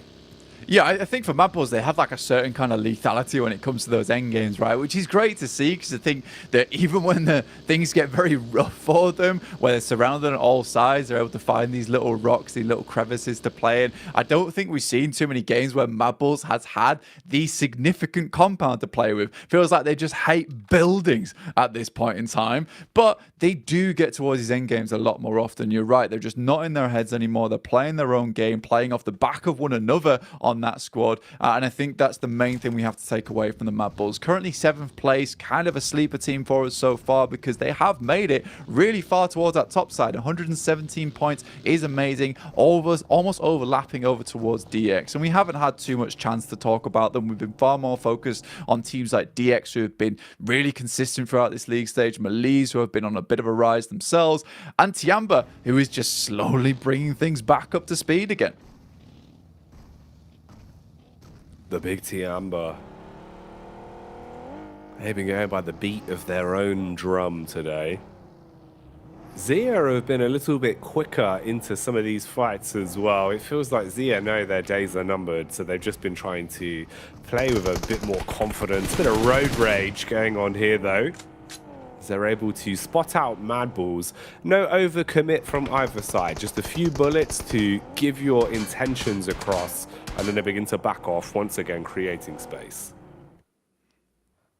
Yeah, give themselves a little bit more time to work with here. A lot of teams all grouping up right now, and I think it makes sense as well with this particular part of the map. You know, Yasnaya, the fielded area is a little bit rough. You want to be able to take some of the compounds that are in this spot. If the circle centers up towards it, you have the position to take some of those more important compounds towards the center of Yas Field. Again, though, it's a difficult one to call, because if you center up around Yas Fields, you take those compounds away, you get a south shift on the circle down towards Lumberyard, towards Prison. You're forced to adapt and head up towards those hills on that side where you can be easily picked off. You got teams coming in from the edge right now. Stalwart, A7 on their approach. Falcons very, very far behind. Malise and Tiamba classically on the edge here, slowly breaking their way in. I think this is very typical. We've got really... We've got this circle down now at this point in time, right? All these teams understand what rotations they can make. We're seeing a lot more teams make it towards that end game as well, because they know how to avoid each other, and they have to at this point. Every time they get further in towards the end game of that match, the better chances they have at picking up those all-important points to propel themselves further into these games. Bra Esport just have not had the day they were looking for so far. Currently moving over towards Yas Lake and trying to push through Gas Station to get further on towards Rozhok side. Stalwart taking a big hit. Stalwart, can they defend? What can they do from this? Don't want to have any more quiet games from them. Icy replies back onto Shopper and strikes first. A7 have caught whiff of Gladiators as well. They know where they are now. Oh, mate. Bit of a battle between Gladiators and A7. Could be a treat for the old eyeballs, but no one wants to run any risks right now. You know, going down as the first squad eliminated would be a sad state of affairs this late into Group Green. So you need to play reserve, play smart, and only fully commit to fights that you're 100% confident with. Play the percentage game this late into the day. Bra Esports very close towards Evos as well. That's another one that could be an interesting tidbit for Bra Esports. Chances of them making it into a safety net is getting harder the longer the day goes on. We've seen heroics from them, but it needs to be more consistent. Yeah, for Bro Esport, like, look, man, some of the plays have been phenomenal throughout this tournament, but it's just that point scoring hasn't quite been there for them. A lot of those dry pushes where your mouth just feels parched even watching it, where they're just sending into buildings and just getting completely ripped apart there. Lee from Tiamba does take a hit from Loops as they're currently controlling within the walled-off compound down on this side, leaving themselves pretty safe right now. Loops with fairly central position to work with going forward. Procedure Evo also looking to get a big match off the back of this one, and they're in a good spot to do it, fairly central. And I think that's why you did see A7 not fully take Gladiators to task there on that northwest side, because A7 understand that it really is just one game for either Reject and Procedure Evos, and suddenly we're in that situation where they are just behind you once again. One couple of steps and they will be ahead. And on Miramar, where a lot can happen, a lot can go wrong in terms of rotations, you know, A7 would much rather confirm themselves with a fairly steady game here with a good average, just put themselves so far ahead that it is going to be very, very difficult and almost uncomfortable for Reject and Procedure Evos to pick themselves up those big enough games in Miramar to get the win. You almost have to be lucky in that situation on the circle. Yeah, this is one of those where at this point in time, they're probably hoping, you know, with the fingers crossed, the toes crossed, they've got the lucky rabbit's foot blank, any sort of superstitious things that could give them a bit of a blessing when it comes to the circle. Because you need an edge. You need a blessing this late into the group. Ooh, okay. Bit of a move here. Stalwart dead center for it. Everyone else realizing that their pathway is now open. Alter Ego and Tiamba towards the outside. Probably going to run into one another as it seems like QZ has caught whiff of where exactly Alter Ego are. I8 are on the full lurk around as well. And that's where you might run into the back of Gladiators. Kitsune has played point man ahead of the pack looking for the scouting info. Could be a room for a fight developing here as well. Looking for close quarters combat control of the three buildings we've got here. You've got the push in from Rejects that look to try and lay claim to this early. Meanwhile, Al-Haji from Quest, can he deal some damage? Oh, his back was exposed. Didn't realize the window had such a clear line of sight. They're going to run him down with the SMGs blank.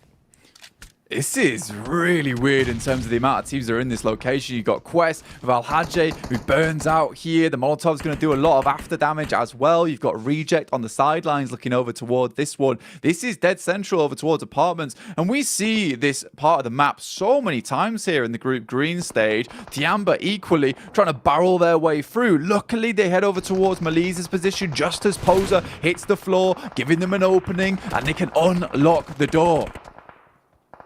Doors unlocked, but you still got to do something with the control that you take. See how far you can take this now. Lufa peeking back out towards the tree. Bullets down onto Ren. Ren, that has been so cheeky, so annoying. He's been able to pop up time and time again and find elims for Tiamba in situations where he should get absolutely nothing.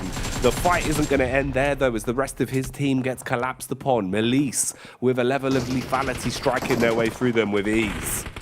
Tianyu hits the deck as the poison gets injected into the veins of Tiamba and they're slowly bleeding out. Another shot comes through, but that's from Alpha 7 along the way. They're able to get over the cross on Rozok Bridge into a sideswipe position, that spot that Mafioso currently has on the high ground along with the rest of his team, and they are actually being able to have a presence in this fight from an incredible distance, showing that Alpha 7 isn't just that close quarters combat team. They have a bit of that sniper in them, which is great to see. Alter Ego, a team that we have to be worried about out on that edge side, currently have to battle through the team of DX. Look at where they are on the standings, 11th place. Quest is just behind, 103 points. Going down here with nothing to show for it will leave Alter Ego in a really rough spot.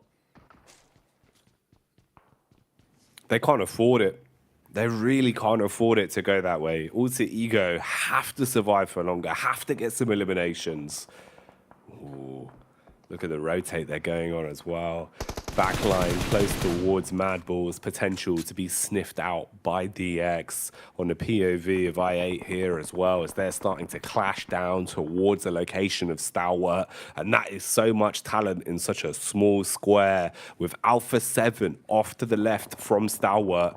I8 looking to scrap for it, and then the back line of Gladiators lurking, breathing down your neck, waiting to swoop in as well as they're trapped inside the water right now. Meanwhile, another fight developing here. This was Alter Ego. It looked like they were trying to go for the slow flank behind Marbles. Instead, they actually instigate a bit of an attack, dealing damage onto them, knocking one man down onto his last legs. Bullets being traded out from Potato as well into the distance. That's Evo struggling now as Zuxi's been knocked. Alter Ego, Blank, they want to come out swinging.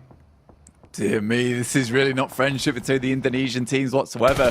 Zuxi down, and they just have to leave him behind at this point. The second time in a row that this has occurred. Misery makes his way through, half HP. Zerich might have just needed to pull the trigger there and could have popped him out the vehicle. In the meantime, Zuxi gets finished off there by Octa.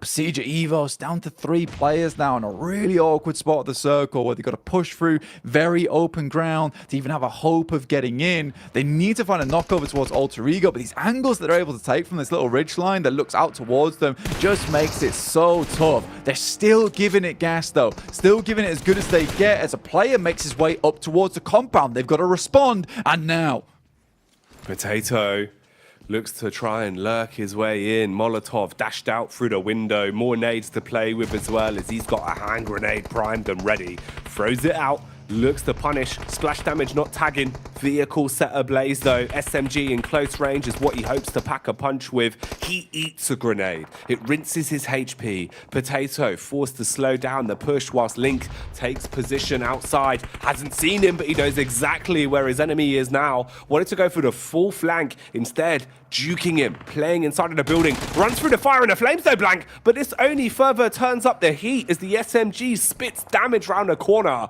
And he will stop Evos there.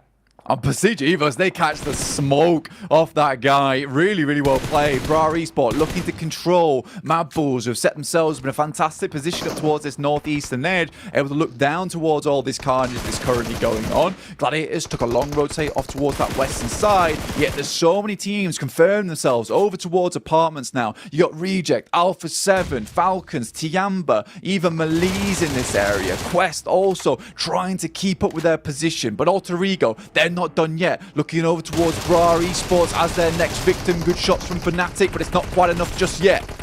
Oh, they're damaging everyone though.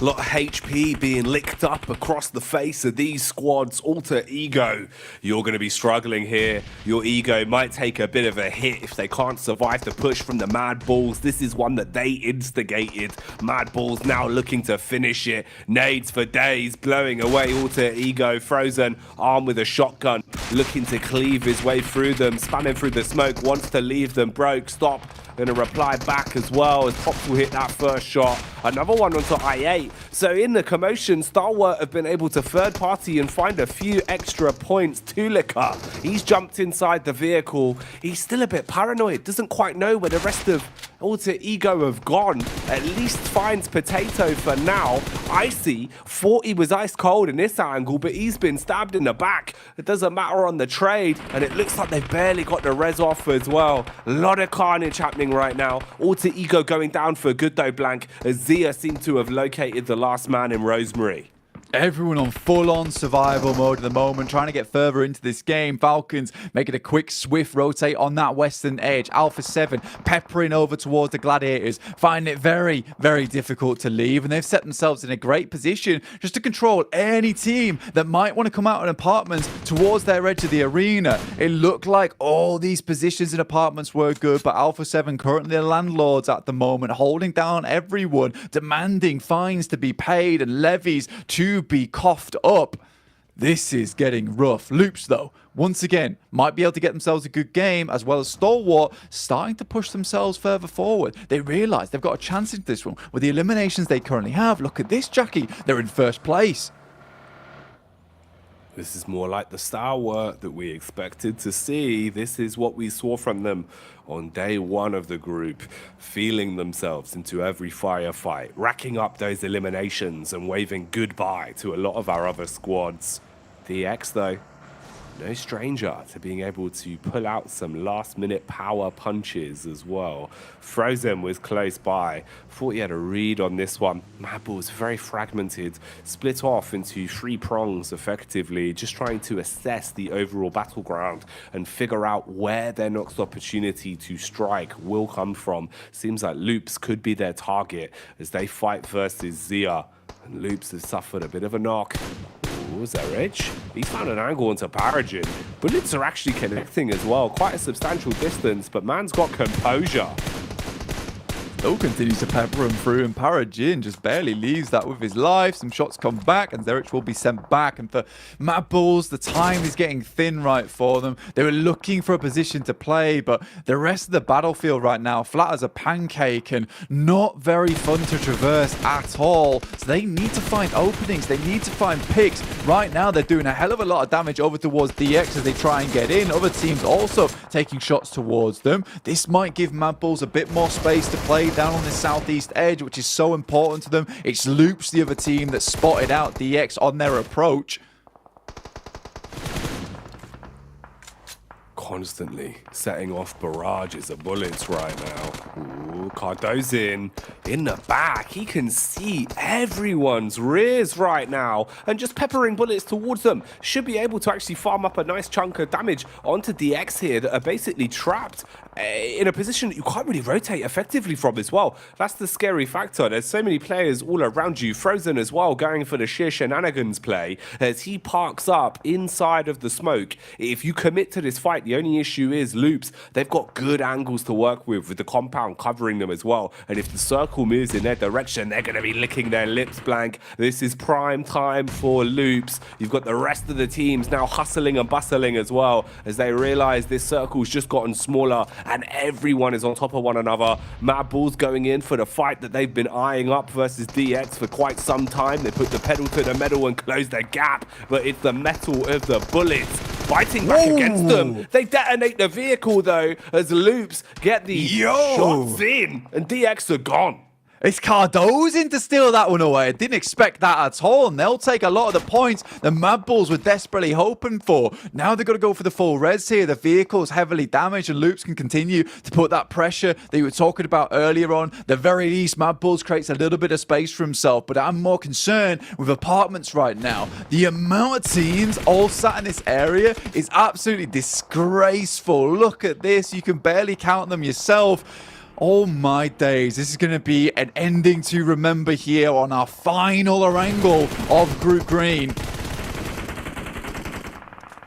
Oh man, it's only getting worse for Mad Bulls as well. They basically traded places with DX, and that meant they're fighting from the same positions. They're getting shot at by all the same angles DX once were, and they suffer the same fate, going up in a puff of smoke and being removed from the fight now. Loops still in a good position, comfortable with the angles they've been playing in.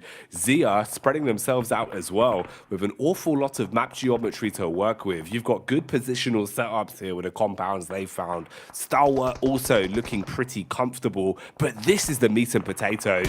You can just see how many squads are all on top of one another here, Blank. It looks terrifying on the overview. Yeah, I mean, for Loops, it isn't the most amazing compound in the world either, is it? But the thing is that every single one of these players is absolutely unbelievably good when it comes to hitting their shots, when it comes to holding down angles. And they can trust every single player to take each corner of this building and make sure no one gets close, which is why they've thrived so much in this position. In the meantime, Falcons on that western side, taking a little bit of damage over towards the Gladiators. They do get a knock, and a nice little nade from Revo will finish the job, leading A7 to 3 eliminations, both A7 and Reject. 4 players alive, Falcons down to just the 1 in AXA. And will he be remaining alive for very long? Doesn't seem like it, Blank, because the nades do not stop coming. One after another, they're dashed in, bro. And Tixie, he's running in to end it. Had confidence in his teammates there.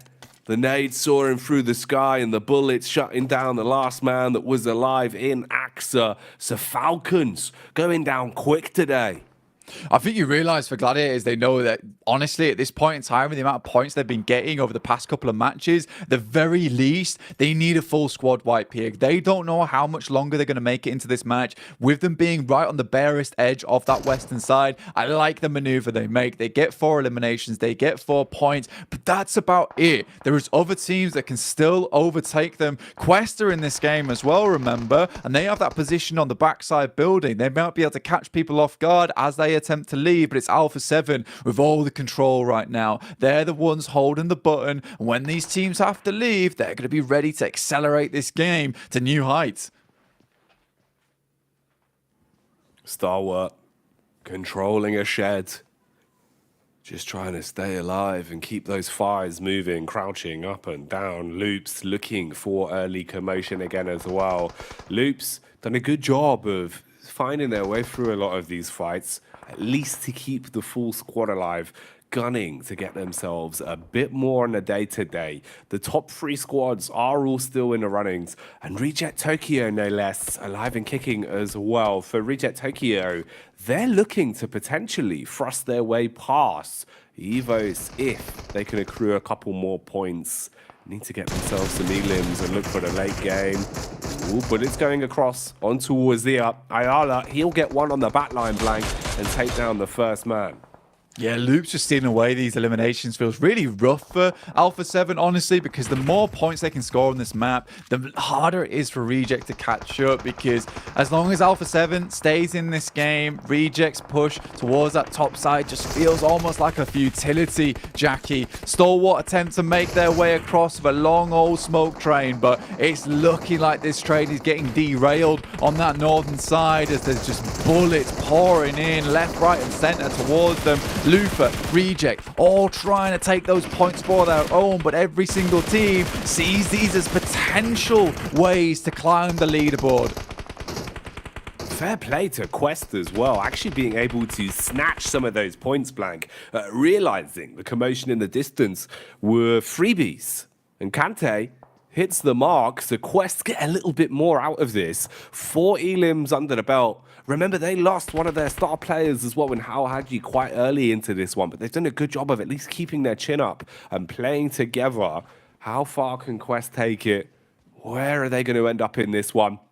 Can they use the confidence they found off the back of the previous game to take them a little bit deeper? Loops, your life is getting harder and harder. They waited far too long to advance further forward, got left in a bad spot. One that's going from bad to worse now as everyone's located them, consistently unleashing a hailstorm of bullets towards them. Cardozin's the last one trapped inside of the compound. Eventually, he's got to move, and there's so many squads that know about that location. Their days are limited.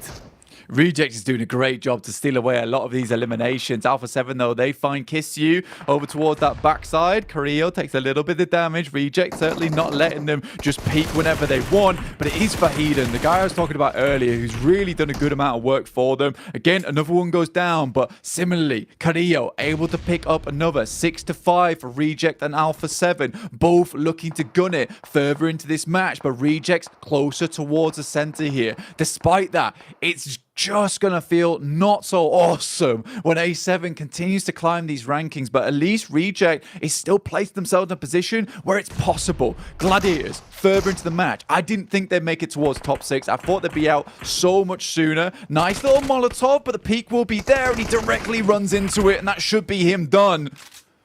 Goes up in a puff of smoke, taken out for good, and leaves us with 5 squads left. Loops, Alpha 7, Reject Tokyo, Gladiators and Quest are all that remains. Problem is for Loops, we told you their days were numbered, and it seems like they've come to the end of that run. Finished off as the play zone nips at their heels, and it gives us the final 4 that have got to duke it out here in the last game of Erangel today. A lot of compound control. High ground is right there for Quest. They've been playing on top of this building for so long, and there are no angles with enough elevation for them to be peaked on. They can barrage down bullets from this position. Alpha 7 not wanting to overcommit to anything. For Gladiators, you're probably just thinking about how you build some extra points on this one, how you stay alive, but this is nice. Look at the smoke wall going out instantly.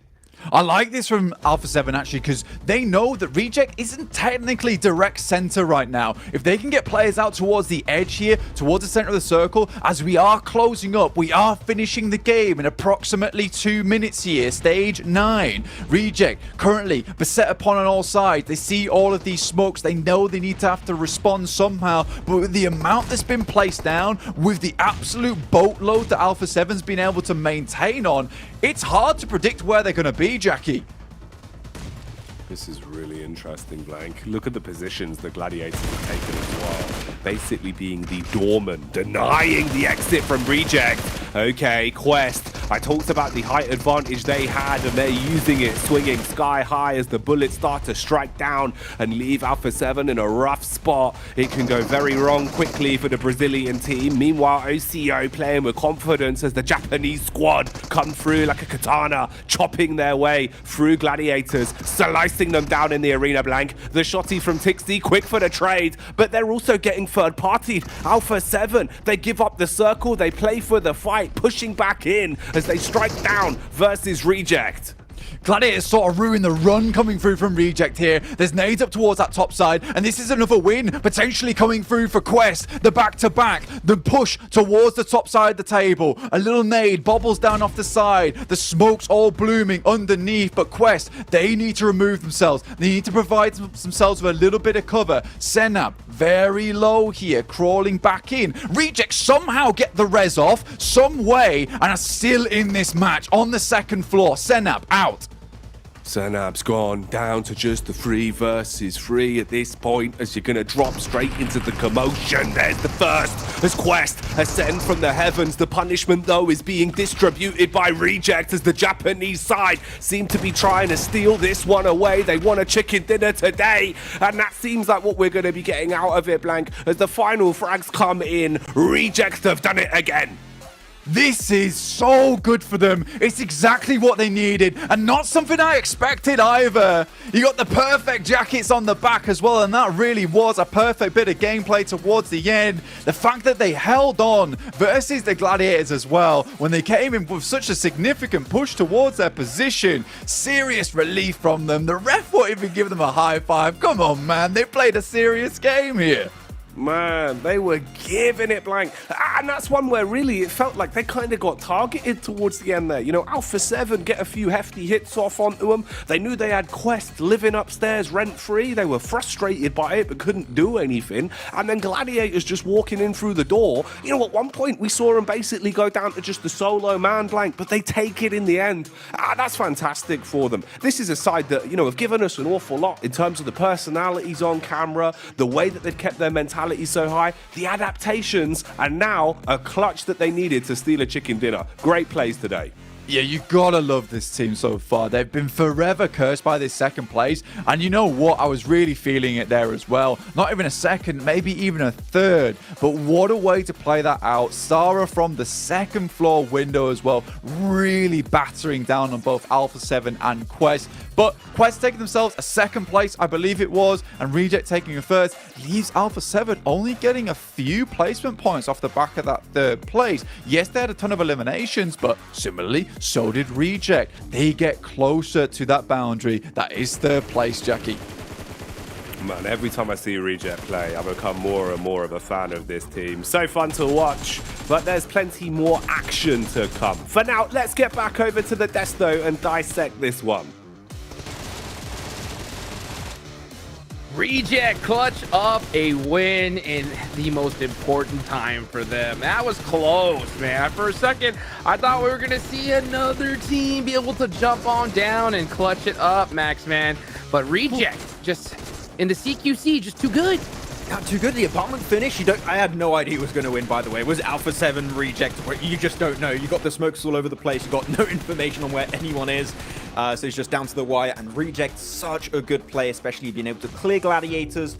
Oh, I didn't even see that nade again. Whoa, Gladiators just came sweeping the western side of apartment, but 22 points. Sure, Alpha 7 Hot Jukes, good game for them, able to get, again, eliminations, but Reject, they are running to overtake a spot in top 3. They could make it happen with results like this. Again, the severity of the situation for all of these teams on the cusp of either top 3 or down towards that bottom 5. We're seeing so much urgency about the play coming in. And one thing about this game, it being so similar to the last one, we get that awesome moment where everybody's kind of taking the learnings from the previous game. How are we going to approach this a little bit differently? So many teams in the apartments trying to jostle for it in a very early state in this game, and you can see how it ends. It's ridiculous. I want to paint a picture real quick. This is a very worst case scenario thing. We are seeing Loops still getting a few points here and there. We're seeing really good improvements from Alpha 7. We could, in a worst case scenario, see Stalwart falling down and Reject overtaking that spot, because Stalwart have been struggling these last 2 days. No way. Oh no my. way we see Stalwart get knocked out of top 3 here. There's a chance. Well, there's a chance, but what, again, I have to kind of show is the fact that Alter Ego is now in bottom 5. Oh, wow. That's ridiculous. That's gotta hurt. After the first day, you would never imagine that, right? Never. Whoa. I wouldn't imagine it. No. Wow, gotta give it up to Quest, right? To be able to get a nice, good finish there. I thought they were gonna win it. I love to see them. We missed it, but we got to see them do a little bit of a double jump. They had to jump off of that one building and then hit the ledge and get onto the other one, and all of them made it. And unfortunately, not able to clutch up a win there. But at the end of the day, that's it for Aaron Gale for Group Green. It's going to be all about Miramar now, Max, man. And you can see who are the top Miramar performers right here. Yeah, Loops are right there too. I do want to bring it back to Loops on that previous game, though.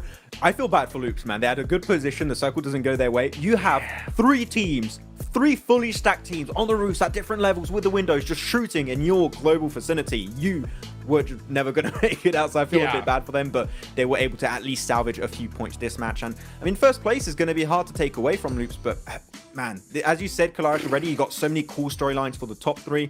The bottom team is still fluctuating game in, game out.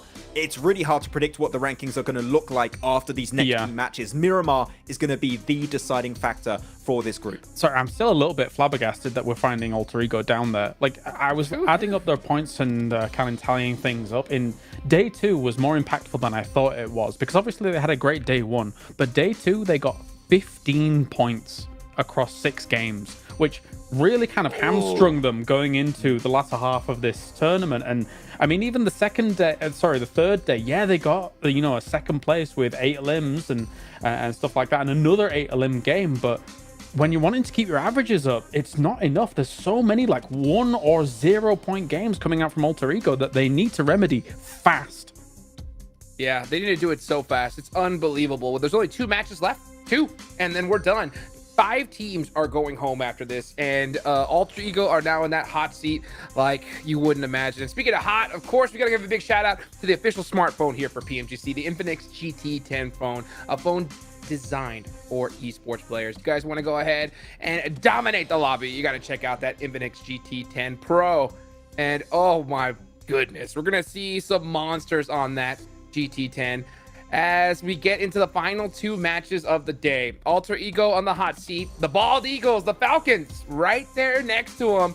Bro, I can't believe that we didn't see them get out of this, especially after seeing a clutch 1v4, Max. Yeah, people would say it's my fault. Yeah, I talked about it. Classic me. But yeah, it's been a tough time. It's still very hard to predict. I have no idea how things are going to be really looking like. One team that still has been a little bit silent, they should still make it in. Actually, no, they might not even make it in. I'm looking at Xavier. The bottom teams have been doing so well that even a team like Xavier, if they're not performing at all, these next 2 games could also fall off. So in theory, I don't know what's going to go on. Yeah. All the way from 8th place. That's absolutely insane. Guys, don't go anywhere. We're going to take a quick break. We'll be right back.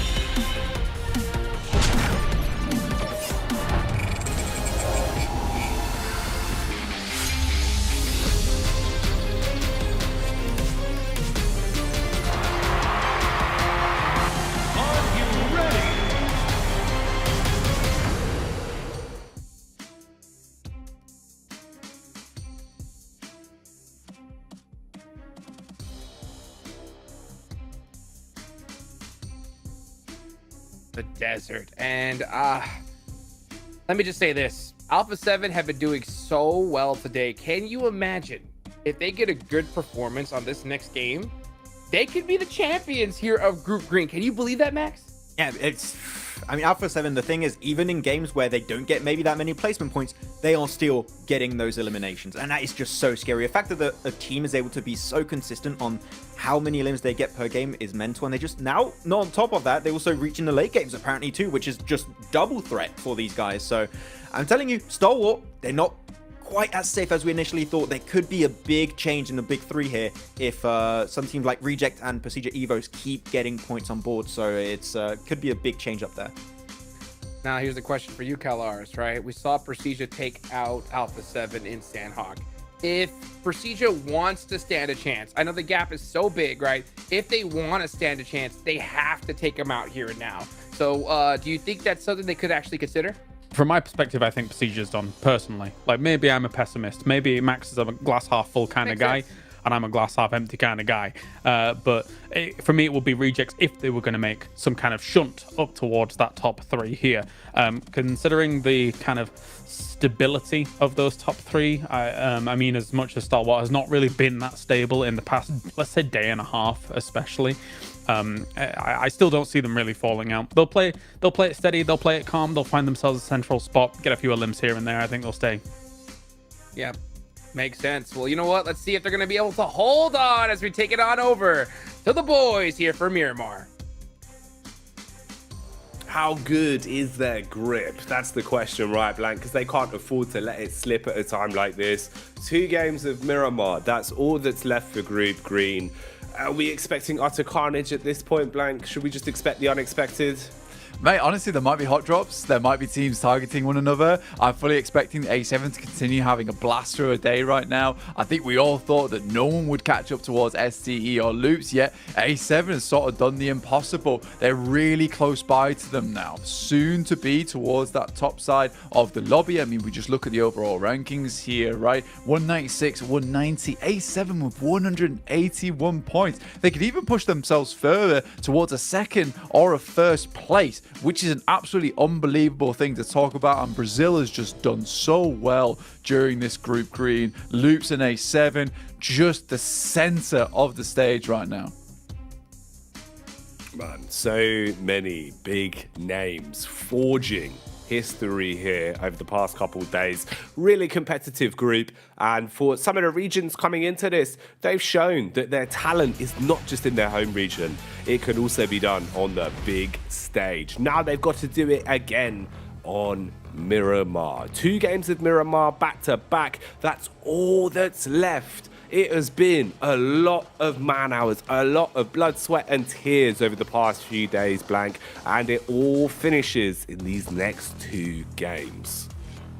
So all that's left. Some of these teams really have to push very, very hard to get towards the top of the tables here. Teams that we're looking at, Alter Ego, started off so strong on that first day, but how they have fallen down to 12th place now, 110 points. And Quest, they felt like things were all over, that it was all to done with, yet at 11th place right now, 113 points. They're still pushing things further. Gladiators are not safe. And honestly, right, you know, they didn't play very well this tournament. If a team like Alter Ego or Quest want to push them further down the leaderboard, potentially removing their spot here in the survival stage, I wouldn't be surprised if it did happen. Right now, though, like you said, the grip strength better be strong for teams like Tiamba, Gladiators, and DX. They want to remain in here. For Falcons, it's a bit of a tougher road for them. They really also need themselves a chicken dinner here, and they have just not had a day of it. No, they really haven't. Needing a little bit more of an upwards draft. You can see the separation at this point from the teams that are being able to really thrive under the pressure they're now in, and the teams that are crumbling, Blank. The last day blues for a few of them. Man, it's been so crazy as well, sort of, you know, the turn in the tides for a few of our squads. The way there now is sort of a bit of a feud between Gladiators and Tiamba. Gladiators being able to get a chicken dinner today, whereas Tiamba, it's been a lot more about stealing away those elims to pad those stats. Quest as well, making a hell of a comeback. Complete change from the fact that they looked a bit deflated. You know, it didn't really feel like it was the same squad blank. They've kind of had smiles on their faces the whole event, but at the start of the day, it felt like they really weren't gelling. Since then, though, they've been proving that their gameplay is what matters. And I think really that is the big part. You know, you can talk a big game, but just being able to show up on the actual battleground does so much more for you.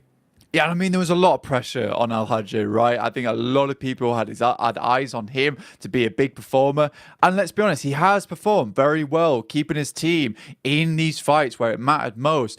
But sometimes it requires another player to pick up the slack so you don't feel like it's all on you all the time. And that player has been Fahidan from Quest. He's really had a game of it today. And I think the rest of the team's got to be proud of him, because stepping up on a day like this, where every single point counts to you, where it feels like you didn't have a hope in hell to get towards that top 11, Fahidan has just had some mega games despite all the pressure that's been going against him, where no one really expected all that much from him at the start of this one. It's really, really nice to see, and I think Quest is super grateful that he did have those matches on side as well. In the meantime, we do get our circle, heads over towards the western edge. DX dead center in Monte Nuevo, keeping things tight. Reject also within the circle, but far towards that northeastern side at the moment, but further in than most other teams. This is the squad that wants to chase down, catch Alpha 7, who currently are just absolutely blasted. You can see this.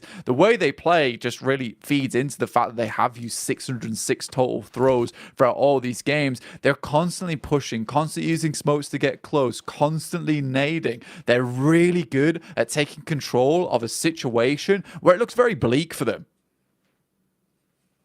That's so much utility. And none of it really feels like it's kind of just in vain. There's always a lot of thought process behind it. You know, with the offensive utility, they're using their Molotovs really nicely to force players out of position.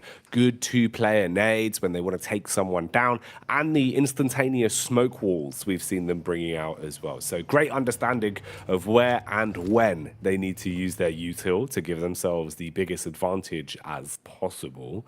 Quest on screens here, though, taking their time to get looted, suited, and booted. Just roaming across, gathering some weaponry to play with. Bra Esports, they've been hit with the unlucky stick multiple times, it feels like. Is there really any room for them to save their own bacon? Or at this point, are we looking at Bra just fully cooked, because they don't have many chances left to save themselves, or not ideal for Zia on the getaway. Rolling the vehicle, but luckily no peak comes out. Yeah, for Bra Esport, they'd have to have two bangers coming into this one. They'd have to have one game after another of around about 15 to 20 points. And that's a big ask right at the end of the day as well, where, you know, you can see that the door is closing on you. The light is getting dim as it exits the room. And I think for Bra Esports, that type of thing just really gets in your head at the end of the day. So for them, if they can hold on, if they can have that mental resilience to keep up with these final matches of the day, that is what you want to see from Bra Esport if you're a fan of them. But again, it has been one of those games, one of those tournaments, this group green, where anything is now possible with the way that it has shaped up at the top of the lobby and at the bottom of the lobby, and just how hungry these teams are coming to PMGC. I don't think we've seen so much clawing at the door to get in since forever, man. This PMGC 2023 is going to be an absolute hoot, even when we get to the Grand Finals. I don't think we're going to see a single bad team going through, and I'm very, very excited for it. No, we've done really well with getting so much talent being able to find their way out of this group, right? Because that's the one scary thing when you have such a stacked group, is that it feels like if some of the games go a bit unlucky for some of the bigger squads, or they don't turn up when it matters most, we lose that ability to see them later on in the tournament. Instead here, I think, you know, the squads that are going through to the survival stage from this blank, oh, it's spicy. You know, I can't wait to see who else they're going to be meeting and how we'll have those clashes handled later on. Man, it really is interesting what we've been given here. Group Green has delivered on so many fronts, and it's been a treat to behold, right? The way there's been constantly a power struggle as well in the upper echelons, which I think, towards day 2, we kind of thought it was all said and done already, where you're looking at it and thinking, well, there isn't much room for a lot of these other teams to contend towards that top spot. Suddenly, Loops just start playing some of the best PUBG Mobile we could ask from them, right? Some really aggressive but smart games. You get Alpha 7 actually finally getting some victories alongside finding so many elims. And what a beautiful storyline it's been for Reject, right? Like, that's super sick to see the way they've ascended. They've had such cool mentality the entire tournament, Blank. One of the few squads that, even when they've had bad games, have kind of just been laughing it off and keeping that mentality strong. But then they're playing some quality games. Real smart setup in the circle, good aggression as well. Star has been hitting some blinders. OCO's been on point. It's just really cool, man.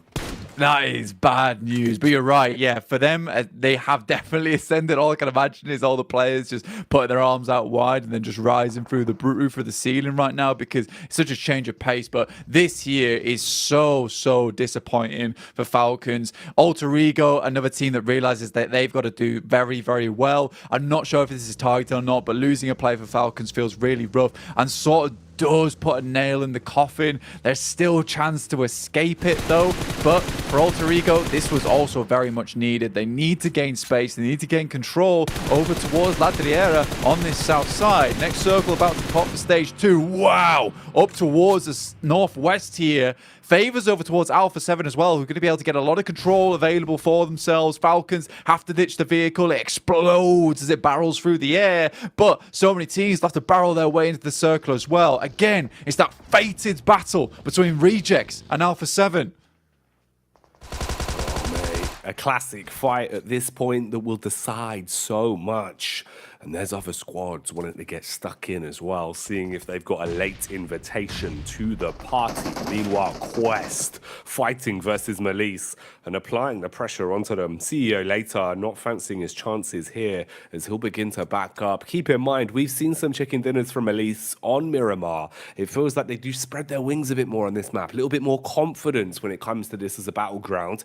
How's that going to work out from today, though? It's a whole different ballpark. Al Haji keeping his eyes peeled in case they re-peak, but no aggression displayed. Meanwhile, on screen, you've got Gladiators starting their rotation and looking to get into an advanced position early. Kitsune barraging off shots with a Mini 14. Yeah, Gladiator's able to squeeze out some secret points at the end of that last angle. I didn't think they'd get too far into that one, but that just shows how much they want it. Still in 9th place, 115 points, tied with Tiamba at the moment. Quest not far behind, but with them being currently held out by Melise Esports, who are just a significantly good edge team. Easy goes down, Fahidan low, out in the blue as well on stage 2. It's not going to hurt too much, but there is a time bomb ticking over here for Quest. They'll have to leave at some point. Al Haji begging Poser to peek there, but he just refuses, remains in place. Just that ever-looming threat coming through from Melise. And that sums them up pretty well, man. It feels like Melise kind of always are, the big dog just barking away at you. Anytime that you think you've got a competitive edge, they sort of turn up and really try and deliver some fear into you. Oh, man. Hey, this is going to be a spooky one, Blank. It feels like at this point in the group, it really is just so hard to call. Even fights where you feel like players should be individually confident have a bit of a blessing in a hand-to-hand combat. And it's just going whichever way, but you predict. It really is crazy how we've found ourselves in this point where it feels like anyone could take a fight. And that fight could decide a lot in terms of the leaderboard, in terms of where people are going to end up. Circle approaching us ever closer as time goes on. We got Zia currently taking task to hand versus SDE. This team has really stepped up, and I think that they can leave this tournament with their heads held up high. It's unlikely that Zia is going to have any chance at all to get into that top 11. But for this team, the start of the tournament really felt like they had nothing much to offer to us, but they've learned so much as this tournament's gone on, and it's very valuable knowledge that they'll come away from. Even if they do go home, they won't be getting through to PMGC, but it's going to set themselves up for success in their region over towards next year. Quest tries to force the issue, but they're getting taken out. CEO later, in the same vein, gets his head taken off, and they're making it through on a very difficult rotation here. Malise struck by surprise. Kante finds one, and they're all currently still alive, albeit easy, gets back up on his feet. Oh, here comes the boys in alter ego, though, not wanting to be ratioed on this one as they want to punish what remains of Bra. First few bullets land on target. Toxic, though, we know he's a bit of a clutcher. No PP Bizen in sight, though. Just the rifle to contend with. Meanwhile, Meku gets manhandled as he'll go down. Zuxi taken out as the play zone nips at his heels, and Redface leaves Tixie feeling ill as he clashes back against the Gladiators. Their chainmail buckling under the constant barrage of bullets the Evos are putting out blank, keeping the pressure on them now. Gladiators, they just need to send players forward at this point in time, not like they've get them back up again. They just need to go for a salvage mission. It's something they're very well known for. Taking shots, though, doing a lot of damage. They keep them at bay and keep them in the blue. They wonder how much more meds they have left. Actually, Kitsune's clapping back, and Matic, reinvigorated by Kitsune, Stan comes back into the fold. Kitsune, after taking the pot shots, jumps back in the vehicle, knows that he's got to roam further forward, trying to play off his teammates' contact. The rest of Gladiators gone for good as well, so it is just a duo. But Bra Esports, they're finished off blank, and this very well might be where their story ends. No chance to get points anymore, and that danger zone is still where their tournament lives is left. And with Quest up to 113 points, with the way they just played out that angle, it just feels so unlikely now that Bra Esport will ever be able to catch up from going forward. It is unfortunate, but it's the thing. It's just how things go down at the end of the day. Kitsune out. Matic has to send forward. He's in front of the guys from Procedure Evos. Falcom's up the hill, and Matic has a tall task ahead of him. As Redface gets ever closer and closer, he sort of needs to win this 1v2. Finds the first, and Misery off in the distance. Can he hit his shots? Bullets going down consistently, but Matic unable to find the connection onto Misery that would spell his demise. Now he's getting back into the zone, puts the pedal to the metal, has the ridge to protect him, at least from the elevated peak from Falcons. DX are just ahead. I8 and Tiamba are scrapping up close as well. A barrage of bullets going back over. Quick trade is found. Play zone biting at the heels as well as people are getting clowned all around. Here's the peek back out onto Tiamba once again. Uli, what can he really do? I mean, he's taking a fight peak after peak, but the Mini 14 really starting to strip that confidence away from them. I8 want to keep going. Gladiators, surprisingly, still have that player in the mix. Tiamba comes in all the way from the south side, but his blade just cutting them to pieces right now. Tiamba might be leaving the game in ribbons, and they would have liked to get a couple more points on the board. And sometimes it's just those singular points that can be the difference maker. Up to 6 eliminations now. I8 looking for the climb. It's going to be hard, and Puncher finds Ghost, sends some shots over towards him. Some of them pass through the ethereal object, though, send straight in towards the sand, and Ghost might just get away with this. A battle of fine margins. So many of our squads right now being able to consistently delve out ship damage that's making everyone feel uncomfortable. Confidence knocked all across the shop. Puncher going for a risky reset on the vehicle, spelunking his way downhill. Six will come in to grab his man and get him into a safe space. Pops the stims on the getaway. But he's going over into the direction of I8. And if they've got their wits about them, they might be able to find some output here. Bit of damage on the getaway. They go for the fast adjustment. Bullets barraged again down towards their direction. Gets himself a bit of cover to work with. At least you found something to play off of. Yeah, Compound that will set themselves up to holding out this south side of the arena. It's decent for Falcons, but with 94 points and only 1 elimination on the map, they really do need to get a little bit more here. And with the 2 players alive, with Alter Ego in a very central position and Quest holding up towards their northeast edge, it just feels unlikely that they're going to be able to profit over either of these teams. So with Bra Esport out, Falcons out, soon to be at least from this spot, and Alter Ego and Quest just going to get further and further into this match. Almost certainly feels like we're getting into a scenario now where Alter Ego, Quest, Tiamba, Gladiators all battling out to see who's going to be in that 12th place at the end of the day, and only one more match after this one to fully decide it. Matic, all on his lonesome over towards the western side, doesn't have too much of a chance to get further into this match, so he's got a tall task ahead of him. With DX all around, breathing down his neck from up on high, he's scared, man. He's basically locked in a room. It is a terrifying prospect to have to deal with. Not going to get any easier for them.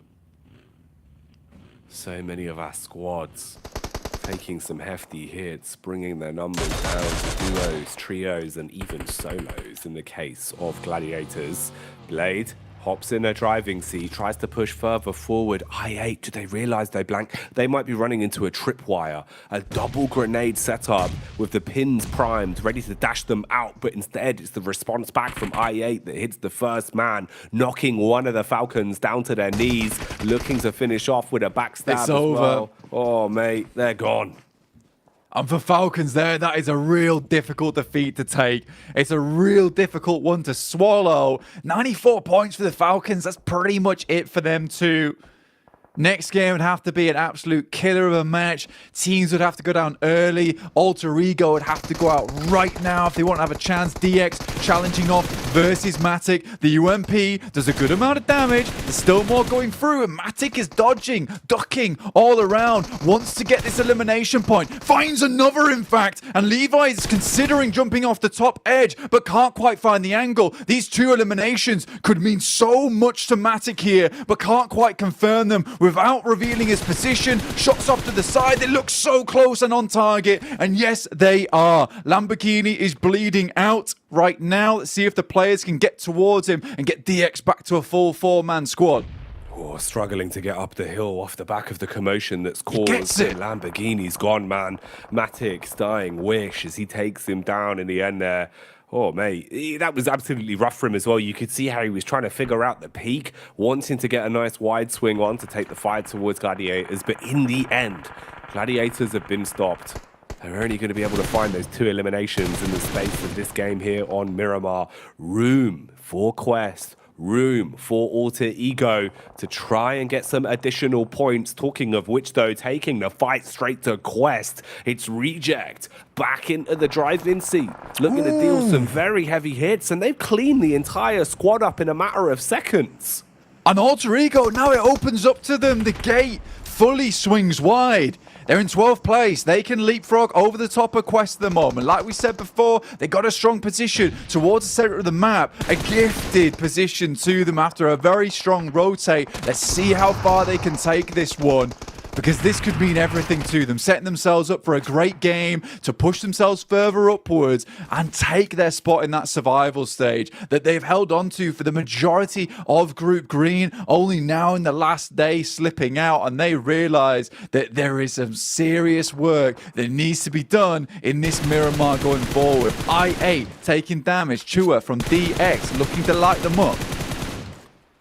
He really is. They're looking more and more like a Christmas tree right now, Blank, as every bullet is on target and they are being lit up. Aggression with the Molotov as well, dashing it towards the smoke and hoping that he can start to force them out. The HE for good measure off the back of the contact as well. Detonate right in the middle. A little bit off center though, but the bullet spam is still doing the job. This man is not missing. He's got thermal vision on his eyes. Pump some more bullets through, trying to find a little bit of those damage numbers here and there. Chua backs off as the bullets whiz across the back of his head. Leaves himself vulnerable and open, but realizes that DX has got bigger problems on their hands. They need to get further into this circle, further towards that western side. You got Loops holding over towards the northeast edge. Reject right on the side of the action. And Alpha 7 once again pumping even harder into this game. This team has done so much work to maintain presence towards that top side of the lobby, and Reject just cannot catch up no matter how hard they try.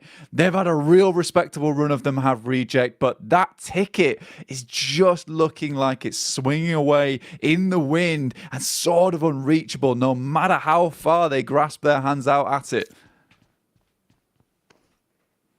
There's no easy ones now. There's no freebies this late into Group Green. You've got to fight for everything you want, and everything has to be picture perfect. So many of our squads that have been given blessings have grabbed them with both hands. But you've still got to do all you can here. No one wanted to make another mistake, give an opportunity for a squad to swoop in on them. For DX though, their days might be numbered, backing off to try and create a little bit of space between them and Mad Balls. Mad Balls do lose the first man on the fight. Rejects on the getaway though, they've been hit with a good night uppercut. They split into two different vehicles, hoping that that'll be enough to bypass the bullets from Luke, but Luke's unrelenting. Bullet after bullet blank, stripping the HP off Rejects and starting to end their story.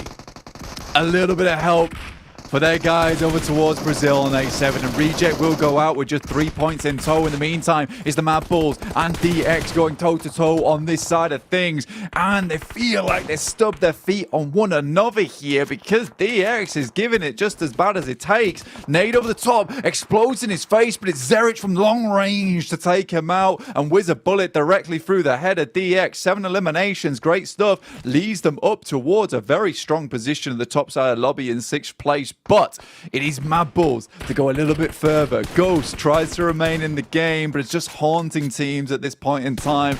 Not much of anything to do yet, and Loops is looking for the exorcism. Seems like he's on the mark. The holy water going down in the form of the bullets that he is spraying towards them, splashing all around him. And making it far harder for much of a move for I8 in this one if it's all about the solo points securing for him. Alpha 7 moving their eyes onto their Brazilian brethren as well up on top of the hill. They made their lives easier by taking down Rejects, but will A7 be as kind to not target Loops here? As they go toe-to-toe, you're looking at 3 alive for A7, a full squad for Loops.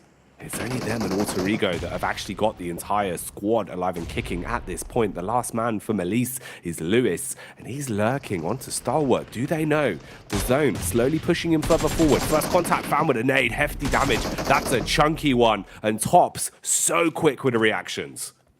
Takes him out of there. Stalwart and Lutz, the two prodigal teams towards the top side of the lobby, going head to head. But Lutz with 11 eliminations on this map have been absolutely disgraceful in the amount of damage they've been able to do towards any of these other squads. Mad Bulls again make it towards another end game. It's good news for them as they are really securing their position towards that survival stage. But it is truly Alter Ego everyone has eyes on right now. Can they make their way through to the survival stage? They make it towards a central position.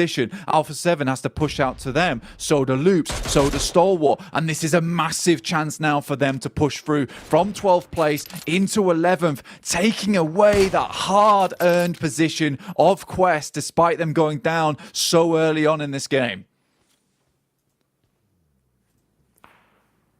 Thing is, it doesn't matter if you think you've earned your placement at this point. It matters what you do every single second of this game of Miramar. There is no room for overconfidence. Peak after peak though, Alpha 7 trying their luck, sniping down, hoping the bullets will connect and that they'll be able to strike versus Loops. Cardozin takes a bit of damage, but he's okay. Geometry will provide him cover. He can tuck in and keep himself safe. Meanwhile, a lot of their focus is over towards the ridge, down by Alter Ego. That's another squad you want to prioritize. You know they're a full 4. If you can start to strip them back a little bit, it will make your lives easier. But they're playing together, Blank, in unison. They attack versus Stalwart and begin to thin the numbers. Meanwhile, Loops struggling now. It's all going wrong for them. Even Zerich taking pot shots from along the way, looks to bump up the elimination points on their side. Mafioso has been a serious standout coming through from Alpha 7. Takes down Ayala on the drop. Great tracking coming through from them. Alter Ego have held a really aggressive and greedy split on this compound, but no one's been able to get close, and they've been holding it down fairly decently so far. Loops as well as Stalwart not able to get anywhere close, and even more shots been sent through as Cardozin has the last laugh. Eliminates Stalwart from the game. It's Tulika though with a decent spray, but fluffs it just at the end there. Felt like maybe he could have picked up Rosemary. Oh mate, there can certainly be a few more pickups coming in quick, but I think it's more going to be bullets being picked up by a lot of these teams in risky positions now. For Loops, you've got to feel for them. Had 4 alive in such a powerful position for so long, but when it matters most, they started to crumble under the pressure. And now the only squad that is fully top to the brim is Alter Ego. The battle of the Brazilians continues as Cardozin sets his focus onto Alpha 7. Alter Ego know where he is, and they've set 2 of the players from their separate duos to focus up towards the hillsides. Fnatic and Potato keeping their eyes on Cardozin's moves. Meanwhile, Madballs lurking behind their vehicle, waiting for the peak to come out. You're going to see so many trades in rapid succession the second a fight instigates here. Yeah, we move a little bit further towards that western edge, and I think that's the all-important thing here for this game. Alter Ego, and the circle starts to enclose as we head over towards stage 9 very, very shortly. They're going to be forced out of these buildings, and Alpha 7 wants to wait as long as possible to pick up these shots as they leave the compound of their own, but they'll be able to head towards the ditches. Madballs have set themselves up a little bit of a compound of their own, mainly just supported by the vehicles that they've positioned in this area. I think all the teams right now hoping against hope that they can make it to a position we get towards stage 9 and Alter Ego have to leave that base of operations. Top 4 teams, but Alter Ego for them, the chicken dinner is so much more important to them. Madballs are pretty safe right now at this point in time towards the middle of the lobby. You got Loops, who are definitely safe, securing their ticket off the back of this big game towards the PMGC Grand Finals, and Alpha 7 similarly have their ticket stamped. It is just Alter Ego that it matters most for them now. They need it. You're damn right, Blank. They're the side that really want this the most because of what it means for them in the overall standings. Thing is, it's not going to come easy though.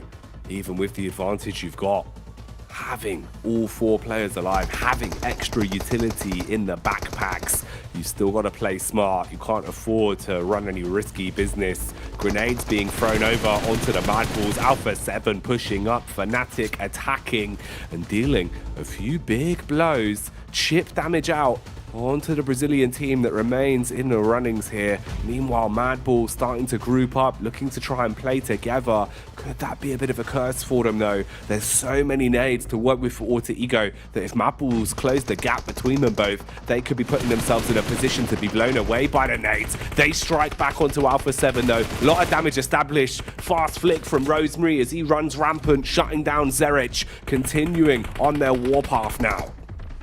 Alpha 7 sort of locked in position. They're going to have to try and get closer. The nades have to be big. They need an opening off the back of this one. They just simply cannot find it. The circle just is supporting the guys from Alter Ego so well. They can play off the back of this ridge side. Mafioso just gets knocked now. 4 eliminations for the guys on Madballs. Not a huge game, but a decent one. Alpha 7 still remaining strong. 2 players, but the nades flying over the top here, looking towards them. And again, Alter Ego just haven't had to move. They haven't, apart from one man, and that's Rosemary, that's been developing a flank for quite some time. Huge. Won't even need to pull it off though, Blank, as they pop off. Fnatic furiously frags his way through them, and Alter Ego, when they needed a chicken dinner, when they had to grab one, they pull it away. It is just a case today that it's been game after game where a team that desperately needs to win, a team that needs to stay within striking range at the end of the day, they pick themselves up a chicken dinner and maintain that pressure towards the top side. This lobby at the bottom side of the leaderboard is the scariest that I've ever seen going into match 6 of a day on the final chance on the final day here. I'm terrified for a lot of these teams because everyone's got to be sweating if you're in that 9th through to 12th position now. One team's getting knocked out. I think we can all but confirm Falcons, Bra, Aegon IA, and Zia, barring some miracle on this last match. But it's Alter Ego to get themselves back in to maintain the pride for Indonesia. From the very first day of Group Green, when we opened the stream with Rosemary saying how excited he is to be here on this stage, how he wants to wave the flag and really pop off in some big games. Finally being able to give themselves a bit of a moment to breathe, blank. Additional points that they so direly needed. It couldn't have come at a better time for them. And with one game left, maybe they've done just enough to save their bacon. It was properly necessary, and I think with the amount of points they were able to accrue on that game and where they were on the standings, it was a quick spring back, right? You know, like an elastic band, they felt very badly down towards the bottom side of the table, but they sprung back almost immediately, set themselves up in what I would imagine is a fairly decent position within the leaderboard. But in the meantime, let's take a look at that leaderboard a little bit more carefully with the boys back on the desk.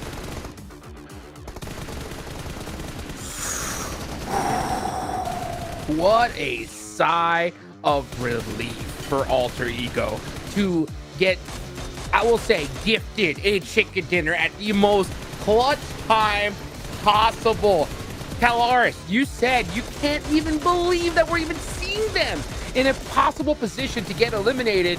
And then next game, boom, they plus out a huge chicken dinner.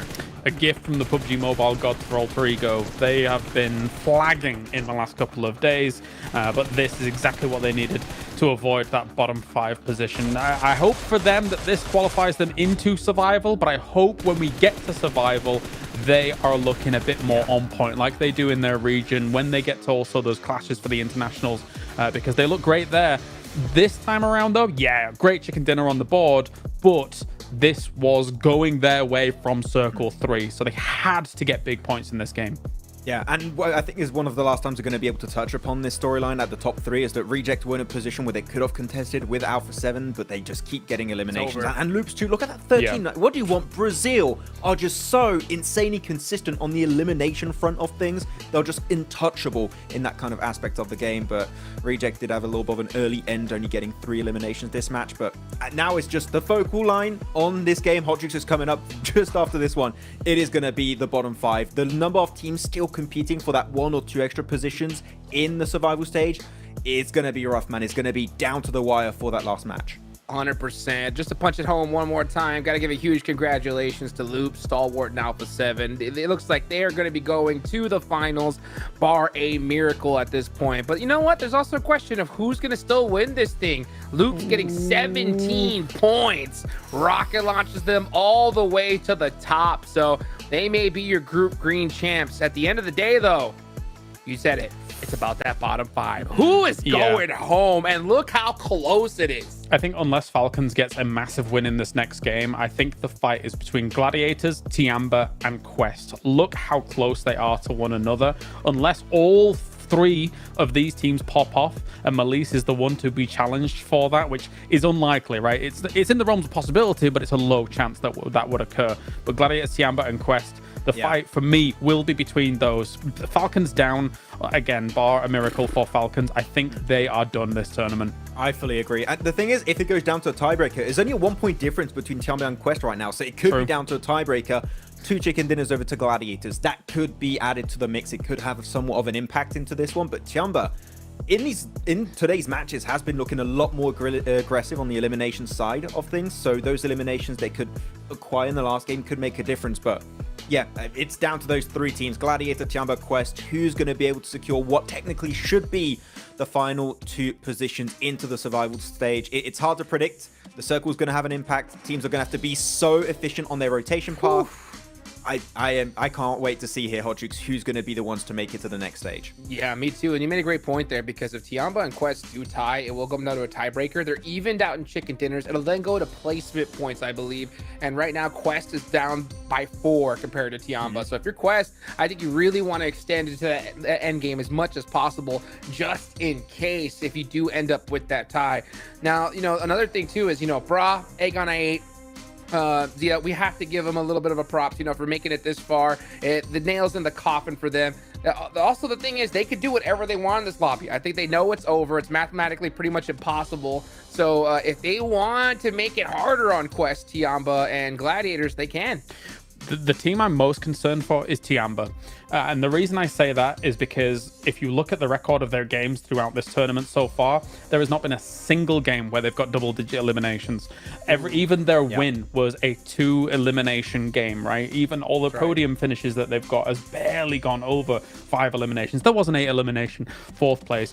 But again, they haven't shown aggressive tendencies. They've shown just defensive play, which can work in certain scenarios, but not necessarily when it's crunch time, not necessarily when you're in the midst of being eliminated. So they are my main concern right now, whereas Gladiators and Quest have shown a little bit more of an aggressive tendency when they've been kind of up against the wall. Well, I'm a little bit scared for Gladiator here again, because on the pivot today, on all of these games, pretty much they've been losing players on rotation. And you know that they need to just survive into the late game. You cannot afford to lose your Tixies. You can't afford to lose your Matics or your Kitsunes or your every single player pretty much. You want to keep the full squad alive until the end, because it's down to the wire here, Hot Jukes. It's down to this final game of Miramar to see who makes it to the survival stage. Well, couldn't have said it better. Here we go, folks. The last game of Group Green. Who's going home? We're about to find out. Let's take it on over to Jackie and Blake for the final time for Group Green. The 4 days of playing Group Green have been building us to this one last game. Everything will be all said and done after this blank. We'll know which teams make it to the survival stage. We'll know what our top 3 looks like, and we will know who is going home early here. An awful lot on the line. Few points between everyone as well. We couldn't have asked for a better setup here. It's going to be pretty close right now. And I mean, for the top 3, it feels fairly certain, right? For Alpha 7, they have just played a blinder of a day ahead of us. Not a single bad match, I don't think, for them. And for Reject, realistically, that's a 24-point game that they need on the day. 14 eliminations and a chicken dinner. Not only that, Alpha 7 have to go out with 0 points, not profiting at all on this match. But really, the main thing we're looking at is Quest, Tiamba, GG, Maliz Esports, potentially DX if things get really spicy, but I don't think that's going to be the case here. For Tiamba, like Kale was saying, not a lot of eliminations for them, but they need to get far into the game, and these other teams need to go out early. On Miramar, it's very easy to get caught out on the edge. Gladiators could be a target here for them because they have to rotate in very far. Safety is the name of the game. Maliz Esports, despite such a good tournament so far, I think some extremely good edge play from the Turkish squad. Just now in the danger zone, once again, at the end of the day, no one could have predicted this. And I think that summed up Group Green as a whole. It's all been so unpredictable, so entertaining from start to finish. But now it is just up to the squads that are teetering on a knife's edge to guarantee themselves enough points to fix any mistakes that were made in the first game of Miramar, because this time it all ends here. When it's all said and done, it will be finished, and we will know how Group Green is going to shape up. Falcons need to get a bit more momentum going for themselves as well. It's been a little bit sloppy today, and there is no room for that here. Quest have been giving it. It feels like so many of our squads have really taken it under their stride, realizing on a final day you need to deliver more than ever. Gladiators started off with a banger. We all thought maybe their story was over before it even started blank, but they've been able to find ways to fix it, to piece points back together, to keep themselves alive in the event. Who else will follow in those footsteps, and who else is going to get leapfrogged? That's what we're going to be discovering here on the last game of Group Green. Got to give some big props over towards Bra Esport. Adjustments have been made, sacrifices have been made as well, but I just don't think that they have the chance here in this final match to even scrape towards 11th place. For For the guys over towards AE, you got to give them some mad props as well. What a turnout on the penultimate match here on Miramar. Take themselves a nice big chicken dinner to secure their position towards the survival stage, where it felt like they were pretty much certain to get it after the first couple of days of play. For Reject, big task ahead of them. Massive game required for the Japanese squad to get that ticket punched for that third place. Is it doable? Questionable. Can Reject do it? Absolutely yes. With some of the games they played, there's always a possibility. That's the fun thing about watching them. It's not as if, they're scraping by, barely making it into these final circles. They're fighting tooth and nail for them. They nearly had 3 chicken dinners yesterday with very slim margins between them, resulting in them taking those multiple second places and only the 1 chicken dinner.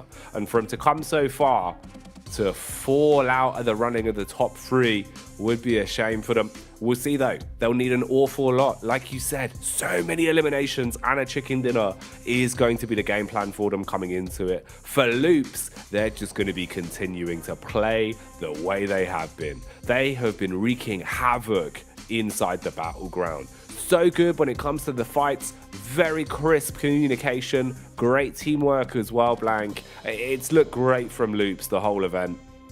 Yeah, it's been pretty magical from Loops overall. And I think that for Americas as well, this is actually kind of a big deal for that region, because I think there's been a lot of looking down upon the Americas as a region as a whole in terms of their skill, in terms of their macro. Yes, there aren't some amazing squads in that region, but we've at least produced 2 superstars here in Alpha 7 as well as Loops, these Brazilian powerhouses that have come through in the group of death and just shown everyone what's what. STE at risk of being shoved off that second place spot, in which case it would be green from first to second, and I think that would be the awesome ending. Another one for the SEA region though would be for Stalwart to finally, as I said before, have that grand reveal in the last game, pull out some magic and take back that first place spot, put them in their place, bring back the Mongolian Massive. I'm so excited for this one. Quest as well, don't look so excited. This is the team that's currently in 12th place, just 1 point behind Tiamba. Full focus on all their faces right now. Man, it's crazy for Quest. Been a rough group stage for them. Had some big games. Had some moments of momentum where they had to fight back, really from the back foot, with very unlucky rotations, very unlucky circles. Haji was saying how the team was feeling a little bit down in the dumps because of it, but you hadn't seen that. We've seen them really showing resilience in a lot of the games they've played today, and at least being able to accrue enough points to keep them in a position where you are only a stone's throw away from making it through to that next stage, from having a little bit more of a story to tell. Gladiators, they had a similar sort of path ahead of them, man. This was the first time over the past couple days, Blank, but we had really seen Gladiators kind of having some positive emotions inside of the camera, right? Like when we're looking at them in their player booths, they were smiling, they were looking a little bit happier, they took a chicken dinner, they've been taking some firefights, which honestly I don't think they would have been over the past couple days. They've been playing a lot more reserved. Definitely a good step in the direction they need to go in. Of course, it's not going to be a freebie straight through though. You've got your invitation here, but now you have to survive that next stage if you want to make it all the way to the big one, all the way to the grand finale. The longer the battle rages on here. I think if you're in the survival stage as well, and you're in the survival stage coming through from Group Green, you're somewhat almost happy about it, right? Because the fact of the matter is that you've played against some of the best squads in the world in a really difficult group. It can't be much harder when you go to the survival stage, right? I think the difference between this Group Green and survival stage is that there is so much pressure on you in the survival stage. The speed at which you can go out, the amount of teams that go home in the survival stage is terrifying. So I think for Gladiators, yes, it's going to be easier for them when they go to the survival stage. Anyone else in this lobby, similarly, Malise, Tiamba, DX, AE, Mad Balls, Pazija, Evos, Reject, potentially. We don't know just yet. That's where you feel a little bit better about things, that you know that it can't be much harder than this. It doesn't get any easier, but it certainly gets a lot more scary. with the way games have been going. Right then, seems like we've resolved all the issues, got everyone drilled and ready for this. Bra Esports getting the headphones on and still showing they got a lot of personality. They've shown resilience throughout the whole tournament. But what more are we going to be seeing on the battleground? That's the question as we get everyone prepped for this one. The last game of Group Green. 24 games. An awful lot of PUBG Mobile over the past 4 days. Consistently seeing which sides can take chicken dinners in their strides. Which teams have been able to adapt. Who's been falling short. And now we will decide who makes it through to that survival stage off the back of a few points, because that's all it is. 1 or 2 points make a world of difference, Blank, as we get into our last game now. A world of difference around the world where we see all these teams come in so many different places to battle it out at the biggest tournament of the year for PUBG Mobile. We head in to a wrangle for our last and final match of the day. Group Death, Group Green has been an absolute marvel to watch, and we're finishing here on Miramar. We've got our playing path. I think it's a little bit of a cheeky one as well, all the way down towards the south side, going from west to Puerto Paraíso, really cutting off a lot of that northern side of the map. It's already starting out extremely awkward for us here on Miramar, Jackie. Ooh, the Scoville scale is off the charts. These are some Reaper peppers that we're starting to taste here on the tips of our tongues, as a lot of teams will have to make some slight adjustments in terms of their drops. We'll see if there is any X's painted on teams' backs going into this one, if anyone will thirst for those early hot drops to try and take control of the game, try and deny point gain for any other rival squads. We've seen how fine those margins are. Let's see what we get on the drops.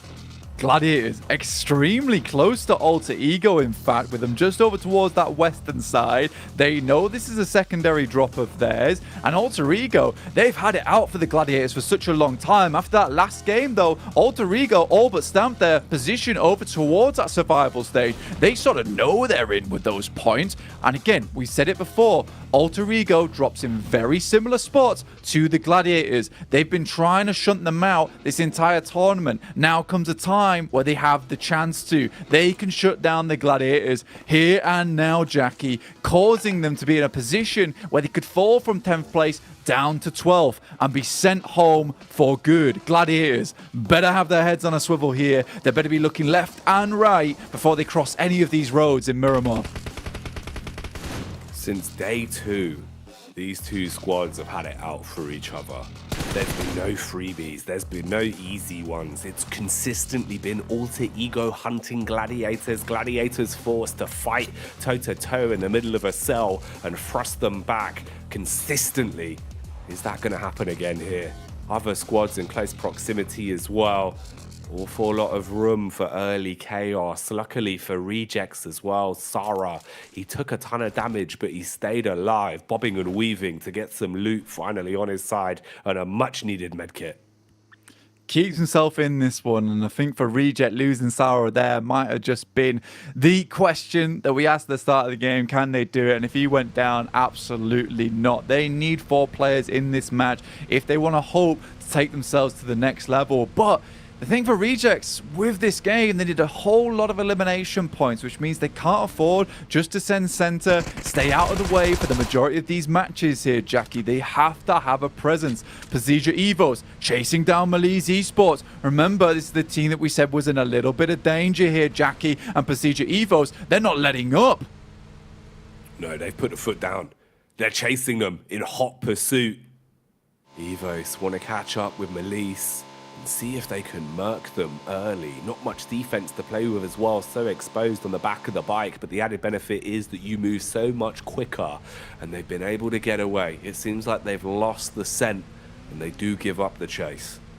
But PMGC Evos, they've pulled apart Malice Esports like a cheese pull here. This doesn't look good. Poser is off in the distance with his teammate. You got Kissu over towards Graveyard. Now CEO Later and co are over towards the south side of Quest. This is a nightmare situation for Malice Esports. And remember, 9th place, 123 points. That's by no means safe here. There is teams that could still jump up. They would need a couple of these squads underneath to go out early and them to stay alive before they can feel any form of safety. And with this initial hunt down from PMGC Evos, their game becomes all that much harder. Axa sprinting down the cliffside, looking to get away from the map control that has been claimed by Alter Ego. Doesn't want to give them any early points. 6 comes in for the quick secure and will grab his mate, seatbelt on, and back on the move. Get out of there for now and keep your noses clean. Falcons, what can they really do today in this last game? More so than anything, it's the chance they have to deny points for other squads, namely Alter Ego. If they lost that fight, you'd be very frustrated with yourselves. I mean, for Alter Ego, they're just chasing them down right now, quickly sending off the top of the ridge. And again, this is the team that realizes that, yes, they're on the cusp of things. They can just make some strange plays happen, cause problems for a lot of teams inside this lobby. Falcons go down here, makes it an awful lot easier for Quest to not worry about another team catching up. Falcons just want to get away because this is a squad that needs a humongous game if they want to even have a chance at getting in. Yeah, 95 points seems far away here, but again, chicken dinner, Tiamba goes out early. There's a chance here for them to get ahead of both Quest and Tiamba to position where maybe, just maybe, they take themselves an 11th place spot. It will be an incredible comeback from Falcons, but we got to wait and see before we even start hyping them up, because Falcons just have been leaving these matches, migrating back to the lobby so many times, so often on this final day of play here in the PMGC League stage. Alter Ego, though, looking for the flank. 6 is ready in there for it. 6 catches contact. Tries to back off, get into a better position, had the vehicle stashed close by, jumps in it, driving seat, getaway, turns the corner, quick with a handbrake turn, readjustment from Axa, 1v2, surely goes down here, overwhelmed, but Fnatic has suffered the same fate. He's taken a burst to the face from Falcons and gone down to his last legs. Rosemary, the hero of the moment for Alter Ego, but the longer this goes on, the worse it gets for them, Blank. Alter Ego losing an awful lot of their players now. It's all down to one man. This is not looking good.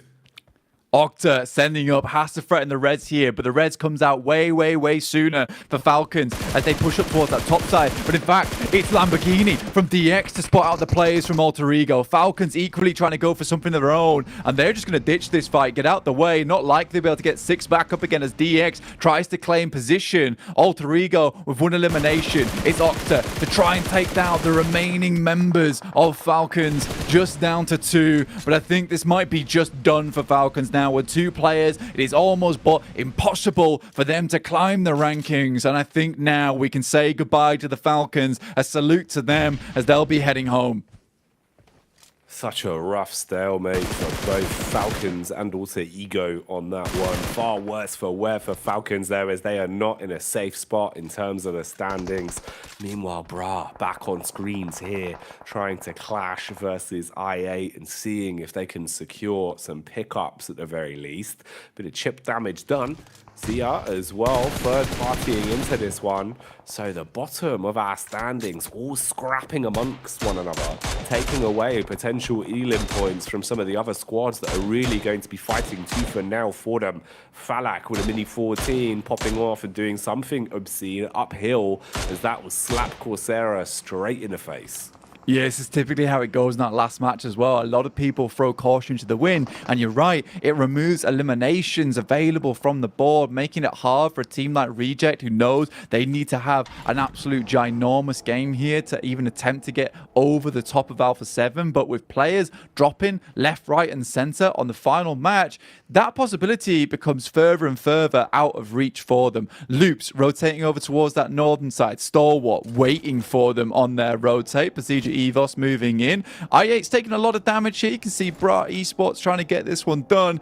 If Reject needed a ginormous game, Bra Esports needs something absolutely galactic if they want to make it in. They still have a chance now with the players they have remaining. It's Tospic up front towards Blade at the moment. Looks to dull him.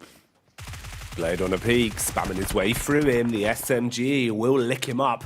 And he drops down. The man that aggresses from Bra. Repeak off to the wayside as well.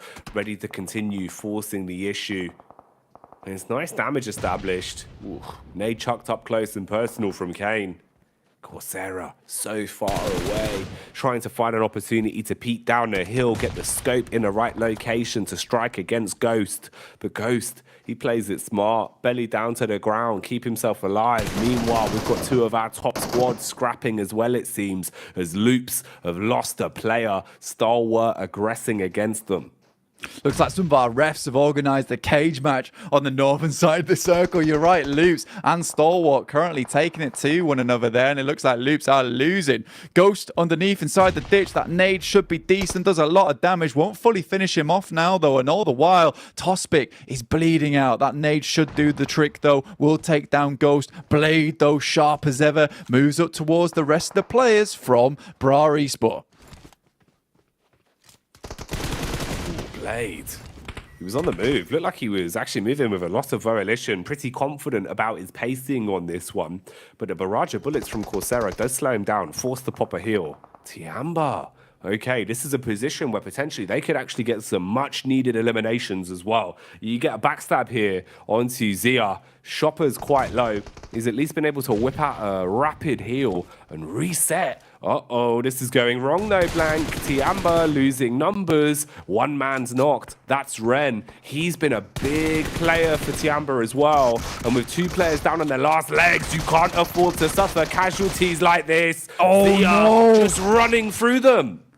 Tian Yu down as well, Lee's out, and Tiamba not safe at all on the barest edge right now, and they're gone. 0 eliminations, 0 points found of the match. That opens the door now for Quest. They can finally crawl upwards. They are still at 4 players. They're moving in on that northeast side. They'd have to go down now with 0 points, 0 limbs to stamp their ticket out and go home, but I just don't see that happening. They're determined. They know what needs to be done now. Just 2 points to leap ahead.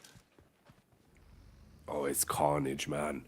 Tiamba must have thought, you know, this was their day in the park. This was their day to just stroll through Zia. But Zia not going down without a fight, ruining the hopes and dreams of Tiamba. And maybe giving an opportunity for Quest to begin their conquest, to climb out of the depths of the leaderboards and save themselves here. Can they do it, though? How much more leeway can they find? All of our teams on a mass migration, rotating as the zone gets tighter and tighter. A lot of big name players close by towards Quest as well. Tiamba just taking a gander nervously over towards the lobby right now, hoping that soon Quest is going to go down. They can't make it much further. They cannot find themselves any eliminations. Cardozin is out and Reject starts their reign forward. Alpha 7 been real cheeky about this as well. They're playing all the way over towards the western edge of the map. They're playing it safe. They just want those placement points. They want to profit on this game, make it nigh on impossible for Reject, even with their central position, to catch up. Rejects have been trying their damnedest as well. You can see them still sticking to their guns where they feel most comfortable, trying to play around the early circle, getting into a better forefront position as early as they can. Thing is, it's the eliminations that are lacking if they want to be able to push past Alpha 7. Such a hard, tall order for them. Meanwhile here, Quest on screens, it's Gladiators that they're going up against, just having a read of the situation now. There is room to breathe. You're not right on top of one another. Bit of spacing between the two compounds. Matic plays point man, tracks down Quest, but starting in this fight, you need everyone honed in. You cannot afford to solo onto this, and also Stalwart are pretty close by as well. So if Gladiators make too much noise, Stalwart might pull up. got to be seriously careful. They see him off in the distance. They're taking a couple of pot shots of their own, but they make it in. That is the main job that they need to do. It's the first step on a long, long path that they've had here over in the PMGC to try to get towards that top 11. And Tiamba, they've left the safe wide open, ready to be snatched away. And Quest just needs 2 eliminations, Jackie. That's it. Vahiden looking down towards Falcons. Teek's already taken a little bit of damage. They're eliminating the vehicle, getting out the way. So Falcons will really have a tough time of getting out from that spot. All the while, Procedure Evos continues to batter bullets into the side of the brickwork over towards Falcons' side, leaving them feeling very, very scared. You could cut the tension in the air with a knife at this point. Everyone knowing how vital every move they make is, how important any peek, any contact you take has to be. The room for error is non-existent. Zone crouches further forward as well. Bit of safety net provided for some of our squads. On the other side of the coin, it will cause migration for Alpha 7, Mad Balls, Evos, and DX. All of them now forced to advance a bit further forward. What remains of Alter Ego as well in just Otka. He's been lurching his way behind DX, mirroring their movements. He's still alive for now, but how far can he take it? DX gets scarily close to a player from Alpha 7 here, and there's really not a lot of rotations that Alpha 7 can make, but look, they're barreling their way on over towards DX, and it's just 2 players available for that team. They've already got 2 anchors that headed towards the circle itself, so they better be careful here, because I smell a fight brewing between Alpha 7. Again, remember, for Reject, that is bad news for Alpha 7. It's the best thing in the world if they can get some cheeky points on the side whilst they play themselves out a bit of a survival match. Survival of the fittest at the minute. Mad Balls on parade. Starting to try and close the gap. Evos, though, in the back line find an opportunity to punish, and Misery lives up to his name because Misery loves company. And the company that's getting bit by the bullets is Mad Balls. Trapped now. Zia consistently ruining teams' runs, it feels like. They've got a grudge against everyone blank. Utility unloaded, downhill, barreling towards the Mad Balls, leaving them in a really bad spot now. Fleeke eating damage. Zia coming back up from the depths to bring the Grim Reaper's scythe towards a lot of these teams already. Just killing off Tiamba, essentially, slicing through, and 5 eliminations found. They don't want to go out quiet into this cold night. I love to see it. Continuing forward now, picking up as much loot as possible. Reject still on that western side. Alpha 7 were able to finish off Alter Ego there. They dropped out with 3 points, but still net themselves 6th place currently for themselves. But again, Alpha 7 not really making too many plays. Life just gets awkward for Reject. You can see here, even at this point in time, stage 4, usually we'd have 50 plus players still remaining. We're down to 13 teams, 47 players alive. I think, although there was a chance at the start of this game for Reject, it is looking ever slimmer now for them to pull this one off. They've had a great game. They've had a great tournament. They've had a great Group Green stage. However, this might just be where they finish their run towards getting that ticket towards the PMGC Grand Finals. There's still a couple more stages left, 5 to be total. A lot can happen between that time and then. With the resilience they've shown, they're certainly going to be a team to watch the longer the tournament goes on here. Bit of a shame for them not being able to maintain a top 3 spot after some of the crazy games they've played. But like you're saying, the chance for them getting enough eliminations here is now such a ridiculous task because everyone's been battling. Everyone's been throwing caution to the wayside. Everyone knows how important the fine margins of points are in a game like this. And the zone moves further forward once again. Pressure being reapplied onto a lot of these teams. Rotations have to be clinical. STE on the advance, closing the gap between them and Gladiators. Meanwhile, Bra taking pot shots down onto him. We'll Sarah being able to spot STE's rotation. Action's already knocked. Nerzed advances. Matic on screen now as well as Gladiators finally find a compound that they feel comfortable in. Terrifyingly close. The players from Mad Bulls here. 3 alive for him. Matic looking to throw a cheeky grenade into the mix here. Bounces it off. Should hit happily as well. And Fleek goes down. That's big news for the Gladiators. They needed points, but more importantly, they needed a home to stay in. And Matic is just breaking down the door with a battering ram and a grenade in hand. Tulika alongside the longhouse here has a nade to send on over. The boys are supporting him from afar, but I think they need to get in close and personal now. Give him the backup he so desires. The nade is good from Tulika. The res is threatened. Kitsune applying more pressure. Nades out towards the wayside. Fleek. Can he get back up? Can Tulika save him? He thought they were coming in quicker than they are. It's the nades that forces him off the res. He exchanges one of his own, flinging it out the window.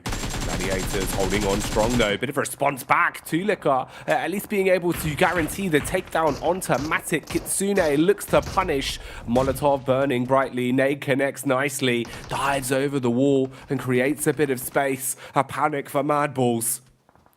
Maku, Tixi, and Kitsune all still alive here. They're able to claim the compound. Zerich is off in the distance. They get some points off the back of that as well. It's absolutely massive. In the meantime, look at this. It's Quest taking down the players from Falcons. Is that 2 down from that? If it is, yes, it is as well. 11th place claimed by the Quest. And Quest completed. It is here for this team. A long and hard and arduous journey, yet Quest stuck it out. Truly a team that never gave up. Resilience on display. Coming into today, they felt deflated, but they have only proven that they will play it out till the bitter end. And they've given themselves another step in a tournament. More to be said, their story won't end today. As Group Green has proven that you can make anything from these plays. You've just got to keep your head in it. So many top squads duking it out with very small details making a difference. And Quest still looking to advance. Fragment into a three-pronged attack here. You've got a bit of a fight developing downside towards Gladiators as well. With Stalwart controlling the compound. Redface taking the peek back onto the now detected Quest. He's right on top of Zia as well. Everyone's on top of one another.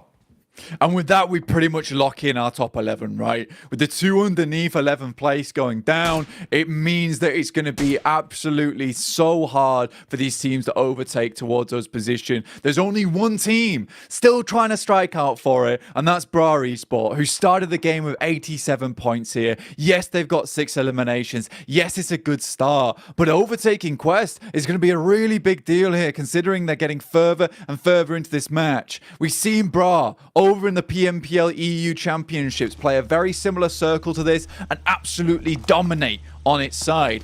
This is a very different lobby though. This is a very different format with some of the best teams in the world you're going up against. They would have to have a gargantuan result here to overtake over Quest. And again, the circle moves away from the poor lads on the Quest side. They must push further forward, but it seems like Pasija Evos, they've got their eyes towards them. Maybe I called it too late. Is the quest completed just yet? Or can Bra Esport do something about this? Time will tell. Right now, the aggression being displayed from Stalwart against the Japanese powerhouse. They're trading blow for blow. Quest being severed from the operation as well as they get backstabbed. Ooh, a lot of damage coming out from Luxy, being able to consistently keep them stuck in position. Meanwhile, Stalwart expire, finishing their story in second place. Luxy finds an opportunity to put bullets straight into Kante, and he will be able to slay with the assist of Redface. Quest just left as a duo now, really probably pounding their hearts in their chests, trying to figure out how you even make a rotation out of this, as Gladiators are right ahead of them. You're so exposed from so many other teams as well. Gladiators forced to change so much this tournament, right? You know, there's been so many differences we see from them. Much faster rotates. Yes, it's still sloppy here and there, but with that, they absolutely will secure their spot towards the survival stage. And honestly, a spot that I don't think anyone thought that they would get. Yes, Kale kind of called it at the start of the day with a bit of sarcasm coming through there. They are the last minute Andes, and they make it in. And I think that it's been really, really hard for the Gladiators, and there might have been some teams underneath them that could have overtaken them had it been a different day, a different lobby. But for the Gladiators, they push on through. The survival stage, a different beast for them, but they do make it. For Quest now, this is the team that I'm looking at because I think they're the complete opposite right now of Gladiators who got themselves a direct invite. Quest has really worked hard for this spot. They've worked so bloody hard for this spot, determined to make their way towards this end game and make their way to the survival stage. It's a big fight between the both of them, both earning their move up for different reasons. Resilience on display from Quest, but how much can they push it? Not looking good on the close quarters engagement as Gladiators begin to blow them away instantly. So much damage established. At least one knock onto Meku, looking for the hard commit to take him down. Nade thrown in through the back door, bit of chip damage found as well. Quick heal, Molotov through the window, ignites the roof, burning bright but not in the right place. Looks to push up now as well, wants to get stuck into it with his rifle. Bullets come out from the back of the DBS, and Gladiators finish the quest. That'll be finished for them. Bra Esports still continue on their journey. For Quest, not an awful lot of points gained on this match. I think it is simply 2 total. Surprisingly, Bra is still going, and that is a terrifying prospect for some of these teams. I think 14th place, it looks very hard right now. With the 6 eliminations they currently got, they're on 93 points. It would have to go even harder to get towards that top side. But we'll check back in with that later as we're looking at Pasija Evos taking down Zia, the Grim Reapers of the lobby. Took out Tiamba, crushed their chances to get in towards the finals, towards that survival stage. Nades over towards Megamind. Headers it back towards them. Been ruining every team's hope and dreams, but will Megamind finally have his reign of terror ended? Look how much scrapping is going on around here as well. DX and Alpha 7 battling it out. Meanwhile, Luxy finds a well-paced nade to end Zia after they wiped Tiamba off the face of the battleground. Now we can get stuck into Alpha 7's attack, closing in on DX. Wow. Blow after blow, removing them. That was kind of a crazy amount of eliminations that came through from Alpha 7 in such a short amount of time. Pasija Evos must have heard that, but assumes the fight's still ongoing, right? But it ended so quickly. And I think with that, Alpha 7 up to 5 eliminations and 7 points with 22 players left in the lobby. Reject's task becomes nigh on impossible to complete now towards that top side. Gladiators still going strong. They know they've got to push this even further. They don't know how the leaderboard stands at this current present moment, so they still think that their lives are on the line. They're playing like it. Play to the bitter end. Don't give up until it's over. Still more to be said for this game. Still more to happen here on our last Miramar of Group Green. Bruh. Just trying to hold their angles right now in very close proximity to Rejects. Rejects still just sitting pretty, waiting for first contact to come their way. They want Bra to make the first move, make a mistake that they can strike off of. Meanwhile, Loops, they get let loose. Chief proving how powerful he can be. The Warlord from the balcony, spraying down on the Gladiators. Their chainmail, unable to bounce the bullets back. They crumble away with 2 hefty knocks onto them, looking for the finisher now. As one by one blank, they are dissipating, and it's only Meku that remains. Meku just wants to live as long as possible, potentially get himself another knock here, maybe another elimination, set themselves just a bit further into this lobby. But right now, they've done enough. They'll be secured towards that survival stage. In the meantime, Mad Bulls ladder up towards a 6th place position, much more how we thought they would end up. Bra Esports, they try and assault the position that Reject is currently holding. Kane is down. Kakali on the ground himself, getting picked up in the meantime. Coursera takes a nasty blow to the face. Zara. Oh, look at the nade on it. Straight through the window. Kakali blown to bits because of it. This man's been so good at lining up his nades. Trying to bait them out with a few pot shots as well, hoping they'll peek into it. Meanwhile, OCO plays Medic to reset the fight for Reject. Close quarters combat, playing on the off angle. Topstick gets one. Trade back onto the second as well as Coursera cleaves his way through them. The butcher knife is coming out, but OCO denies it. And Reject should be able to get a full squad back up to force. Pasija Evos, another team that's been chasing down Alpha 7, but they've been so fast in their approach towards the top side of the lobby. Even surprising Loops and Stalwart with their speed, with their alacrity, getting in towards the 3rd place and challenging for 2nd now.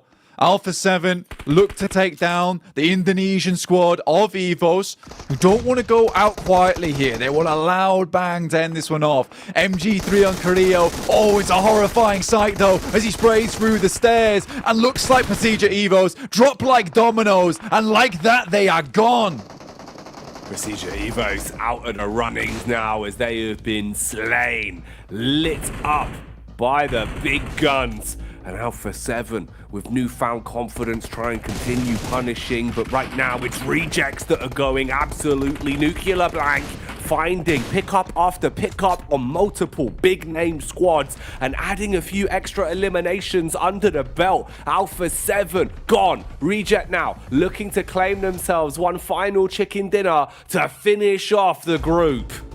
They refuse to be beholden to the curse here. This team looks for chicken dinners, and they'll find them in future as well. 2nd place will never ever find them again if they play like this in the future. Sarah looking for Zerich, looking for this elimination. For all they know, they might have done it, but it's just not quite enough. Despite that, Reject in a different world, in a different reality. If they'd hit those chicken dinners earlier in the tournament, maybe it's them going through to 3rd place. Zerich looks like he's about to be overcome by the players from Reject. And what a way to end this with a team that has done so much, pumped the numbers so hard. And from Japan, we never expected them to make it this far towards a 4th place finish. They make it. The Japanese side surprises with a final chicken dinner quest. Complete their conquest to get themselves just enough points, just a thimbleful to push further into the survival stage. So many teams fought hard over the course of 4 days in what was one of the most stacked groups we've ever seen here in Group Green. But deservedly so, Blank. We saw the talentedest bunch move through to keep it alive. The top 3 squads absolutely deserved it as well. They pulled out some bangers from day one the whole way through. For Quest, it's an unbelievable victory for them. You can see they can't quite believe it themselves. Reject, I think they can hold their heads high here. Sarah should be flexing those biceps if I was him. Their journey was amazing, but it doesn't take them to the PMGC Grand Finals. And that's got to be a bitter sting with the way that they've played today and yesterday. Maybe if they'd hit those chicken dinners, this would be a very different story, and Japan would have one of their own directly qualified. But honestly, I don't think the survival stage is going to deter this team. I fully expect to see them into the Grand Finals after that as all settled.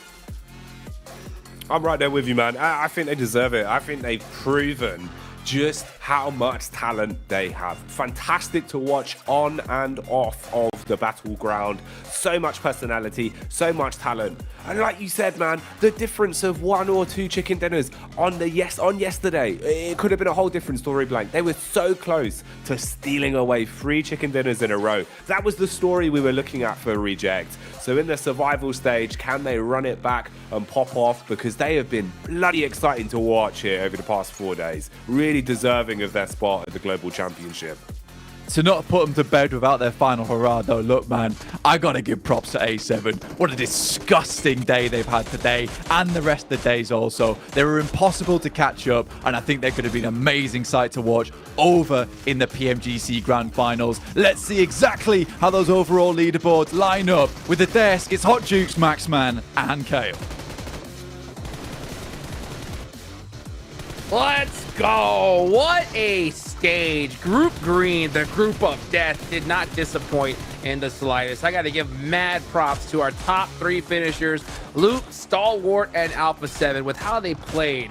I mean, I don't think we could be more proud of 3 teams going into the finals here, Maxman. Yeah, I mean, Brazil, man, what the hell is going on with that region? And I'm still expecting a lot, I would say, Hodges, from Influence Rage, right, in their group. I think that they're also going to pop off. So I think you said, Kalaris, earlier, if they qualify too, there will be 33% of teams that qualify directly into the Grand Finals that would be from Brazil. Like, that is an insane ratio to have at this level. But Reject at the end, wrap it up in style with that chicken dinner. Yeah, absolutely. And I like even kind of crossing all the T's and dotting all the I's for Alpha 7, even towards the end of this game. I think they realize ultimately kill feed wise and kind of in terms of like which slot the teams are in, they realize don't give any more eliminations to Rejects just in case they have maybe popped off throughout this game here, because of course they were trying to encroach on their territory. So they just feed themselves to the blue at the end. I completely understand why here. Alpha 7 alongside Loops and Stalwart to a lesser extent looking fantastic in the top 3. Ooh, I will say this about the top 3. I think we might have a change up here because Maybe. Alpha 7 got 14 points. Stalwart went out early with 2, and it shocks me because Stalwart was so dominating at the start. I think halfway through this, we thought that they were going to be the champs without a doubt, right? Yeah, I mean, Stalwart were trying to actually hold away Loops in San Martin to get those eliminations, and I feel like that was not the right focus. Your focus should have been on Alpha 7 because they were waiting in the background, lingering to take away that second place. Sure, it's not a big difference in prize, but you're still making it to the Grand Finals, but for the extra bit of prestige, it is always nice for them to have. So I think that Stalwart might have fallen short on that last game. I think so too. I think it's twofold. I think that not only did the meta slightly catch up with them, but also they slowed down a little bit in these last 2 days. So, but I mean, that's by the by. I still think they're an excellent team here going into that Grand Finals. I think they'll give everybody a run for their money. 100%. Well, you know what? It's going to be crazy to watch because Reject get an amazing chicken dinner here at the end. We got to be so proud of them. But at the end of the day, too, it isn't enough, right? They're going to have to hopefully put in some work and get through that survival stage because it's going to be a brutal one. I know Prestige is going to come bring its survival stage as well. Yeah, the survival stage is going to be insane, man. I'm really looking forward to a lot of these teams, Reject in particular. I really believe if there's a few teams of this group that are going in the survival stage that could qualify to the Grand Finals, it has to be Reject. This is the best Japan has ever looked in an international event in what seems years now, Hot Juke. So I think they've played really well and they started to heat things up on day 2 and day 3. So I really hope they can go the entire way. 100%. I think we got to be super proud of them. And also the teams that make it in, man, it's so crazy. I know real soon we're going to be able to look at it, but it's so crazy to see Quest barely making it in, Kalaris. What do you think about that, huh? I mean, kudos to them. Barely. Yeah, absolutely barely. Kudos to them for being able to make it. I think our suspicions were realized, though, in saying that Tiamba was going to be one of the weakest to try and defend their position going into the survival, and it looks like that materialized here. Again, I don't know the exact standings just yet. I'm sure we'll look at those down the line here, but yeah, so for Tiamba, everything just seems slow, not aggressive enough, not able to defend positions enough. It's unfortunate for them. I really hope that these teams that just barely qualified, like your Quest, like your Gladiators, we'll see, of course, as we check out the rankings soon enough, that they are going to bring changes to the table. You have the chance to be looking at the next 2 groups, Group Red and Group Yellow, before heading in the survival stage. You can put a ton of prep in to hopefully qualify into the Grand Finals. So clearly, if you're at the bottom of the rankings, it is not going to be enough to go the entire way. So big iterations in your strategy are going to need to be made. Yeah, another team that made it in, right? Gladiators, let's go, right? Being able to clutch it up, Kalaris. I knew you never doubted him for a second, huh? I don't know. Skin of their teeth. Like, it's what we said at the beginning of the day, right? Like, I didn't expect them to have huge pop-offs, but I did expect them to just barely do enough. Did that come at the behest of other teams not doing enough themselves? Yes, to a degree. But I mean, when you see Gladiators able to get a few cheeky extra points towards the end against the Quest that's pushing in against them in a favorable position for Gladiators, I mean, look at how instrumental that Sandhawk was for their campaign here. If that does not happen down to the wire, they're probably not going through, and an invite team that we had question marks around before would have been eliminated already. And when you think about it, also, the 3 hot drops that they always had against Alter Ego hurt them so heavily going into this. If they didn't do that and they actually had decent Sandhawks moving a little bit quicker from the northwestern island, chances are they would have been in the middle of the pack way safer. They were not just going to qualify by the skin of their teeth, apparently. So, yeah, as I said, I want to see some changes for some of those bottom teams, but Quest in particular, I really want to highlight what a significant improvement we have seen from these guys today. Playing 2 circles around apartment on Erangel so effectively, so aggressively at that and holding down those key spots. So yeah, I love what we've seen from Quest, and I hope we're going to see a continuation of that improvement heading into the survival stage. Yeah, 100%. I mean, they did definitely improve, but they also barely made it in, right? As we take a look here at the overall rankings, 1 single point.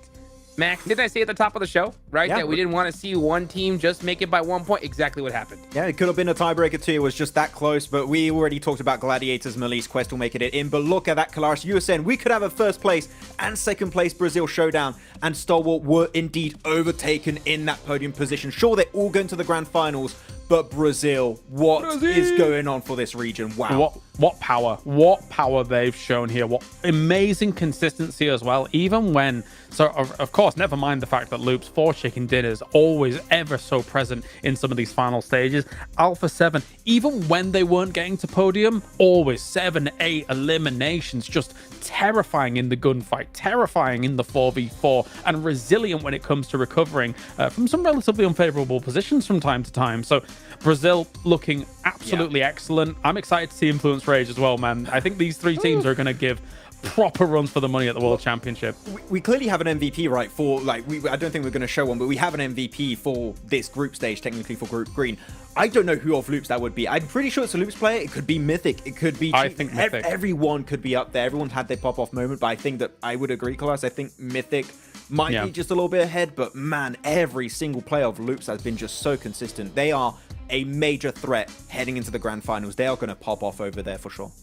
Man, Brazil dominance. And they did. I mean, we were talking about it behind the scenes when we would watch Loops in a great position, Alpha 7 in a great position. It's just like nobody else stood a chance. It really had to be, they had to be put in such a disadvantage that it was ridiculous. And then they would finally go out. So crazy to watch. And I'm so excited to see how they do in the Grand Finals. We're going to have some time to get there. So I hope they do their homework here, Max. Yeah, hopefully, man, there's going to be just major threats around the board for these 3 teams that just qualified to the Grand Finals. And I'm really looking forward to the next groups. No, they've been looking at these teams like, oh, Brazil, we are going to be in a tough spot going up against these teams. Stalwart, Loops, and Alpha 7 are just so incredibly consistent. But, man, this is just the first week, right, Hot Jukes, of PMGC. We still got so many great teams and individual players. Then we're going to have the survival stage, the last chance to Grand Finals. I really can't wait to see how the next weeks of PMGC are going to go down. You know, this might be my regional bias showing, but Mad Bulls had quite the glow up as well, actually. 6th place overall, considering that they were looking like potentially an eliminated team halfway through Group Green. So good for them. It's not perfect, but it's good. Vamos! Vamos! Vamos! The chants that are probably uttered by the Brazilian fans at home, where the top 2 spots have been taken by 2 Brazilian teams, Loops as well as A7. Tash Bunny here on ground, and with me, I have the top team, Loops, who have dominated the entire ladder for Group Green this week. Their dominance overcame the entire group, showing us why they are the clear favorites to take over the home spot. And with me is Ayala to share with us their journey in the past 4 days. So he's looking a little bit nervous, so share with me a little bit about how it feels to be here, just dominating and just winning against the best of the best teams here from around the world. Conta aí como é que se sente estar aqui, ganhando no grupo com os melhores times do mundo. Muito feliz, estou muito feliz pelo resultado com quem tivemos com meu time aqui. I'm really happy the results that we managed to achieve together with my team here. Well, were you expecting to be here? Did you expect to get the top spot like that? Você pensava que ia lograr o primeiro lugar no grupo? Com esse time, a confiança está lá em cima, então com certeza sim. with this team, our confidence levels were sky high, so of course we expected it. It was totally expected and definitely a story that was already scripted from the beginning. Let's talk a little bit about your strats and your play styles. So when you played here, did you guys just play like usual when you did in Brazil, or were there any changes that you had to do? Vocês mudaram sua estratégia quando jogaram aqui ou jogaram da mesma maneira, do mesmo jeito que jogaram lá no Brasil, na sua região? Nós jogamos da mesma maneira, dando bala em todo mundo. We play the same strategy because it works all over the world.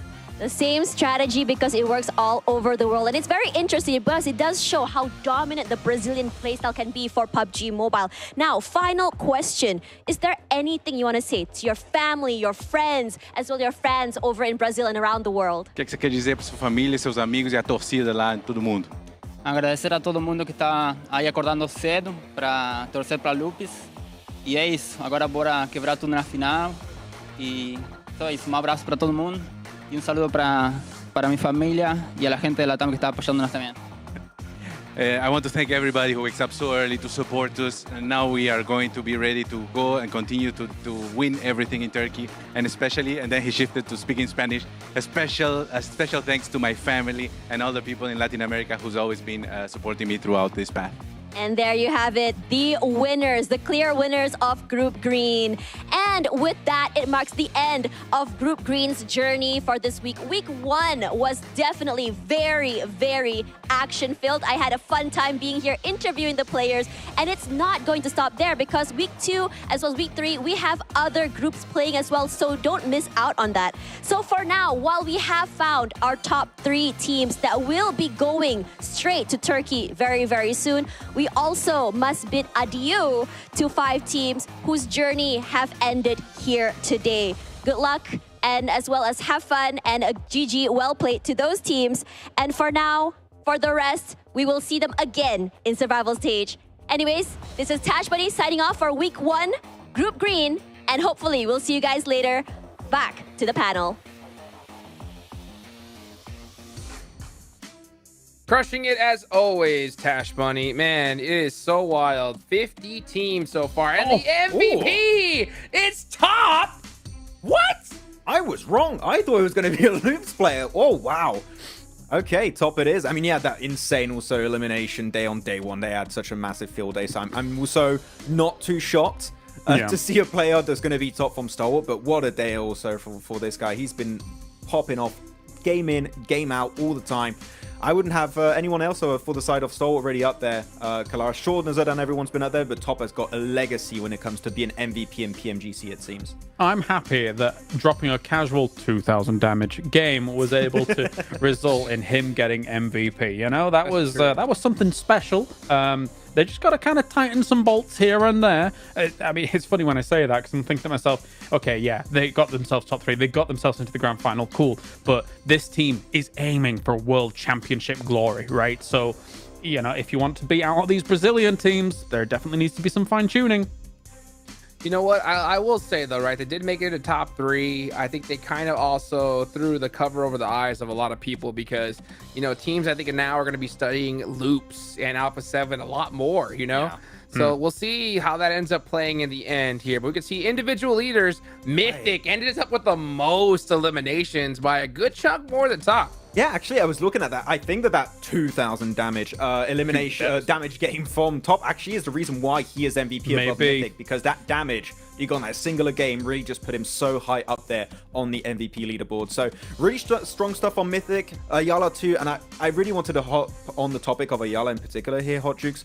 I remember this guy playing with Team Kesso and he's just never able to quite make it, but he's found his team with Loops. He has found where he belongs, and currently this is the best iteration of Ayala we have seen in a while. Loops, they're going to go the entire way, man. Man, Loops firing on all cylinders. You can see congratulations to the qualified teams moving on. 3 more teams going on to the grand finals. That's going to be a total of 5 so far. 50 teams we have seen so far here in PMGC, and more that we're going to see later on. But now 5 are gone, so only 45 teams are remaining, and we're also going to see that get thinned down quite a bit more here soon, Colors. Yeah, joining S2G and Titan Esports Club already in that grand finals, the 5 teams that you have there, it's an all-star lineup already. It is absolutely hype about how this kind of is shaping up. Never mind who we're going to be getting from the next couple of groups, because what we're effectively doing here is creating the greatest lobby of all time for PUBG Mobile esports, right? And already these 5 building blocks that are there, I love the foundations. Well, you can take a look at here. Here's going to be the week 2 teams coming up, and there's a lot of big names to watch here, Max Man. Oh yeah, there's a lot of teams you're going to be looking out here for, of course. I mean, I think that you Hodges are going to look at and Hyper, maybe interesting. Come on, baby, one time. Let's see him in the finals. At least one North American team, please. That's straight back to the airport for you, Hodges. Anyway. No, of course, you got big names. You're looking at Nigma Galaxy, that's been just looking absolutely golden in their region. And I mean, Kalaris, you just covered recently in the championship next Riyadh, that I'm not going to lie, with how they played in that championship and seeing this kind of lobby, I would say next Riyadh could be a team that I would be looking at to maybe also directly qualify into the Grand Finals directly. So they could be a big contender here. Yeah, whenever I was asked, like, is Malise top of Turkey, I was kind of like, probably not. But next Ruya, I mean, they really do make a good case for it right now in terms of their performances as of late. I'm looking at 628 as well, and I'm also looking at Duxan. I always kind of cast my eyes over to the Eastern world to see some great PUBG Mobile action. I'm a big fan of Sunan over at 628. I like the Chinese region as a whole. And watching how South Korea has developed when it comes to PUBG esports, usually in other games, they're extremely aggressive, very aggressive, but in PUBG Mobile, South Korea has a great defensive play style to then exploit the over-aggression of other teams. And that's how I see Duxan, and I also just see D+ in that kind of similar vein. Yeah, though I do want to wrap this one up with like just one extra statement about Brazil again. We do have 2 other Brazilian teams in that group. You have Intense Game, you have Inco. Are we going to see 2 more Brazilian teams join the ranks out there? Is this just it could be happening? Because I'm telling you, one of my favorite players in Brazil also is Adrian, just playing right now for Intense. Man, they could really go the entire way. Inco and also Intense Game could be the 2 extra Brazilian teams. Like, that's just insane to even just fathom in the first place, but it could be the case. It's wild. Not to mention, you got Nazar coming up soon, which I'll talk about a little bit right after. Of course, we talk about the official smartphone here for PMGC, the Infinix GT10 Pro, created for esports players. Guys, if you want to go ahead and dominate PUBG Mobile, go check out that Infinix GT10 Pro. And what I was talking about a little earlier, Nazar is going to be coming up soon, and they have the coach from Alpha 7 now. So that's going to be pretty interesting. The previous coach from Alpha 7 moving over to Nazar. I want to see how they do. Nigma Galaxy's got Coops. Man, this next group's going to be pretty hot. So you guys make sure you mark your calendars. Never mind Nazar having Xenox and J7 as well, from North America. Come on, baby. A truly an international roster, so it really kind of brings together everybody here under the banner of Nazar. It's nice to see. Yeah, I'm looking forward to that for sure. Guys, this is going to get intense. So crazy to watch. I think I couldn't be more happy to cast this group here. The group of death did not disappoint in the slightest, Max. Yeah, it's going to be now the group of survival, the next one. I don't know how we're going to call them, but group of death is a bit hard to beat for this one. But yeah, the next 2 groups are really cool. I'm especially casting my attention towards Group Yellow. We're going to have Vampire over there, Influence Rage also, which is another Brazilian super team. So I think we're going to have a great next 2 weeks until we are back for the survival stage. So I'm really, really excited, Hot Jukes. Oh, yeah. Okay, well, you know what, Kalars? I got to throw you one curveball, baby, all right? Let's go ahead and talk about this.